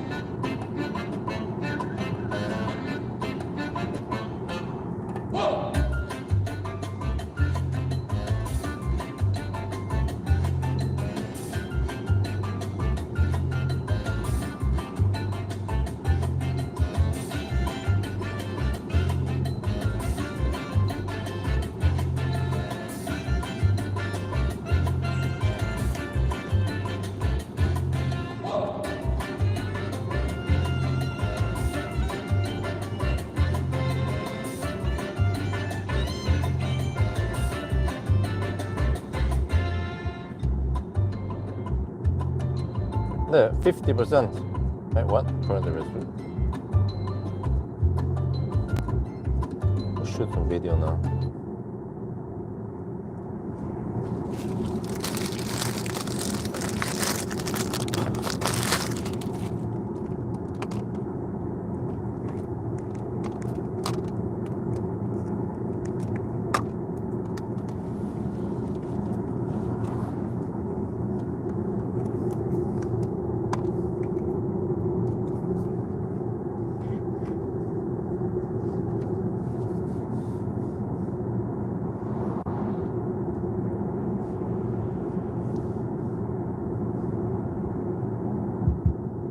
Would you like me to switch on the steering wheel here? No. Okay, maybe. No, what the heck, man? I'm afraid I don't know how I can help you here. No, go away. Where did the woman come from? Shit, man.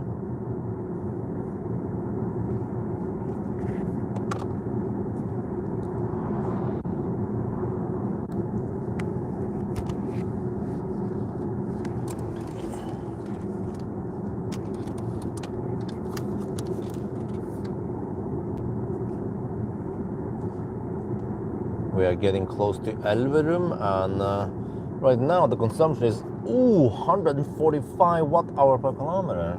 But now we have tailwind and downhill, and the consumption will keep dropping and dropping. But interesting, at 50% state of charge, CarScan reports 44.6 kilowatt hours. So if you multiply by 2, that is 91 kilowatt hour of no, less than 90 kilowatt hour. So it seems like the state of charge scale is not linear. But also at 50%, GOM claims 330 kilometers, so that means 660 kilometers at full range, right? I mean 100%. Well, we'll see, but it seems like over 600 kilometers is possible. But now the time is 2 in the afternoon, and I have to get back to the kindergarten by 4:30 roughly. So it means that I need to split this. I'll come back to that, but no problem splitting the Sunday drive in 2 parts or over 2 days. Check battery temperature.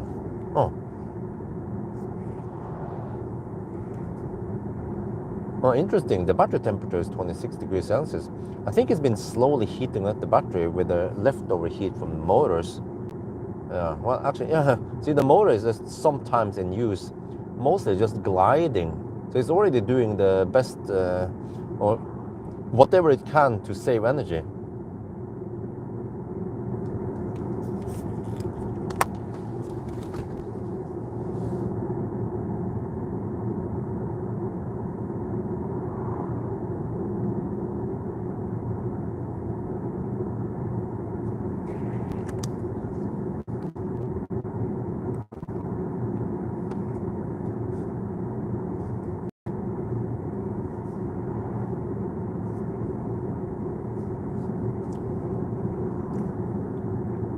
yeah. 32 kilometers away from Svingen. That's my last stop before I go for the finish line. Yes, home. And I should be at the kindergarten around 4:30. Yeah. Could even take an extra loop, but if I take an extra loop, that would be going into cleavage, which is not what I prefer doing in the afternoon. I prefer cleavage at night or morning, early morning. There's too much traffic now.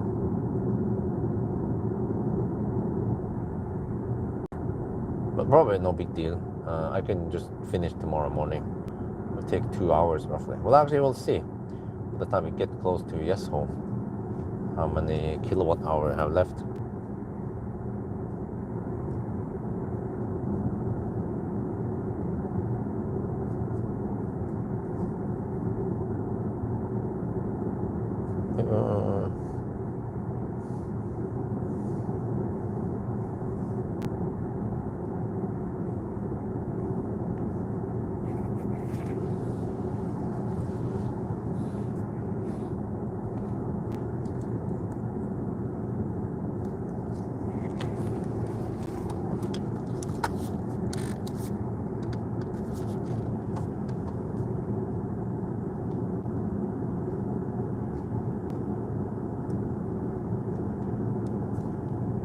And right now it's 15.5 degrees Celsius and some sun, well, some clouds, some sun. So I actually have to run only fans now. Yeah, fan speed 1. Just manually, we just override the AC so we get some cooling in here.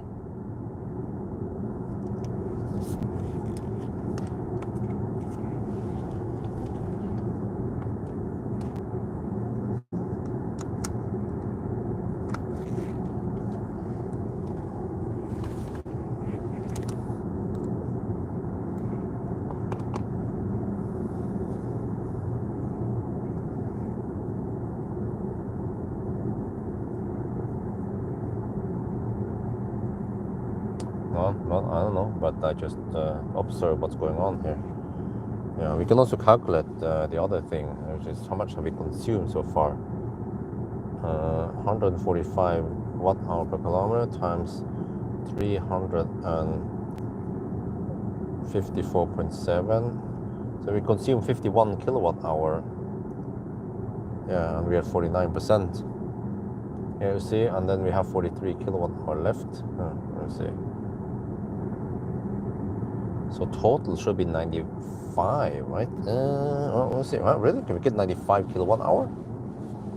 With the Q4, with the Q6, I managed to get less than what I got in the range test. So it was a big mystery. Maybe, yeah, I don't know. 93.6, I think it got from that test. But we should beat the Q6 run.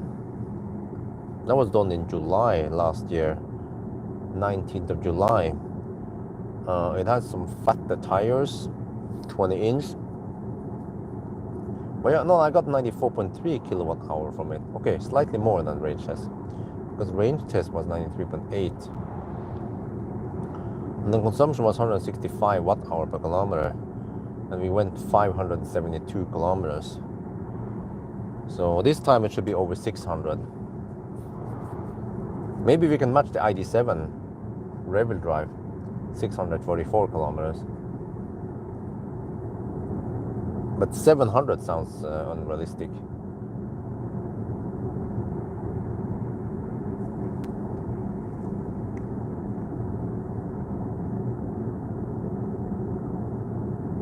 Then we need 134 watt hour per kilometer.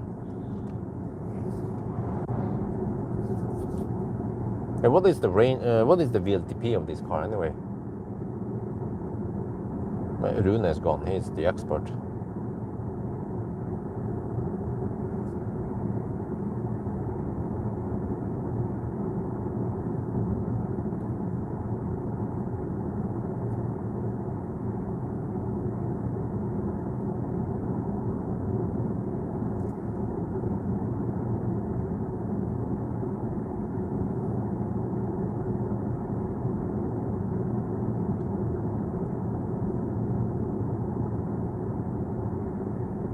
Huh? Really?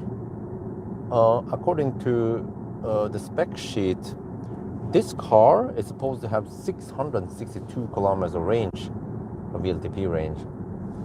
Really? How the heck is it supposed to achieve that? We drive like a grandma now. Okay, we might hit 640 or 50. Wait, for 662 kilometers. Let's assume 94 kilowatt hour. I need to average 142 watt hour per kilometer. Well, that might happen, because actually right now, if we calculate the error, distance error, 0.8%, we are currently at 144 watt hour per kilometer. We still have downhill and tailwind. 650, how would you get that from? Because I look at the actual spec sheet for this car, and I got from Mölle, the importer.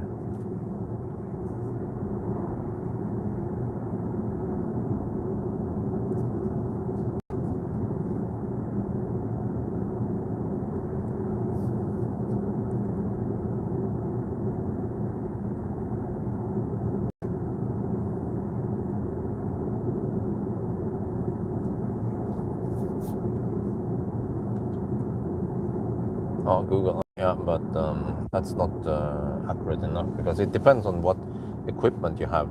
And the 662 kilometer is probably based on the 20-inch summer tires we have now, and all the equipment we also have.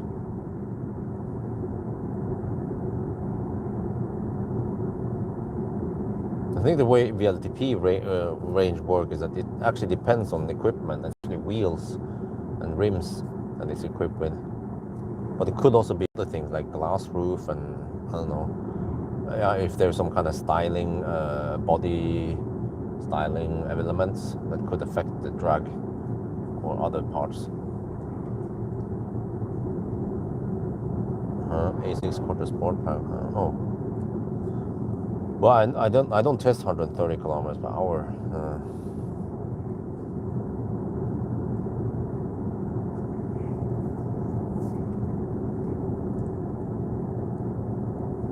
Wow, the Fortum 50 kilowatt chargers, they're still there on the other side here, on the left side. And also the 22 kilowatt AC Ensto chargers. Wow. Maybe I should try to get my hands on a Zoe, but I don't feel adventurous trying to get a 22 kilowatt hour Zoe. Wait, well, I need to get behind this mother trucker, because I think he's slower than me, right? I mean, faster than me. But it looks heavy.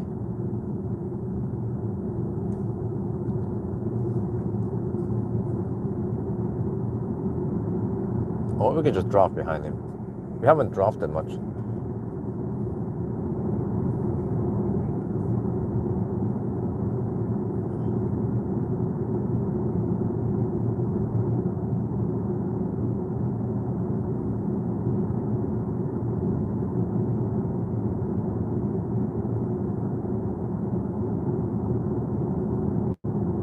Wait, maybe 660 is within reach. We could barely reach the VLTP range then. Wow. Most other cars in this test, they go above VLTP, maybe 10% over VLTP, but not the Audi. Nah. Drag weight, huh? Oh, you're talking about VLTP, right?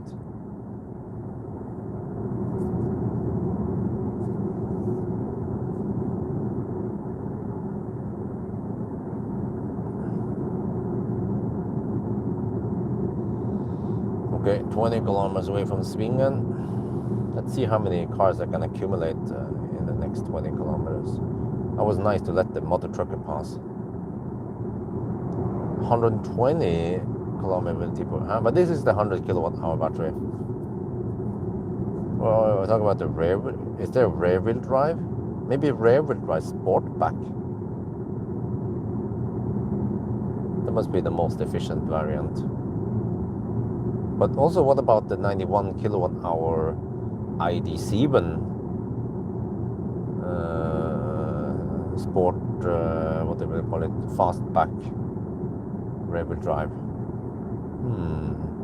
If it can achieve the same consumption as the other car, 117, then, and then what was it, 86 kilowatt hour, I think it was. Wow, that's 735 kilometers. Damn, that is massive. Well, I wouldn't say it's bad. I mean, Tesla had 120. Wait, where's it again? Yeah, Tesla Model S, which is similar class, had 128, I think.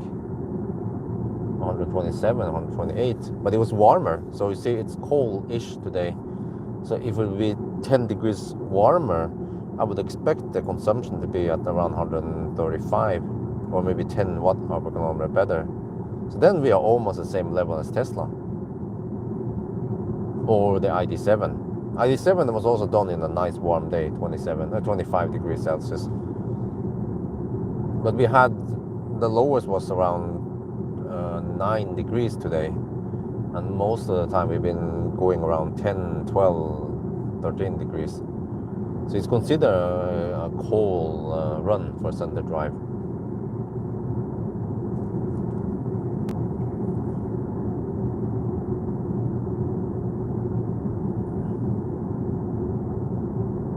But I don't have this car for too long, so this is my my last chance to test it. Unless I want to get it back again in July or something, but about beating the dead horse, right? I have a bunch of other cars I need to test. Plus, if I had some time left over, I could spend some, at least one day, night, whatever, with, well, I think it must be a day, yeah, with the e-Golf.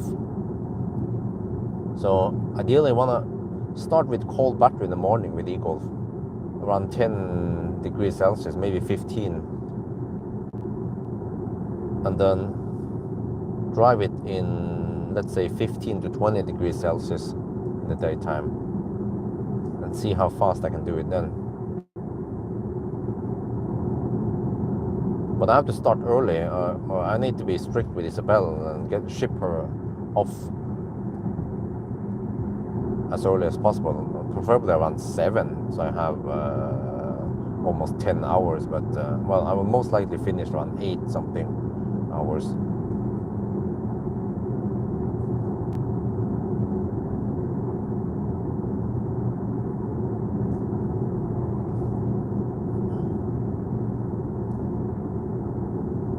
Oh, 144 watt hour per kilometer, and we ain't even drafting. Truck is way too far away for getting any draft effect right now. You see, it's way far over there. I'm just going downhill and get some tailwind. And I'm being an annoying Nisse. Well, I'm following the speed limit.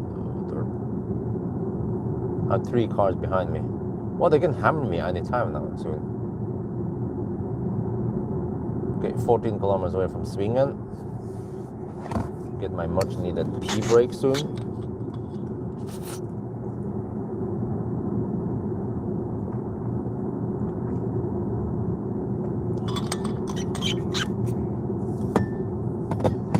Yeah, I think normally I would drive a bit back and forth around Cleavage to finish this, but there will be right around 4 in the afternoon.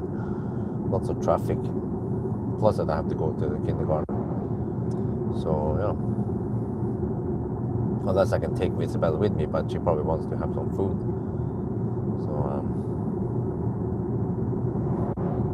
because I'm afraid that tomorrow morning we won't see that 140 something watt hour per kilometer anymore. It might be 150, 160 for some reason tomorrow. But it will only be the last 150 kilometers then. We'll see. That will also be interesting to experience what happens the next morning.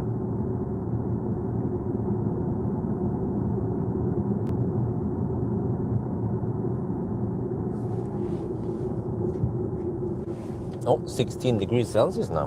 It's getting hot.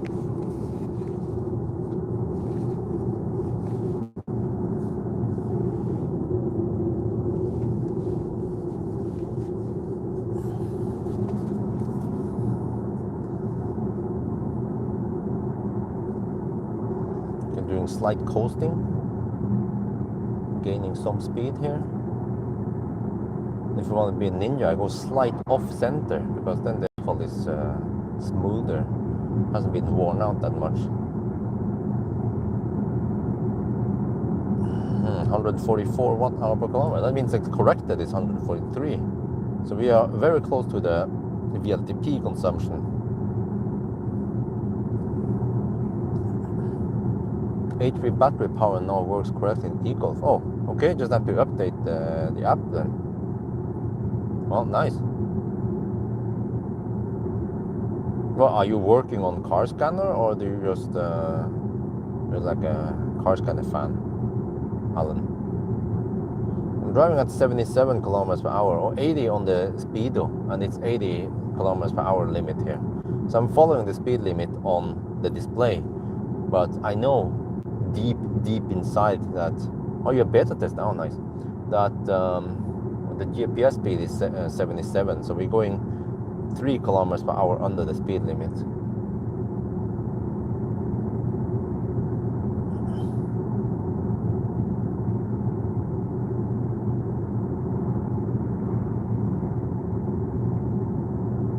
Okay, 10 kilometers away from Svingen.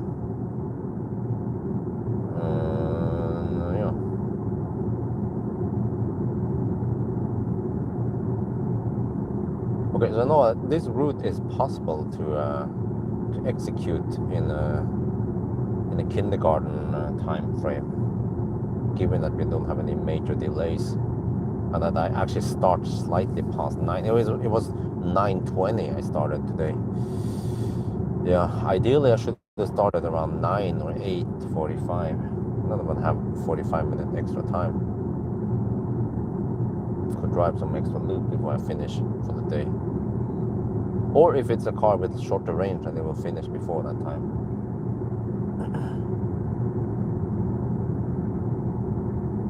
For example, EV3, I could do a Sunday drive with it if I have time left. I have to do the full package there. Range test, banana box, 1,000 kilometer challenge. I have no idea how it charges, and it will there's probably a big gap between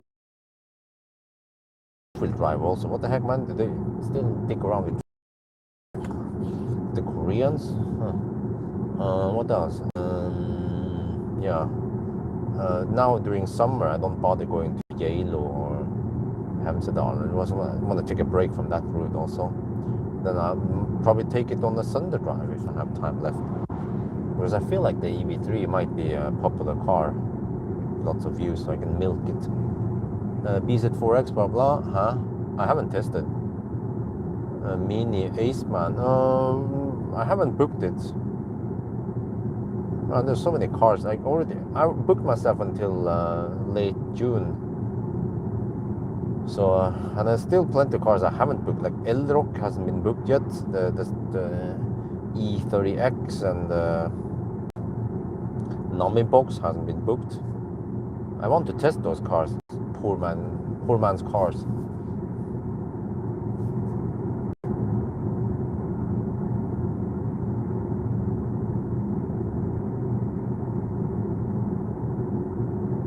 Oh, we caught up with another slowpoke. Someone slower than me.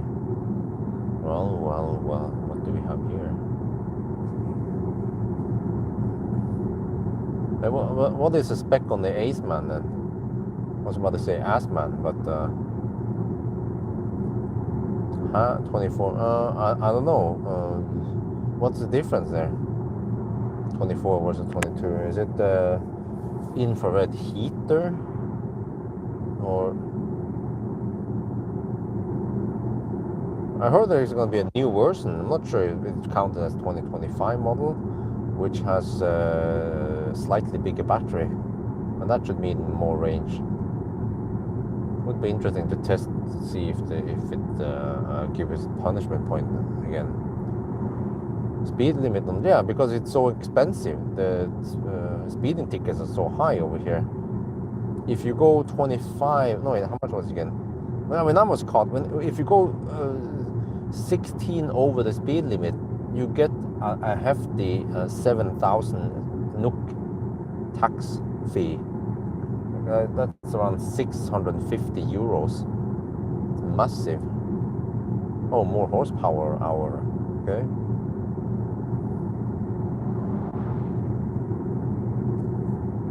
Noise.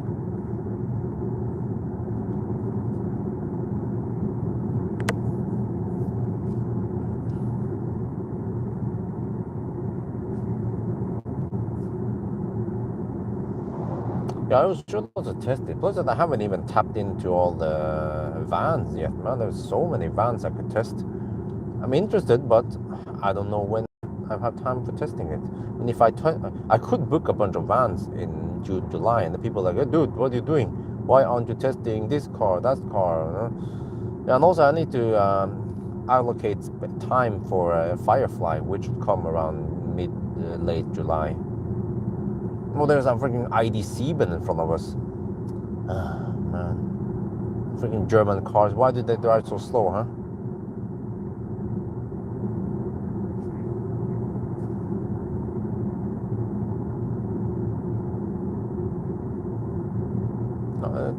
I think if you go 36 over in Norway, you will get put in jail.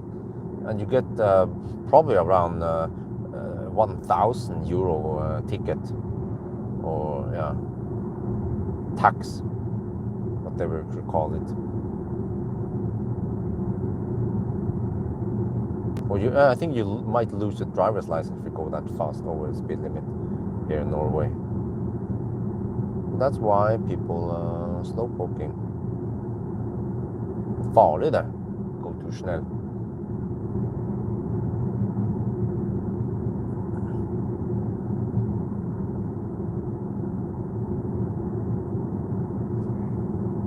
And there are so many EVs here. You need to drive slow with your EVs, right? Otherwise you lose range. Wait, what did they do here? They chopped down some trees. Okay, clear it out a bit. Yeah.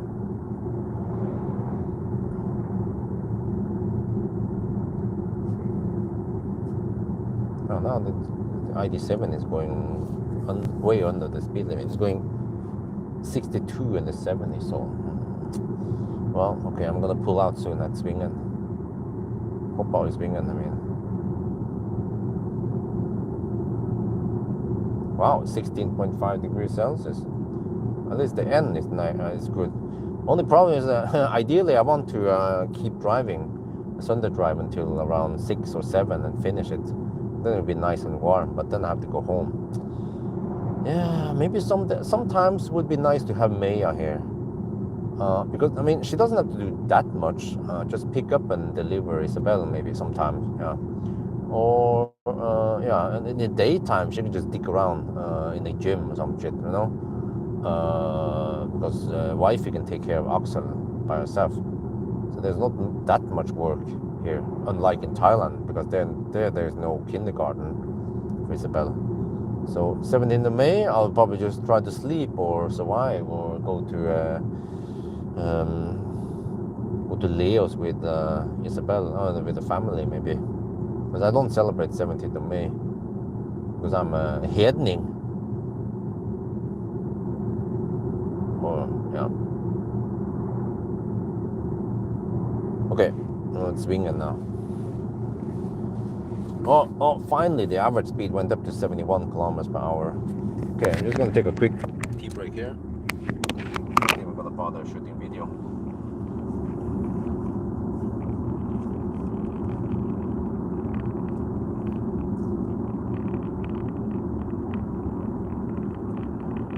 So status update, 143 watt-hour per kilometer now. Wow. And we are at 46%. We've done 383 kilometers.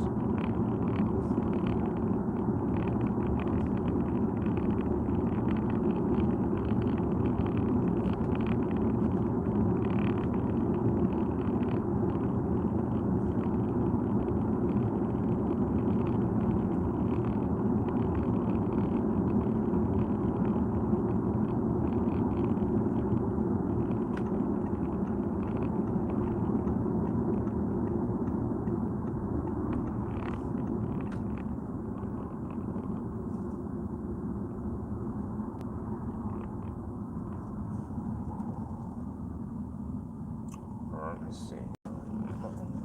I could just go this side instead. I tend to go the other side, but this is actually for cars, not trucks. Okay. Since there are some trucks on the other side. Right. Pee time.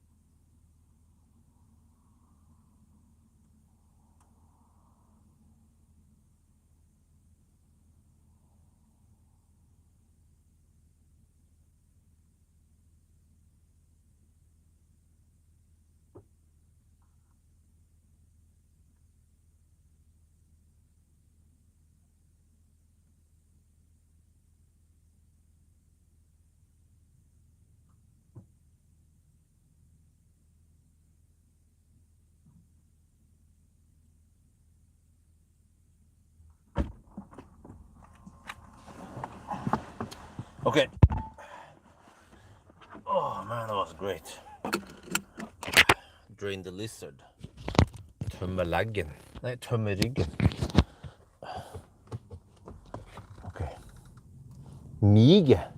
Yeah. That's actually what they say over here over in Toten. Mige. Right, now I just have to poke in there. Choose a slot when there is not much cars coming. Oh, now it's clear. Okay, that's good. It's going to take a while before someone gets behind me because I'm going to slow poke here. There. Alles gut.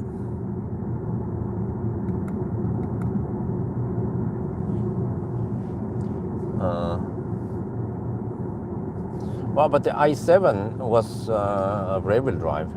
So I've seen that the GTX is thirstier than the rear-wheel drive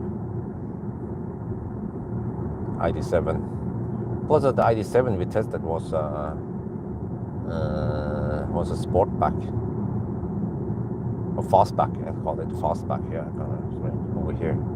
or I think they call it limousine in Deutschland.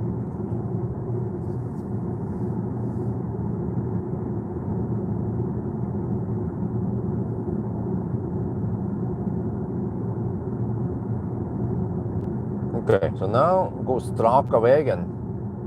Well, not E6 straka vägen, but at least Highway 3. So it's almost 3 in the afternoon, and we are 105 kilometers away from Home. Hmm.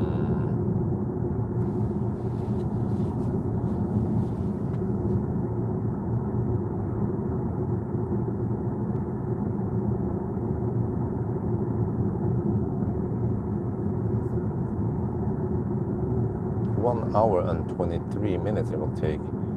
Oh.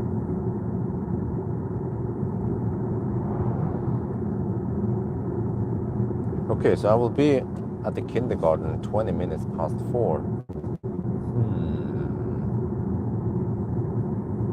Do I take a minute loop somewhere? I could do a little Mogren or Dal loop. That's relatively quick.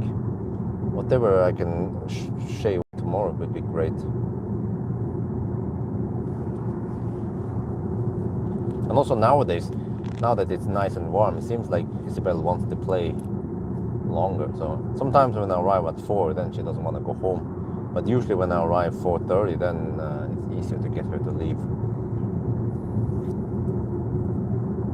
And then I have prepared some sticky rice at home. And pork chops. The summer cutlet is out. Yeah, the summer pork chops from Remen is out.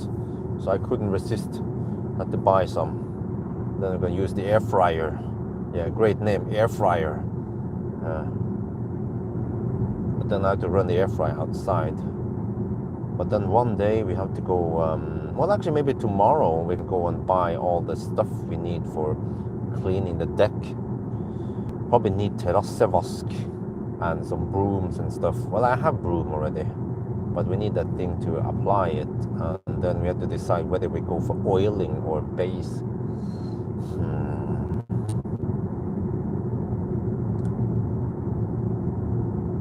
Yeah, should bring Wi-Fi with me. So tomorrow, but then I could do that on the 1st of May. Prepare the deck and also get the pool ready.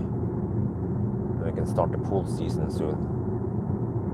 Because there are some cheap periods nowadays, dip in the middle day, couple of hours, where I could run the heat pump to slowly heat up the pool. Plus that we'll get some sun heating up the pool. Oh, 144. Okay, we are more efficient than the EQE, huh? Wait, is this headwind I'm seeing? Trying to figure out how the heck no headwind. What? We had headwind before also. Shit. We did make a route where they get headwind all the way around. Okay, that's not good. Maybe I should have gone the other way. Should have gone Österan first and then Gudbrandsdalen. I mean, then Yubik route afterwards.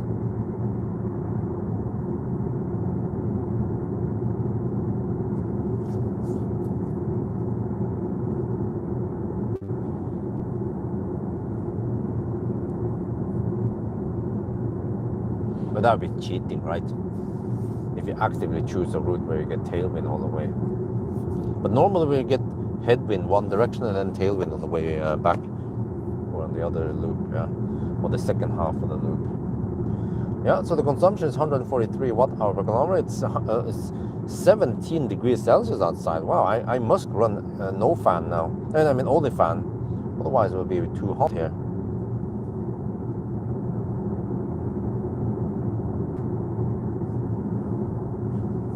What?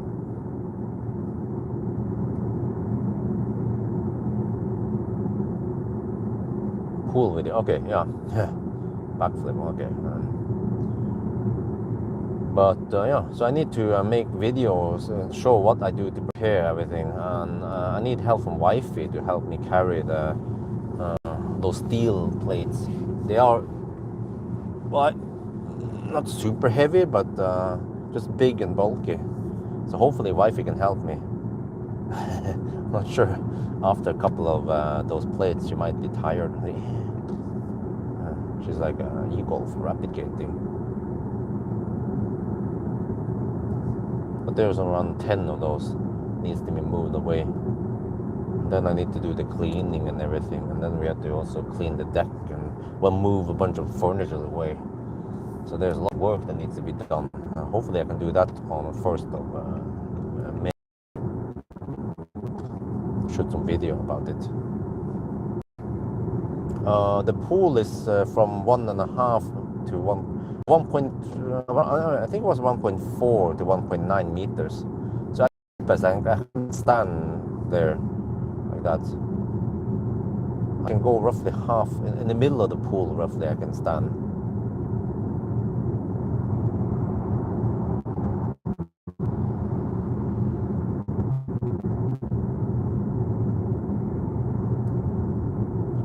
Oh, so this is nice and warm. 17 degrees. It's not even, I mean, there's even some clouds. So if it would be warmer, I mean, if it would be no clouds, then it would be warm outside. Then we might hit 20, 21 degrees.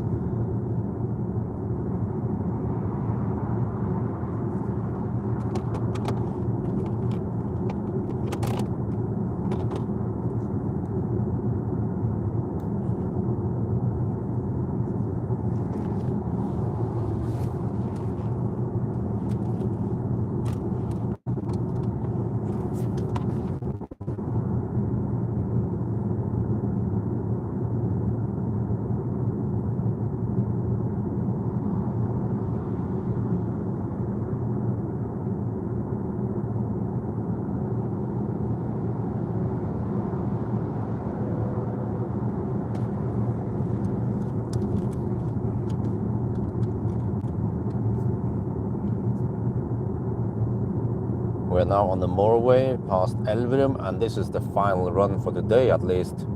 Yeah, so it's 3 in the afternoon. I should be in the kindergarten in around 1 hour-ish. And consumption, okay, it was 143 watt-hour per kilometer. It went up slightly, so hopefully it goes down again. But wow, corrected, it's 143 right now. And you know, this car has a WLTP range of 662 watt-hour per kilometer. That could be achieved if we have 142 watt-hour per kilometer. Yeah, but that means you have to drive like a grandma under the speed limit to achieve it.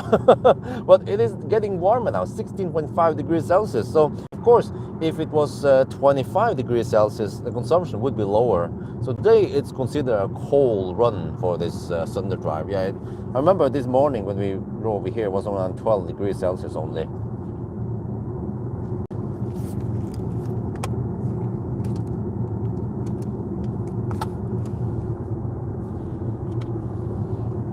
Yeah, let's not forget in Thailand when I do the Sunday drive there, then it's 25, 30 degrees.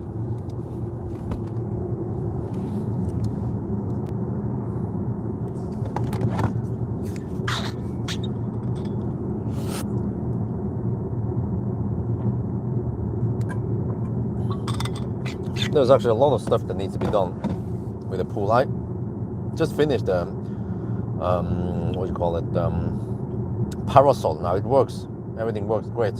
Just took some time to repair it. But first we need to move the steel plates over, uncover the pool, and then we'll just leave it like that for now. And then we need to work on the deck, clear the whole deck, move all the furniture and everything out of the deck, and then actually clean it, and then apply the oil or paint or whatever you call it, base. I think it's a type of paint anyway. And then let it dry. And then we can start working on the pool, or me rather. I can, I have to put in the, what do you call it, dyse.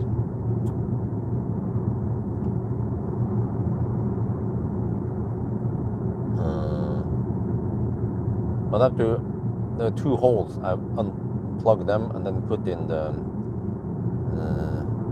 nozzles, yeah, put the nozzles, and then I can start filling the pool. And I will also check the meter before and after, and also talk about water and usage and so on. So I will measure how many liters I fill in there. I could also mention that I could get a meter for the outlet, because I fill in water but I never drain it. I dump it out. So if it's 10,000 liters, that would be 10 cubic meter. Okay, yeah, 10 cubic meter water. I could save around 400, 500 NOK, but that's basically the cost of the meter for the outlet. So I'm like, okay, whatever, we're not gonna bother. So technically I'm paying for the inlet and the outlet for the pool water, but I'm never using it.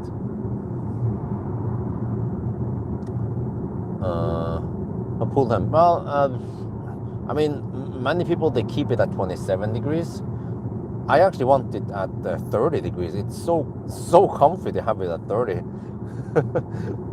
Because then it doesn't have to be that warm outside. Even 20 degrees outside would be plenty. 20 degrees plus sun, of course. And we're just enjoying 30 degrees in the pool. Water costs 70 NOK per cubic meter, or around 6 euros per cubic meter, or per ton, or whatever. Yeah, but it's actually a split price, because you pay for the inlet.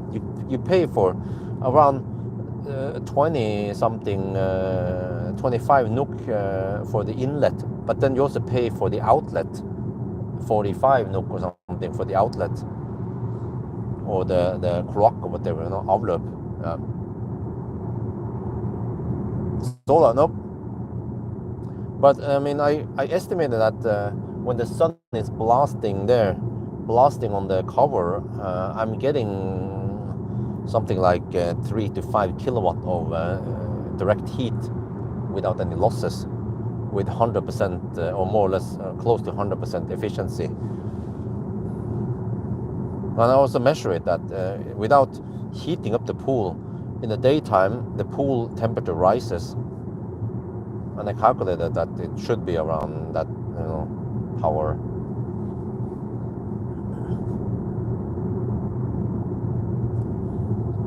But maybe eventually I will get some solar. I just don't know where to put it yet without ruining the aesthetics. Maybe in a shed, but I'm not sure how much I can get in the shed. One side of the shed, maybe just 1 kilowatt, or hot tub. No, I mean the pool is basically a big hot tub. Wait a minute, no, okay, oh, your jacuzzi, right? No, I don't have that.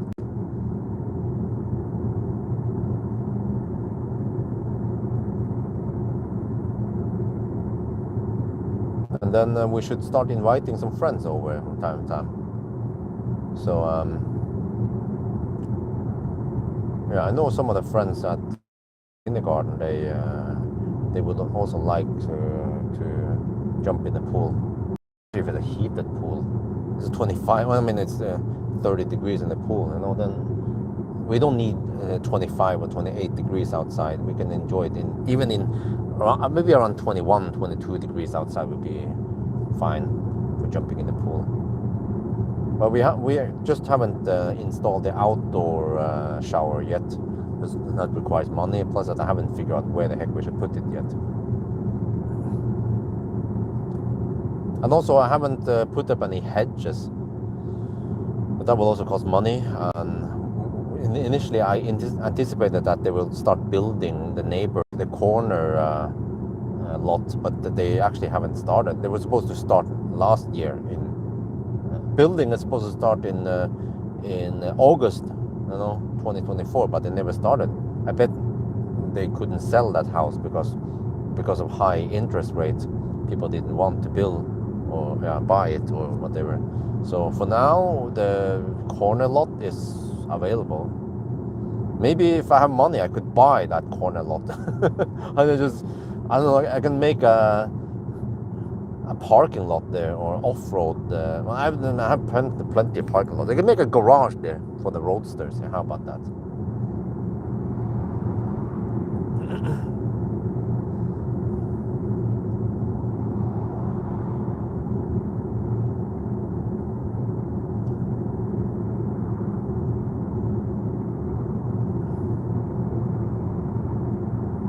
coming any house in front of you. No, no. Well, but it's I mean, how to explain this?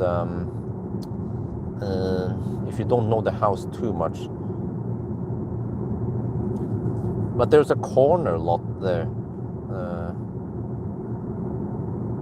So we live in 26, and then my neighbor is 30. So there's a 28 in the middle there, on the corner there, right on the south side, south of us.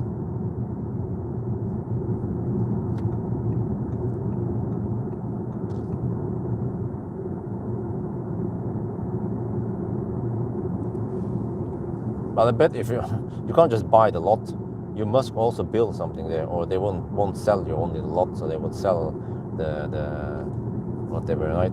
Plus the building, or yeah.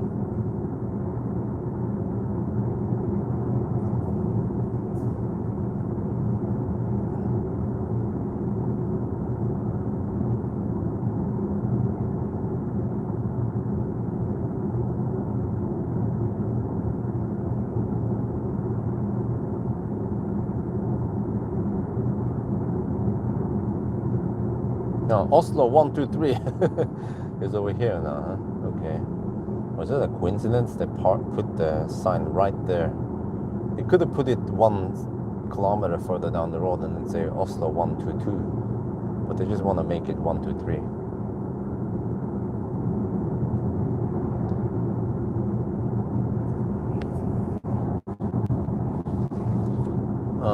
Carpeting, huh? What do you mean? What kind of work? There is stuff that needs to be done this year, which is to paint the balcony white, but also to paint the garage outside white, and also the inside. The shed, I don't care too much about it. But actually, to be honest, I don't care too much about the garage, because initially I wanted to shoot video in the garage, but I really haven't done it. And yeah, so maybe I'll not bother with painting the inside, but at least the outside. But okay, maybe one day when I'm bored, I can paint the inside. Or when I have lots of money, I can just pay someone to paint it for me. But actually, no big deal, the inside. It doesn't have to be painted white. No rush. But the outside, I feel like it needs to be painted soon, because that thin paint from the factory is supposed to last only 2 years, and this is 2nd year, so it should be painted this year. Double garage, but then somehow I managed to fit only 1 car in there, because there's a bike and some other stuff there. Yeah, the snow blower and some tools and yeah, stuff. I could tuck them away somewhere else maybe. There's also gypsplatted drywalls there that is supposed to be for building a wall under the stairs, but at least for now we use that space for putting strollers and stuff. So maybe in a couple of years we don't have to use strollers anymore, but it's going to take a while. By the time Isabel is, let's say in 2 years, she will be 5 years old. I think she doesn't need stroller anymore, but Axel probably needs a stroller for a while. But then we can just cut down on how much stuff we have there. Then we could build a wall in a couple of years, 1 to 2 years. Get rid of the drywalls in the garage. Because then that also eats up 15 centimeters of that side of the wall, on the garage wall.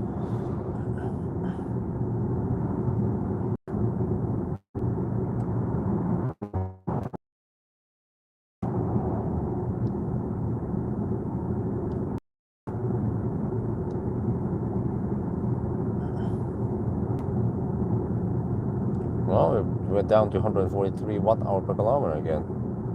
Not sure where the wind blows now, but shouldn't be too strong, right? So the battery temperature has slowly crawled up for 25 degrees Celsius. But I wonder if tomorrow when we start, if it go down to 15 or 16 again.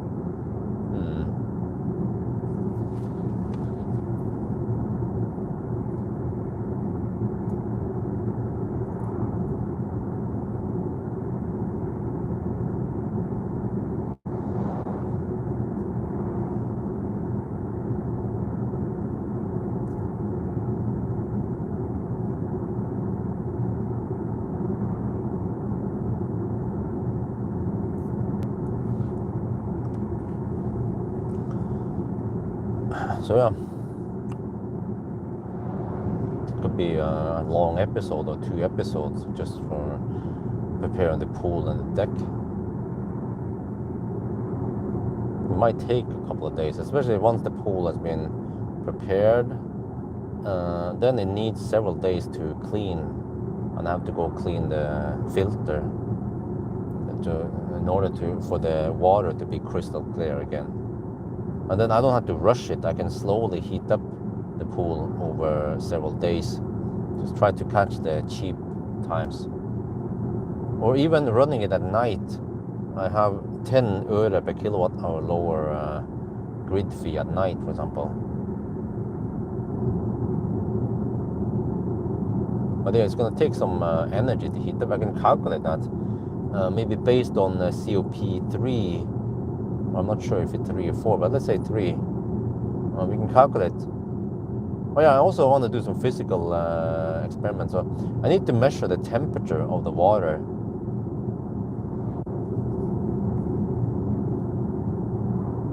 Before we start.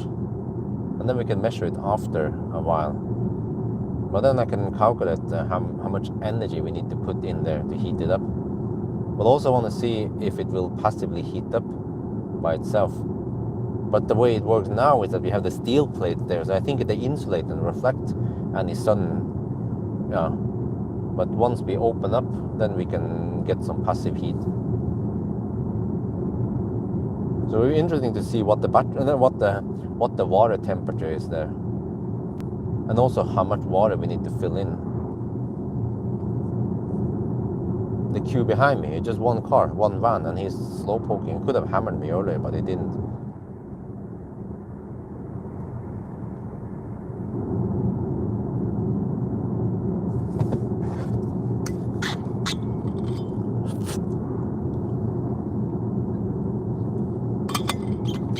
Okay, don't have any drinks anymore. That was it. Out of drinks. Still about an hour away from Yes home. 76 kilometers away.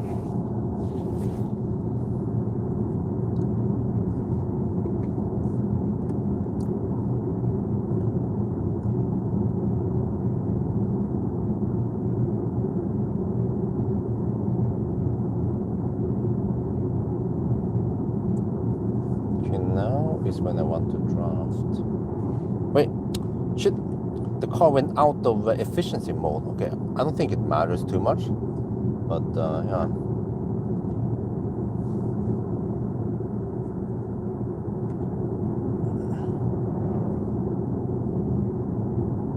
Every time I stop it, it goes out of efficiency mode. Still have OnlyFans on. Oh wait, oh, it's getting hot now. And now we have downhill. Okay, let's coast.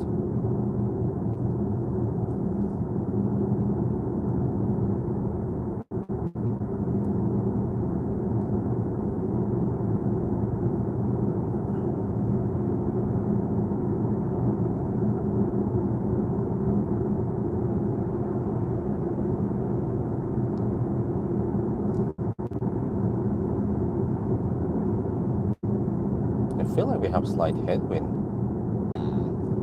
Okay, consumption is still 143.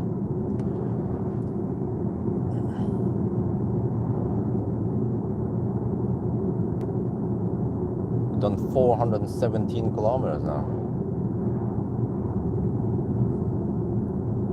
And still 40% battery left. Or at least GOM claims 234, so if we add those together, that's 640. Wow. So that means we can beat the ID7. Yes! Just barely. Oh, 17 degrees now. It's getting hot. I need to take off the jacket.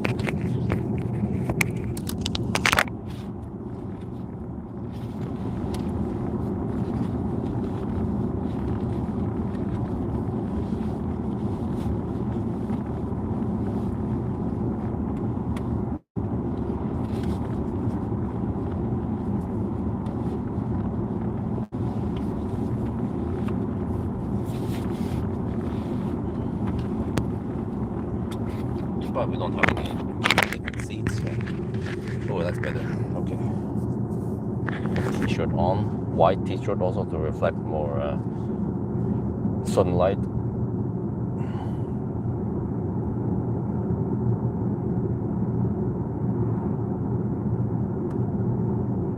You're almost at the motorway now.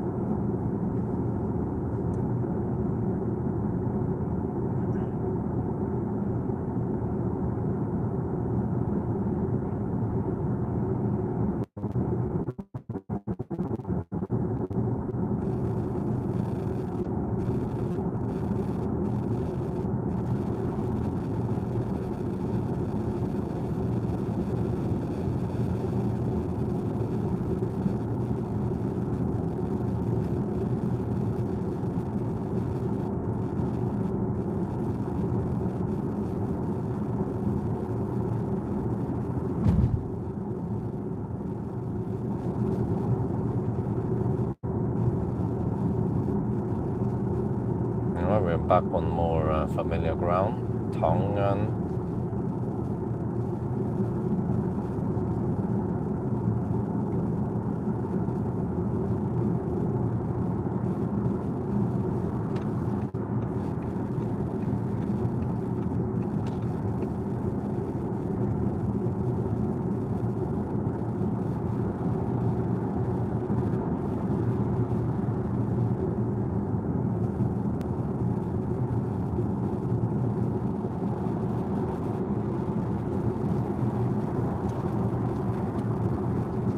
Planning some test route to Yukon.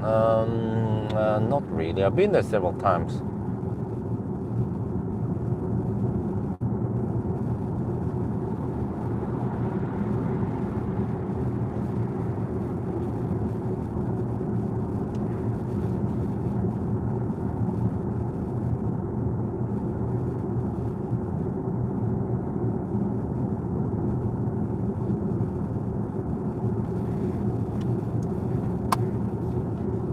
See if it's hammering. Yeah, okay, it's hammering. And I can slow down to make it faster if it's too fast.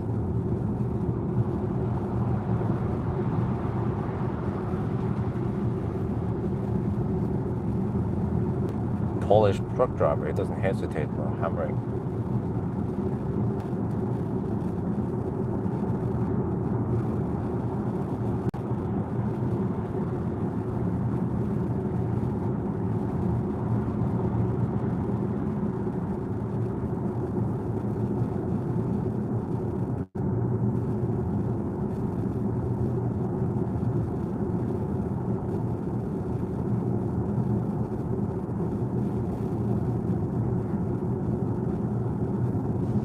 Okay, so now we just chill here. Yeah, this is even more chill on the motorway. No speed limit changes, at least for me, for a while. But there's a slowdown in the 8 tunnel, but that's pretty much it. And then let's see how much traffic we have around Yesholm. 17 degrees Celsius. Nice. So ideally we should have started with around 17 degrees in the morning and then hit 25 in the daytime. Then it probably needs to run AC, but it still pays off. So you have lower drag with higher temperature, and then okay, you spend slightly on the AC, but even the AC doesn't have to work that hard because it's not that hot outside. It's not Thailand. So I remember when I did the ID7 run, it was so hot that I had to use AC.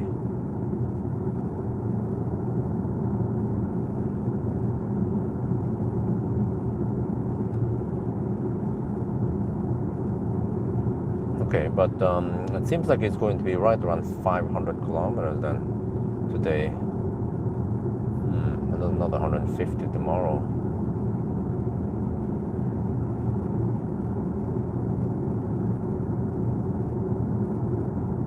Yeah. Okay, we'll see. Might take an extra loop around Dal.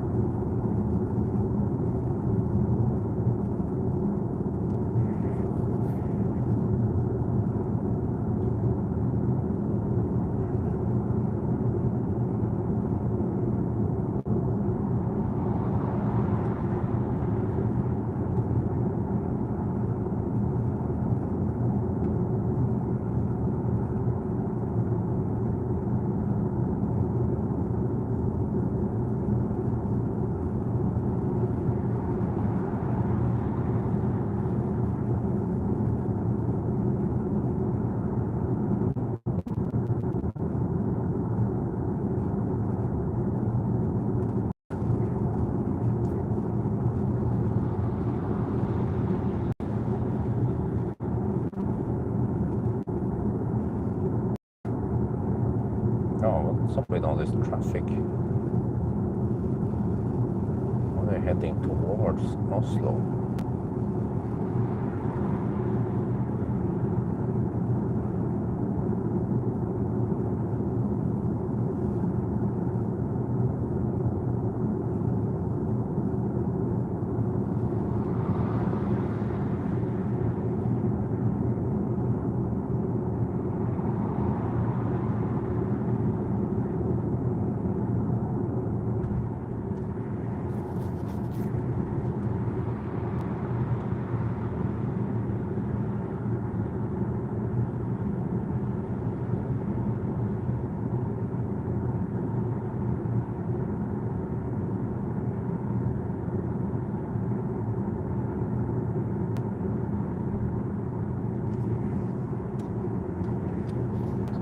Oh, it's nice and sunny over here. 17.5 degrees.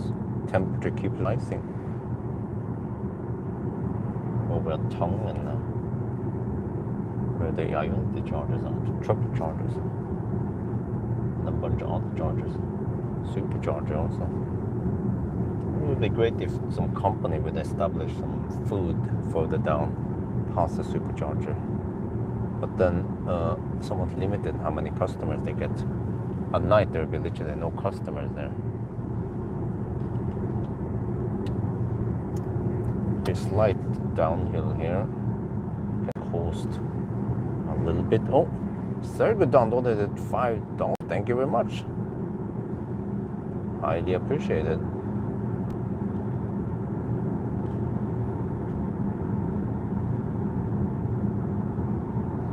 Oh, 142 watt-hour per kilometer. Now we're cooking. You see? If it was warmer, if it didn't have too much headwind all the time, consumption could be lower.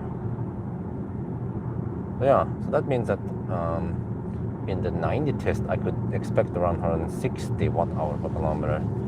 And then in the 120 test, around 200, 210 maybe. Well, I'll find out tomorrow after this run. But yeah, if I finish early, I could... Oh, wait, I have an idea. Yeah, of course. I can finish tomorrow and then charge up at Ionity to, I don't know, 80%. Yeah, it goes quick to 80%. And then I go and do my shopping in Jessheim and wait for the battery to cool down. And then I go and make my run. Wait, but... I don't want to do it when there's too much traffic.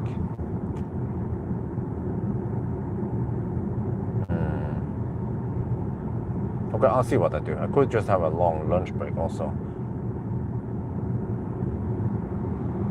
Not sure what else I can do to cool down the battery.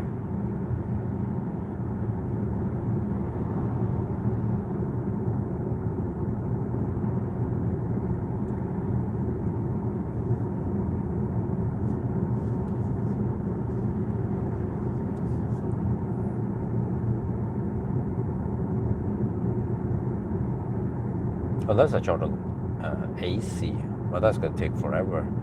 Or I wonder if I charge on 50 kilowatt DC, if the battery won't heat up that much.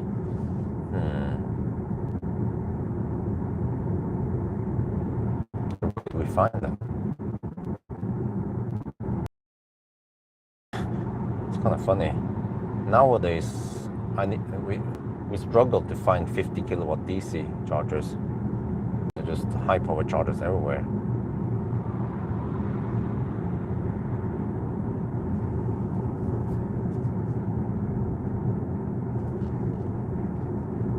You're not using the same streaming app, right? No, I don't really miss it. I'm using YouTube app. I'm not using the Streamlabs app. But I mean, there are some pros and cons here. It's kind of clumsy sometimes to set up, but now to deal with all the bugs, and I can actually know when I'm offline. I didn't know with Streamlabs. So overall, I mean, the user experience is roughly the same, but then YouTube app is free, and I had to pay money for Streamlabs, and I feel like it was unfair that you pay for that shit, but it was still so buggy. Well, also nowadays, if you want to use it, you have to pay even more, because until now, or until last year, sometime late last year, I could use Streamlabs on the phone, on mobile, but then they blocked it, so you cannot use it on the phone anymore. You have to pay for Ultra, whatever shit. So suddenly you might have to pay over $20 total per month just to use Streamlabs. And then does it matter for you guys? Probably not. You don't care what platform what app I'm using, right?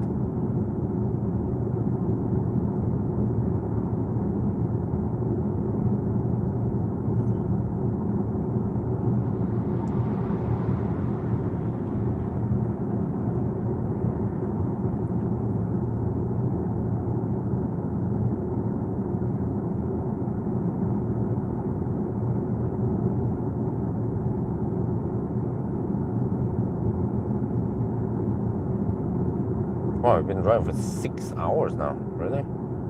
I have minimum stops, 15:36. So I stopped stopped the car, so then the 5 minutes I was parked, it counted. So the average speed is not that low. I mean, yeah, it's 71 now, it should be maybe 72. Because I noticed that on that stop I didn't lock the car, so then it was on and counting everything. But when I stopped at the gas station, first stop, and then the last stop here, then I shut down the car. Or I locked the car, I mean.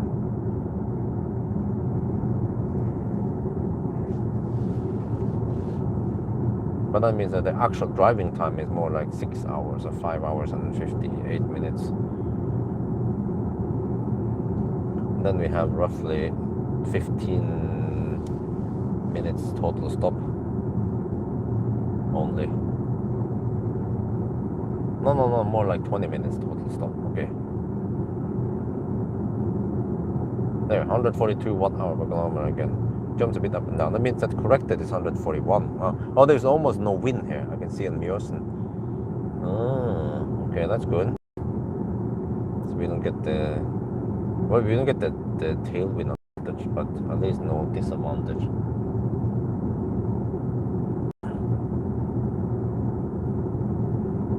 I'd say this is quite accepted. However, Tesla Model S would consume around 140 watt-hour per kilometer, doing 90 kilometers per hour with HVAC on. So yeah, Model S is still more efficient for some reason. I'm not sure why. Well, how the heck can Tesla be more efficient? Is it aerodynamics? Is it better motor tech? That was just Raven a long time ago. I haven't tested Palladium. No, I did test Palladium. Don't remember the result.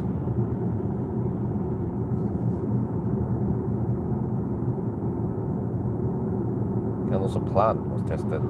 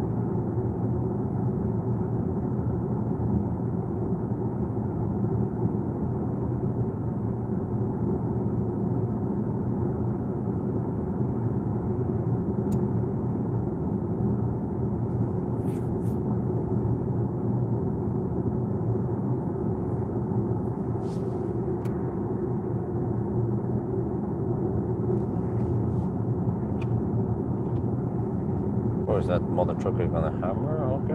Let me slow down here a bit.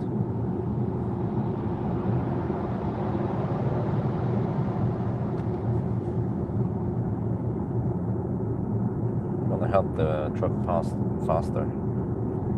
So I slow down by 10 kilometers per hour. That means I'm actually going at 67 kilometers per hour for a little bit. And then once it's passed, then I increase my speed again.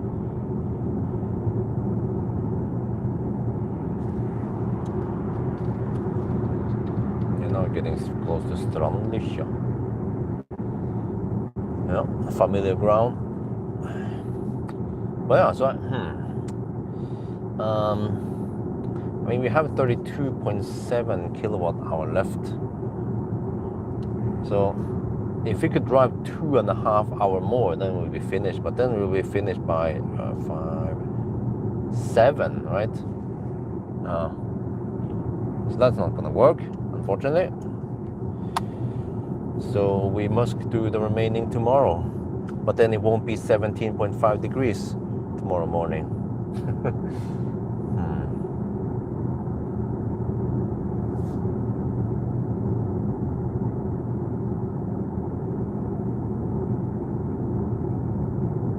But even if I brought Isabel with me on a little trip, a loop, it can only be maximum half an hour, and then she should be home by 5-ish, right? 5:30.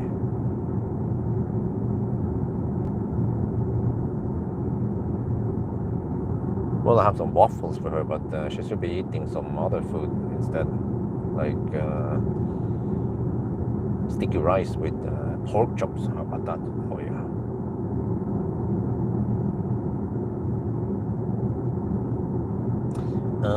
Wait a minute. I could do the shopping. Yeah. I could purchase those whatever tools tomorrow, but it's not that many kilometers. But I mean, it needs to be done anyway. I can do that first in the morning hours, and then I go home with it, and then I finish the Sunday drive. So at least I add some kilometers to the Sunday drive. I'm city driving. Yeah, that sounds like a plan.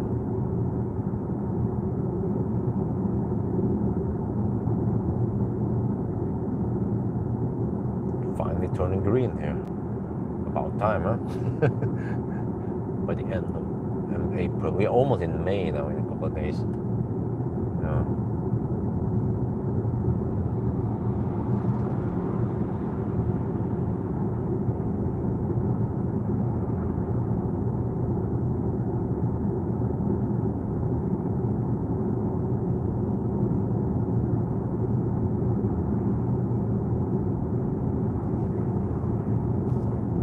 Also, yeah, this summer I want to spend some money on SIP screen, but I'm not sure where. I want to maybe put one SIP screen in the living room, right where the playpen is. There's where I think it could be nice to have a SIP screen, so we can open up, we can see some view there, and then block the sun. But I think for the most bang for the bucks, we should go for the big SIP screen at the entrance instead. It will cost more, but it's more SIP screen for the money. And you block that part in the afternoon. That's when it gets really hot in the entrance. Sometimes almost 30 degrees, but even nowadays it gets around 28 degrees at the entrance area. But that SIP screen was around 15k, even after discounts. Maybe I'll just go for that. I'll have to find a way to clean the windows in a safe way.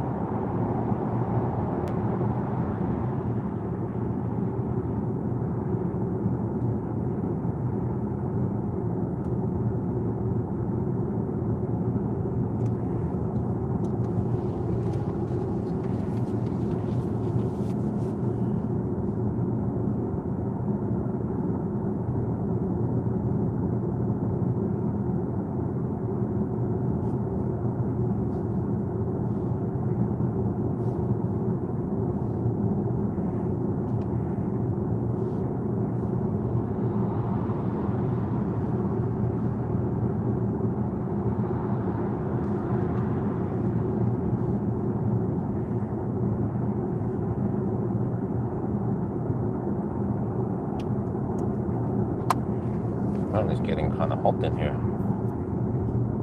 with no fans running. I mean, only fans.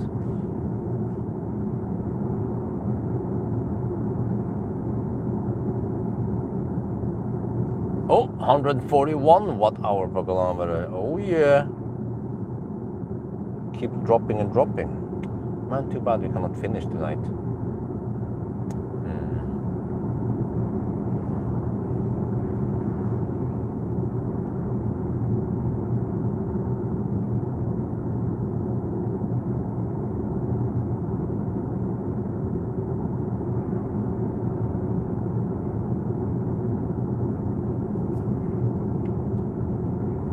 Wow, it's 17 degrees outside and actually partly cloudy, then it gets uncomfortably hot in here.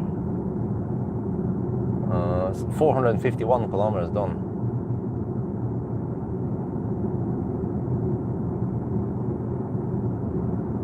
You see, if it was warmer, we can go further. But I mean, That's not always what we can achieve, since we have to start early and so on. We cannot always get in the best temperatures.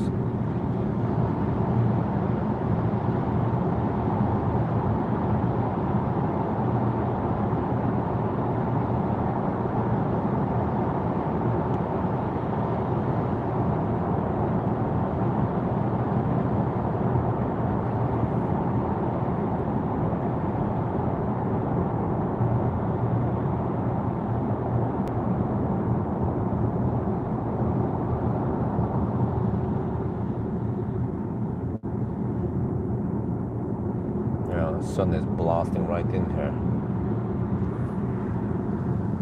Almost need to activate the AC soon, but I guess I'm gonna try fan speed higher now. Fan speed 2, okay. More airflow always helps.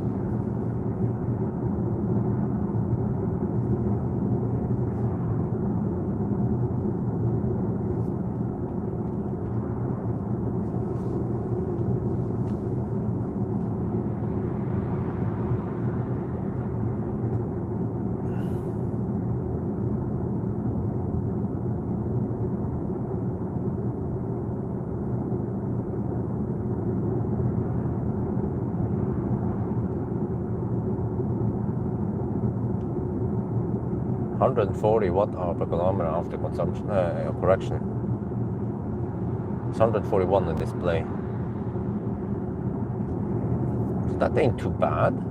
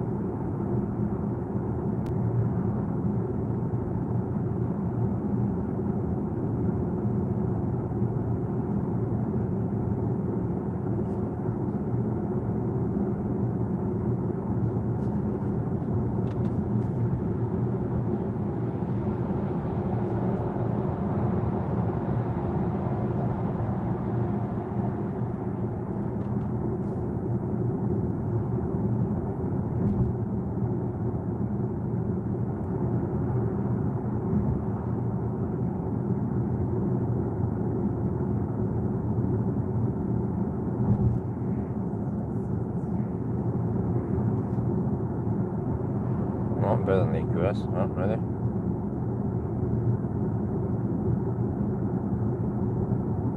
Oh, well, that's good. Don't remember all the results. I've been in so many Sutter drives now in the past.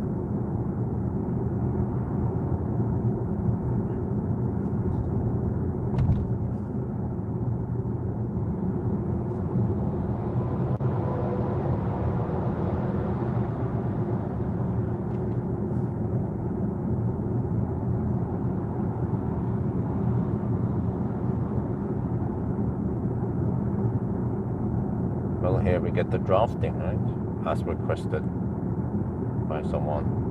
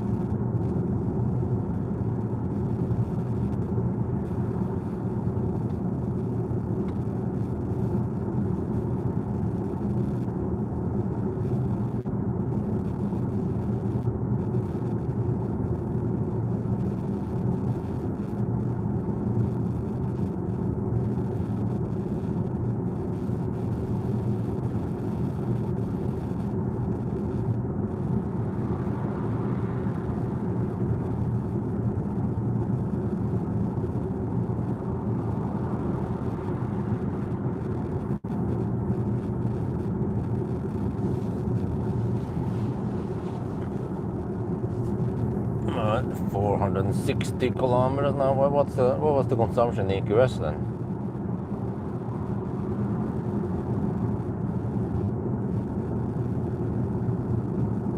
Consumption gone up now, 142, because it went uphill.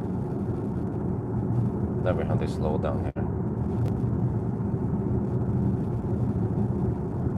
We're still, what, 29 kilometers left, and it's going to take 21 minutes, really?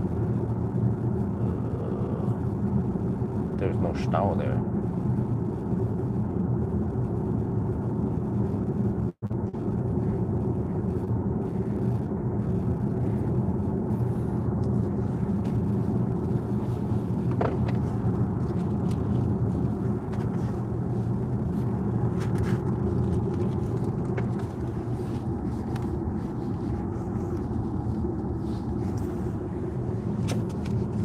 Wait, on this, it's the other direction now. Okay, that's new.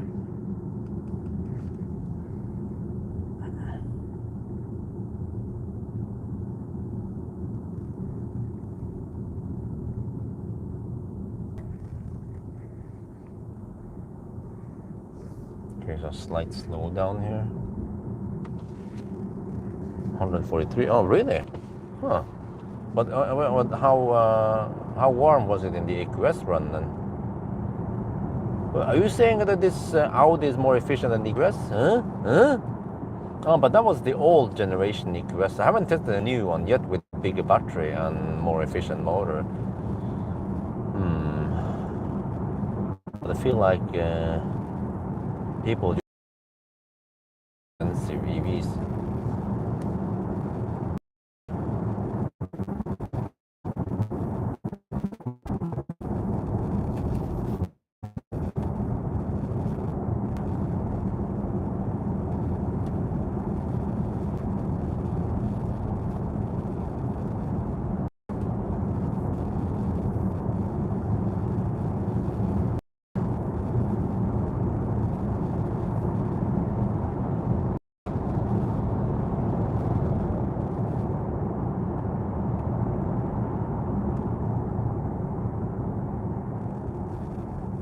Okay, so they're gonna build on the other side now, right? Part 2 of the bridge, the new bridge.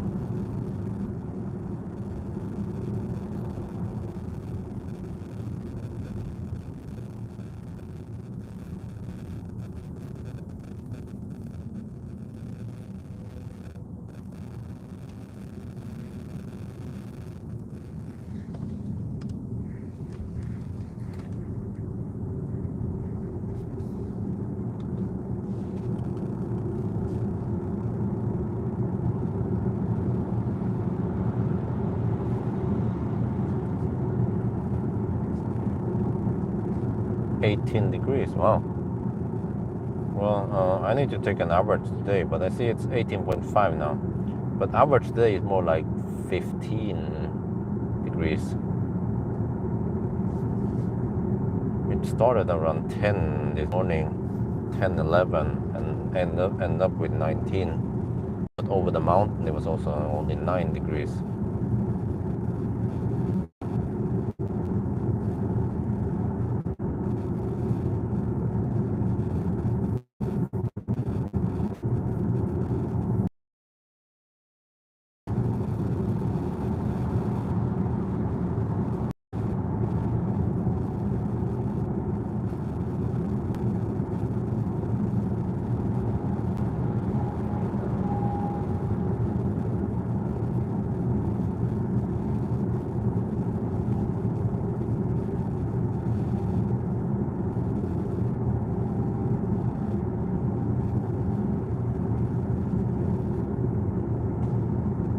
We're back at 141 watt-hour per kilometer. Just hit 4 o'clock now. So then I need to decide how much extra do I drive before I go pick up Isabel. Could take a quick loop. I can decide right before we pass at the loop. That would be another 10 minutes extra. Actually, slightly more, 12 minutes extra loop.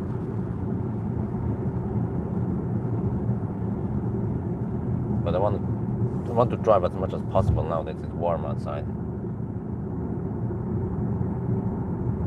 466.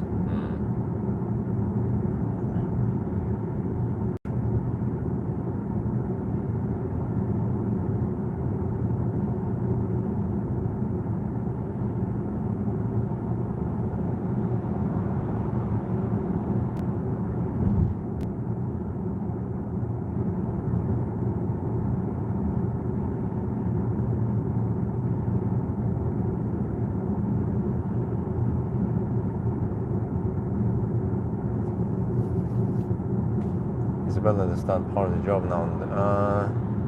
Good question. I'm not sure. I think she understands that I'm driving, maybe, but actually I'm not sure if she knows what I'm doing in the daytime. No, I think she understands that I'm driving a lot, or driving often. From time to time she will join me on the range test, right? So, but other than that, I'm not sure if she understands all of this, and also the video part and the whole. I think it's too early for her to understand yet. Maybe in 1 to 2 years she will know more about what's going on.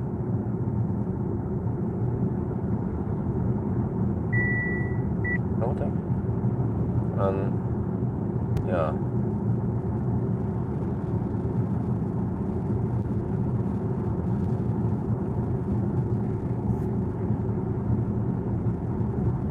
So right now it hovers, goes back and forth between 141 and 142 watt-hour per kilometer. 17.5 degrees. Yeah, tomorrow morning it should be around 10, 12 degrees again.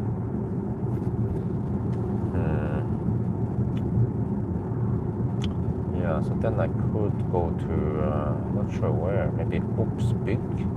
Could buy the stuff there. It's not too far away from home. Buy all the equipment for the deck. Or is that EQS or EQE? It's always hard to tell. EQE. AMG 43. It's the badass EQE. But it's actually not that fun. There's not a lot of horsepower, but it's heavy. So, it's a bummer that they made it so heavy. Most of the German performance cars are heavy. Even Taycan and i4.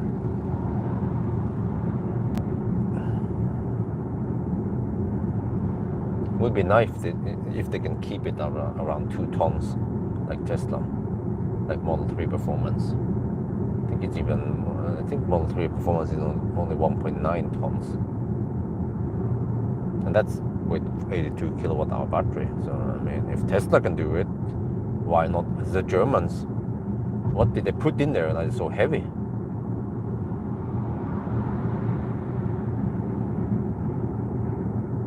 Wait, there's Stau there?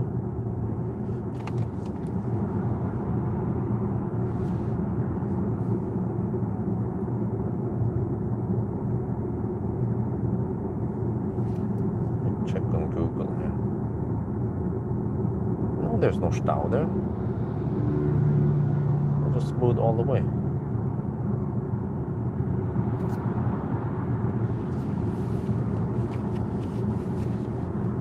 German steel, yeah.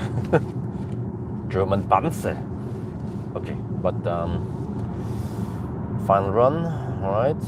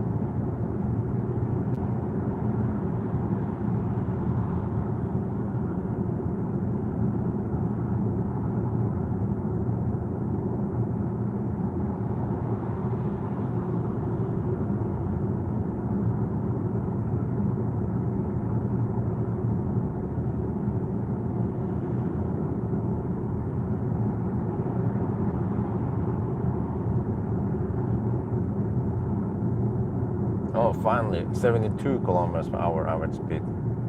Oh man.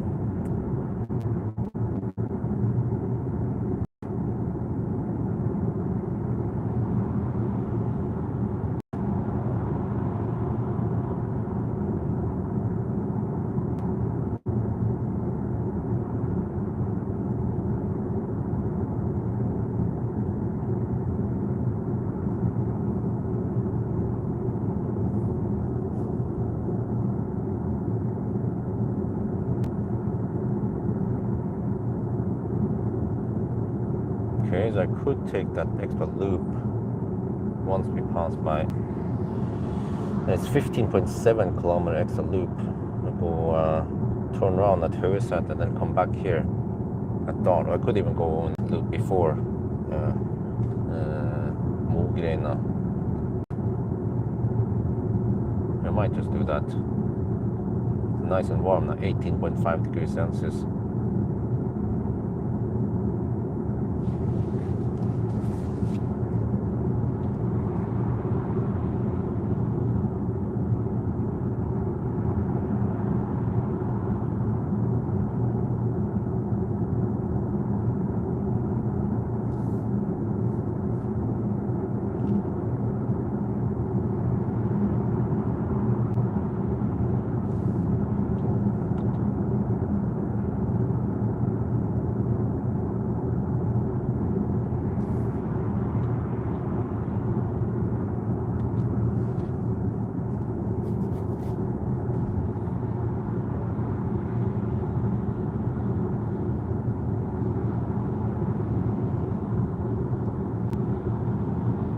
Man, it's getting busy over here. Okay, back at 141 watt-hour per kilometer. All right.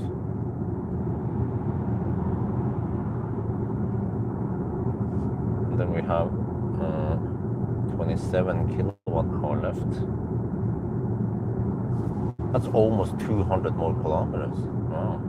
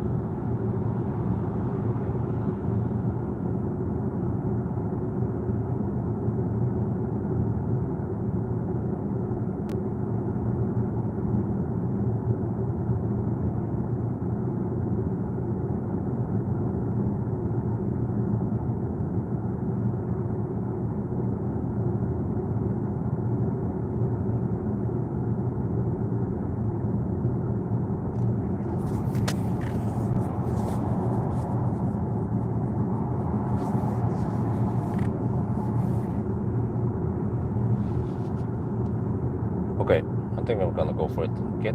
Do one extra loop. Try to squeeze out as much as possible in the afternoon now. I mean, ideally, wife, we could have prepared the shrine and the rice at home. And then I just needed to, well, actually, ideally, someone else could have taken care of picking up Isabel. So I could finish my run here and come home at 6. No big deal, right? Still enough time for the bedtime. But nope, I have to do it. And then I have to go home and I have to see how it is, right? I wake up at 7:30. No, actually, I woke up at 7 this morning. Then I drive all day. No, then I have to prepare the morning routine and then ship Isabel to kindergarten. And then I drive all day. And then I have to go back and pick up Isabel. And then once I'm home, do you think I get a nice massage? No. I need to cook.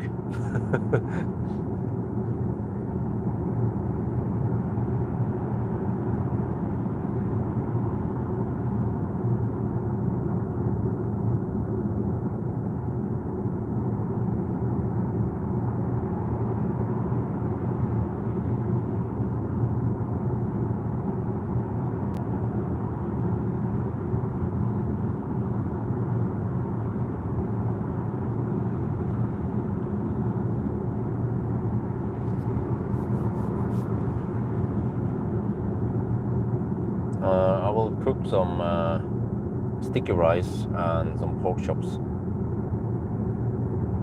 Using the well, actually I'm debating should I use just the pan or air fryer. But there's usually some mess with the pan, but there's also some mess with the air fryer, not to clean the air fryer. Kind of tempted to just fry it in the pan. Maybe I'll do that instead. Yeah, I think I'll do that. Just use two pans so I can multitask. Okay, wait, here's where we turn around, right? Add the extra loop. Right, let's do it. Do it. 482 kilometers now. 26.8 kilowatt hour left.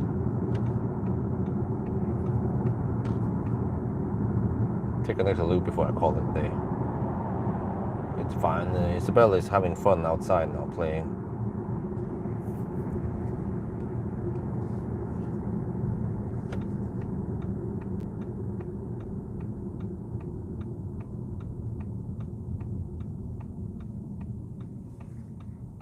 Well, it's a bummer. If I would start an hour early, I could have taken 1 hour extra loop somewhere. Then it would be cold in the morning. Yeah, that's true.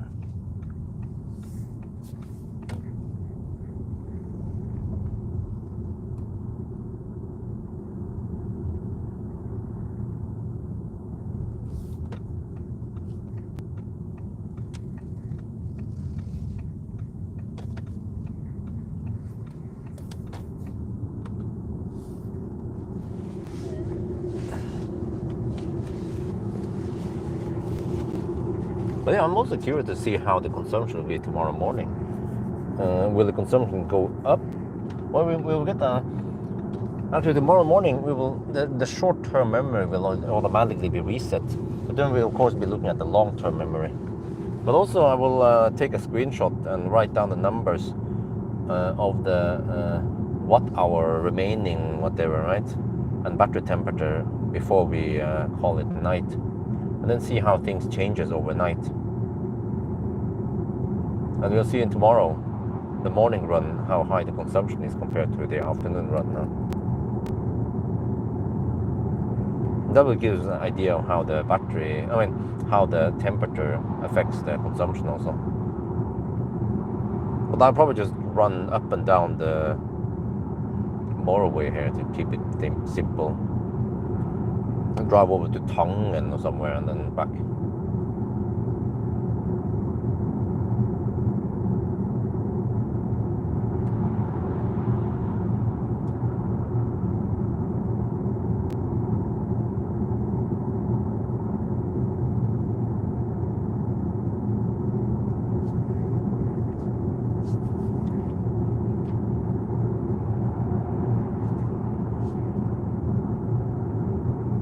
What the heck is that? Polizei? Whoa, whoa, whoa, whoa, whoa, whoa, whoa, shit. Total stop? Really? Are you for real? Wait, or it's going really slow. Oh, shit. No, wait, they are halting the traffic. Going really slow. Oh,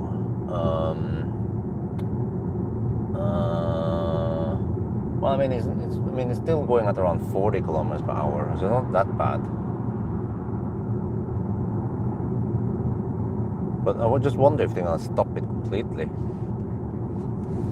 I think there is a parallel road I could use. Wait, is it? Yeah, there is. At over there, I could drive the back roads to avoid that shit, and then I can take.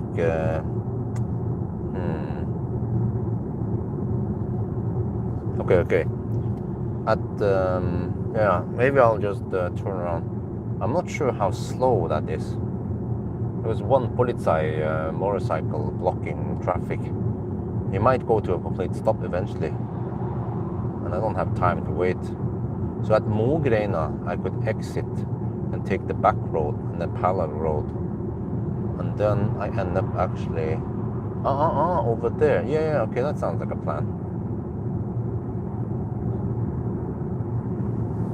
Wow, that was bad timing.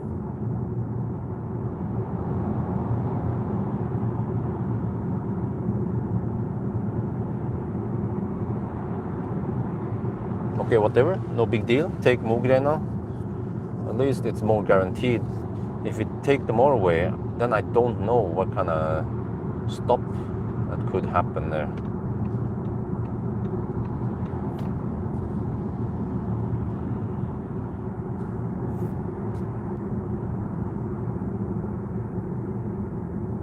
So there's a possibility that they block the traffic until Gardermoen if there is some VIP going from the airport to downtown. Then I've seen it before, tend to block lots of traffic, maybe because of safety, risk of terrorism.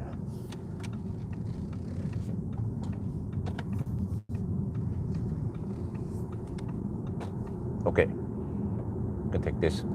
I don't know this route too much, but know roughly how it goes. 60 zone, that's fine. Let's cruise at 60 then. Yeah, the GPS found a new route already. Okay. But it wants to go back to the main road. I might proceed with the back roads. Safer. Be a bit slower, but yeah, okay. No big deal.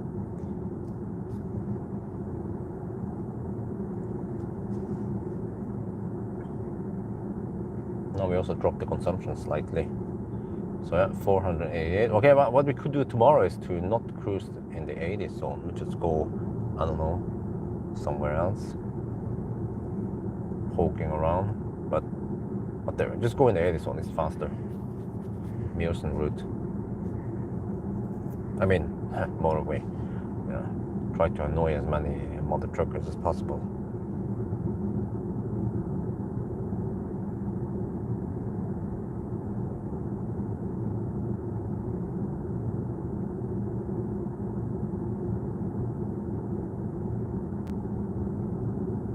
So he wants me to go to enter at Høyseter. What I could have done was probably to go straight until Høyseter, but what if there's full stop before Høyseter, right? Okay, no big deal. I could even take the back roads all the way to the kindergarten. But I'm going to end the live stream soon, guys, so at least now, yeah, and then tomorrow I won't live stream, so so far we have done around 490 kilometers with 26 kilowatt hour left. So we'll see. You have to watch the video coming out in a couple of days about how far we can go. But it's likely to be 660 to 670 kilometers. But then also, how bad will it be tomorrow morning once it gets colder? Yeah. Oh, it's 17.5 now.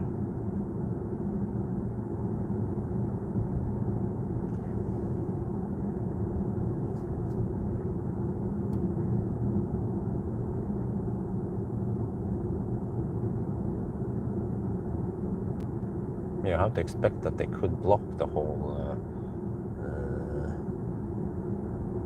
place over there.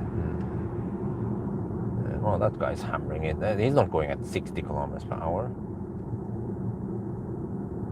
So I think I'm going to take the back roads. I will avoid the motorway because there's a slight chance they block the motorway. Could be for a long time, like 5-10 minutes. For the parade to pass by, so yeah.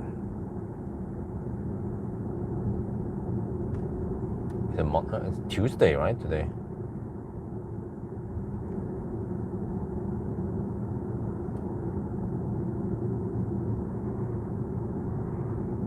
Wat Thai government? How did they move? Oh, there's another Wat Thai over here, really? It's not as pretty as the other one, Wat Thai. Okay, anyway, now I go straight. Yeah, then I get that parallel stretch. Okay.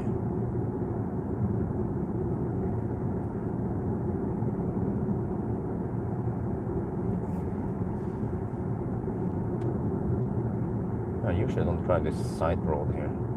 I mean, I'm going at 80 kilometers per hour anyway right now on the speedo, so and it's 80 zone, so no big deal. There, let me see. I see the motorway. Oh, wait. Oh, it's almost full stop. Oh, it's going at the bicycle speed over there. I can see it. Yeah, it's red also. Yeah, so it was a good call for me to exit here and avoid the motorway. Like a ninja, slip through the stau like an eel. Isabel is doing great. Well, she likes it. It's great fun over there. So now I should be there around 4:30. Perfect timing.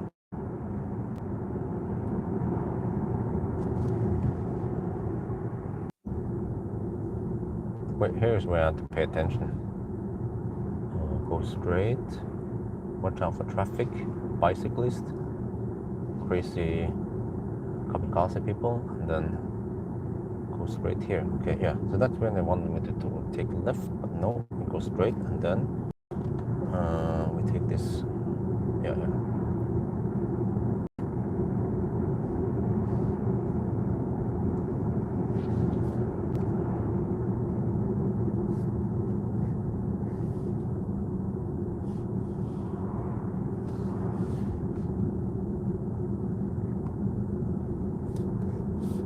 Yes hole. Yeah, we go yes hole and left. Yeah.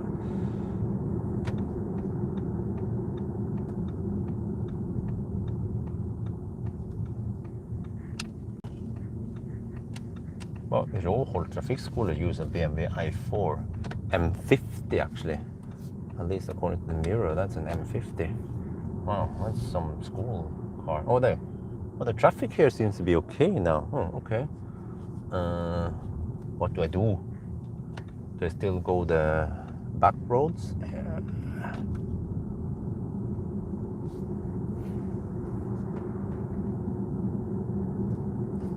Yeah, I might as well. Because there might actually be some stau entering the Yeshim loop.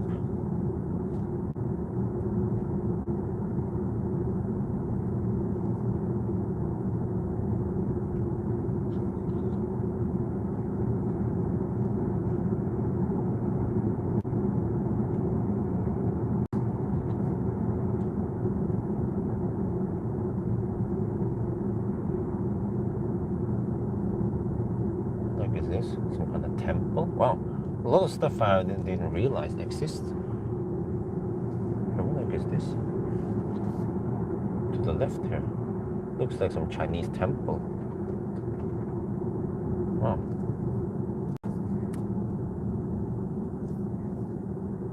Oh, and then we get over here. Oh, okay.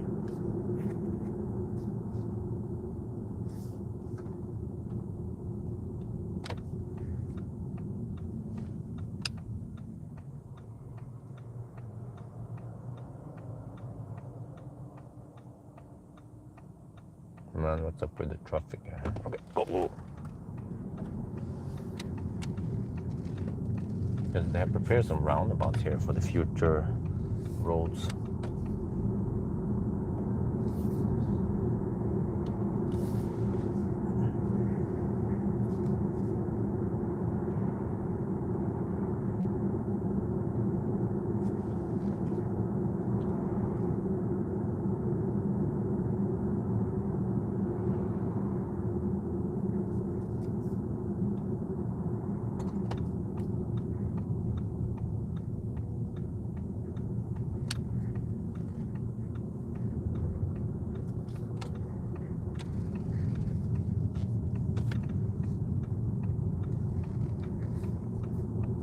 Okay, this should be okay speed anyway.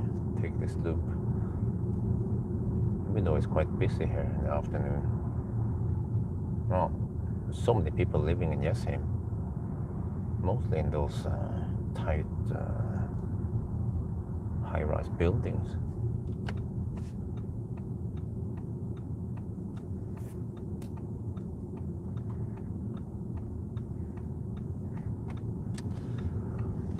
right, all good.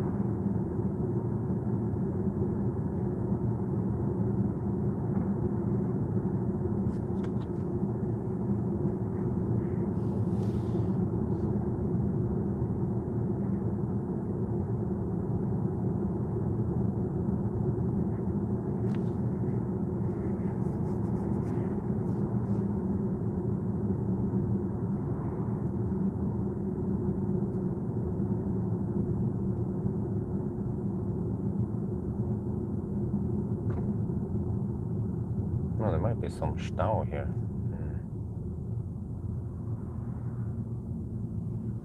Is that guy going in or okay?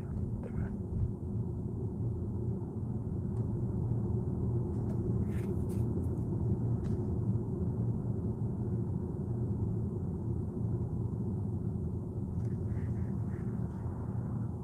Well, there are plenty of fossil cars over here still. And the Norwegians, they haven't figured out that EVs are awesome. Wait, so there's stau here? Shit. Actually, this stau is worse than the one entering the Yesheim loop. Okay, well, that's not optimal. No, there's just one car. Okay, my bad. Just wanted to exit there.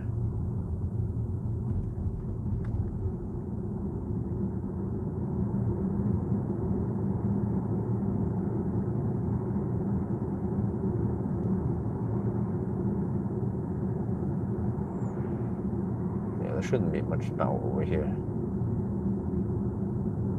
Okay.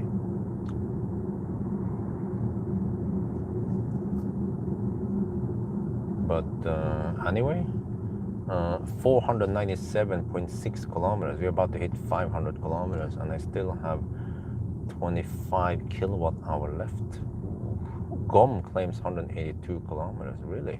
Can we actually go 680 kilometers? Wow. That would be more than VLTP then by the end of the day, huh?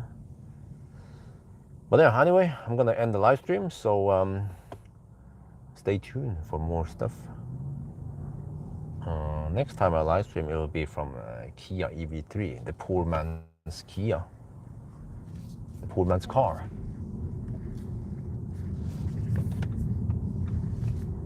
So thank you guys for watching, and talk to you later.